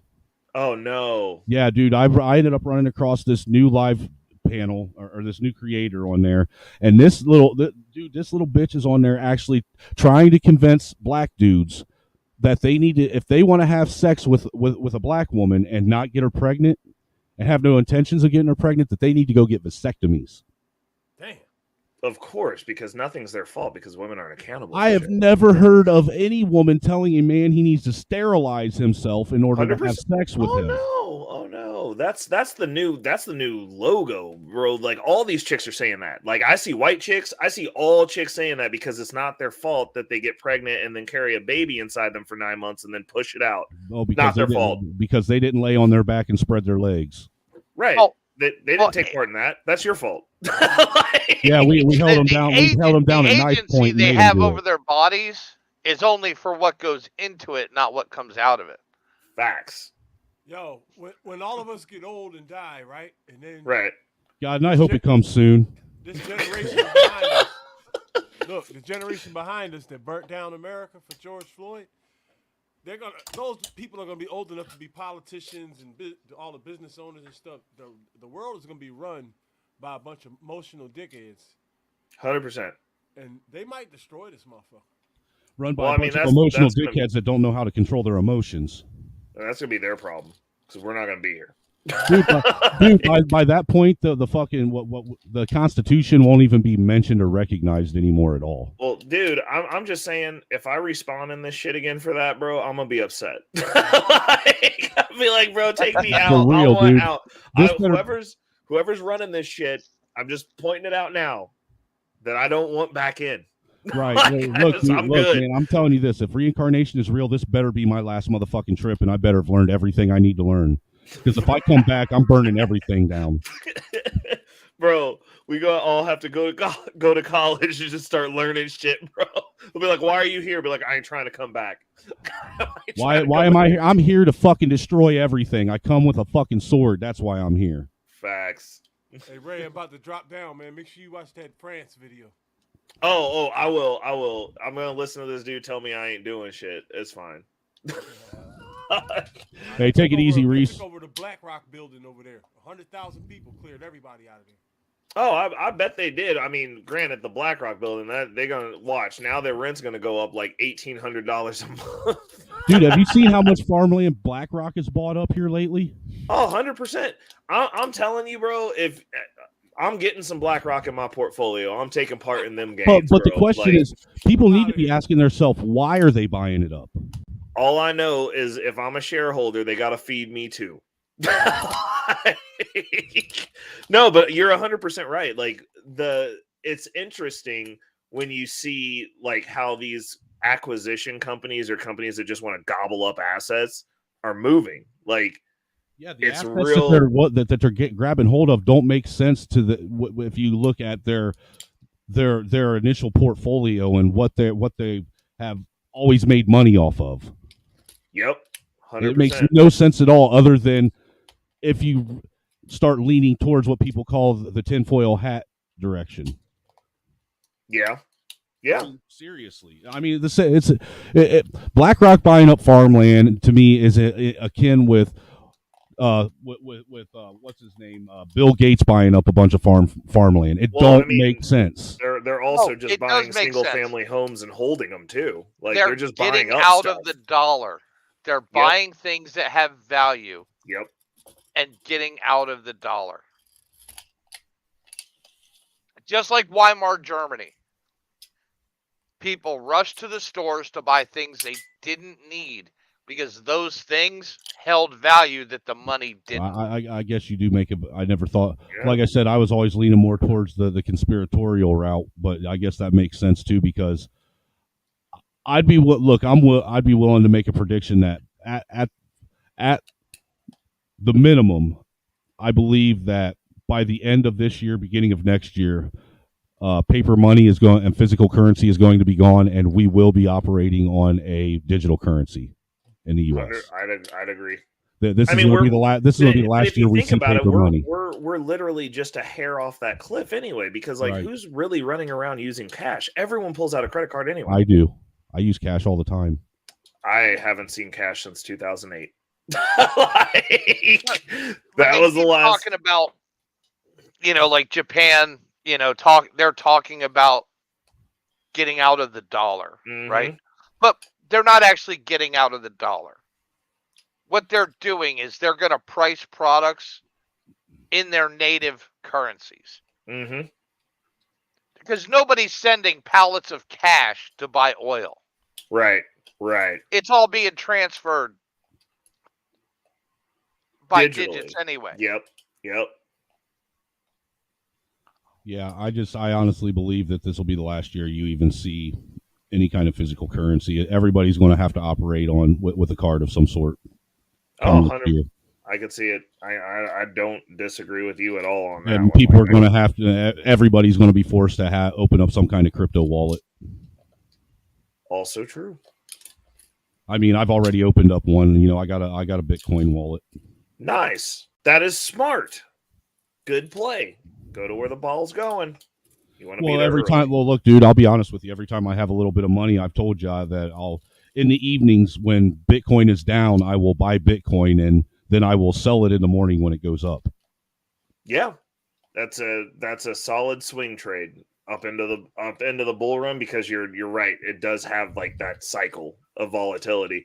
Like, I mean, I've stopped with the money that's going in that I'm using to go into the market. I'd only buy when Bitcoin has dropped at least 1% on the 24-hour marker at this point, because I was like, there's no reason to not wait for that swing, because it's gonna happen. Right. Bitcoin's about to shoot through the roof, man. Oh yeah. Well, I mean, I don't know if it'll go as high as what they projected in 90 days to where it's $1 million a coin, but I do think it's going to shoot through the roof. Not in 90 days, but like the stair step up, we historically, after the halving, which is next year, we will just decimate the last all-time high. Mm-hmm. So it's normally the year after the halving, but the deal is this: it's not overnight, which means that there has to be some forward momentum. Right. Pre that, right? Because if you just go from like 20 to 120, like it doesn't go that fast. But like if you actually look at the chart, it's over about a year and a half, 2 years where that it starts moving. Right. So actually, I think Ethereum's actually another good coin. 100%. That's at a low cost right now. That if people want to invest in, if they do it now, it's eventually going to be. I give it about 5 years, and it'll be where Bitcoin is now. I could 100% see that. 100%, and that also won't be a straight line. You're going to get some, right. That's why I said in 5. You're going. That's why I said it's going to take about 5 years. But in 5 years, Ethereum's going to be at the level Bitcoin is today that we're talking. You know, so if you want to invest and make money in 5 years, that would actually be the coin that's at a low price that I would invest in. Well, I think Bitcoin's going to be digital gold, and Ethereum's going to be digital silver. Well, you're going to make your purchases. Yep. Or your day-to-day purchases in Ethereum. Your store of wealth will be Bitcoin. I can agree with that. I think that the way, like with the CBDCs, like I think you'll be backing things with Bitcoin at a certain point. Like that'll be in this is what backs this currency bucket.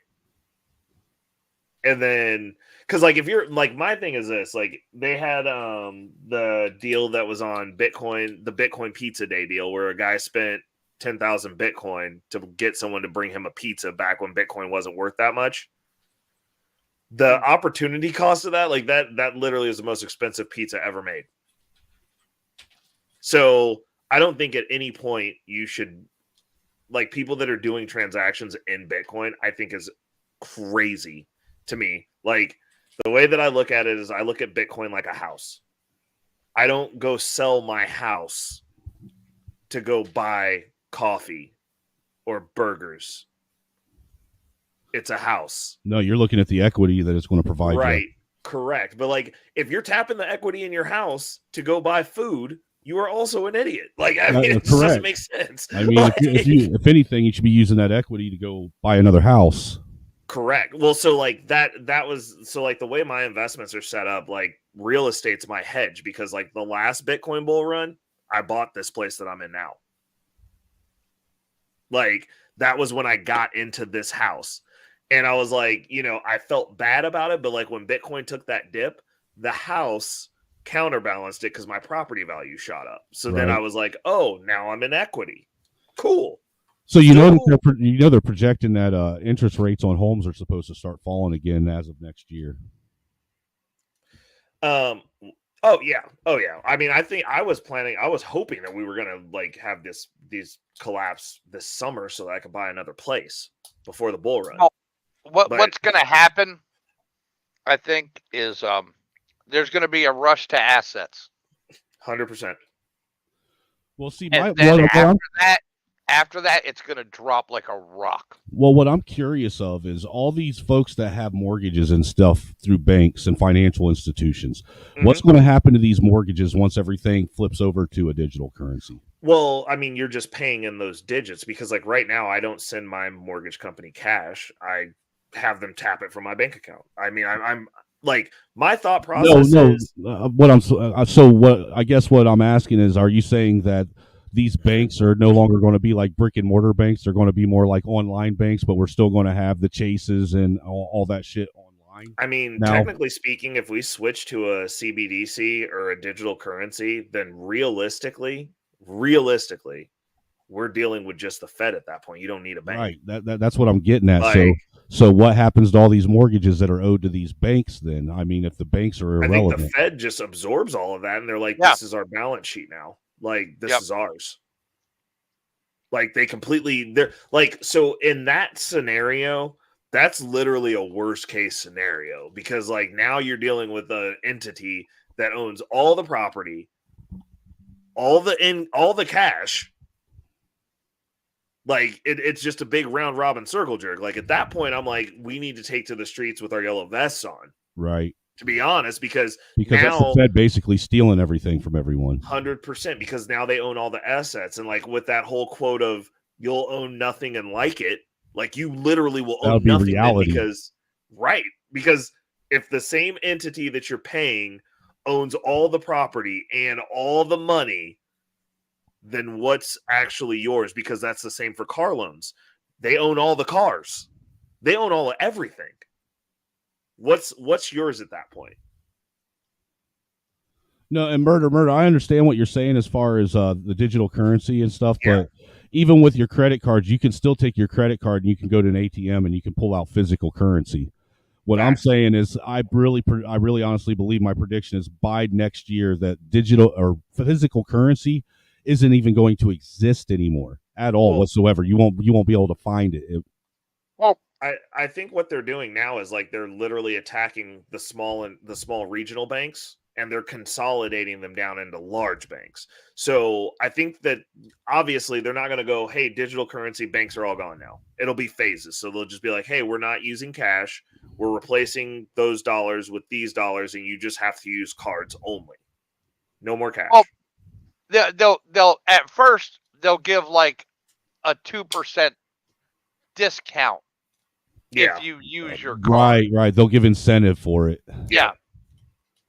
The same way they did when they started switching over to debit cards with banks and stuff. Well, China just did a bunch of lotteries. Like they just gave people, they flooded the system with a bunch of money. They were like, hey, like use the new digital currency. Here's $300. Oh, you use your lottery number. Here's $500. Like they were just throwing money at people to make them use it. Well, I remember when banks were trying to do away with people writing checks all the time, and they wanted to switch to the debit credit card deal. That initially that's what they were doing. If you came in, you switched to a debit card through the bank, they'd give you like 4 or 5% cash back on every purchase or whatever with your debit card initially through the bank. Then when it became the mainstream to have those, they did away with it. Hold on a second. So last question before I get out of here. Murda, we're going to close it out with you. He said, do you think cryptocurrency is China's attempt to take over as a superpower?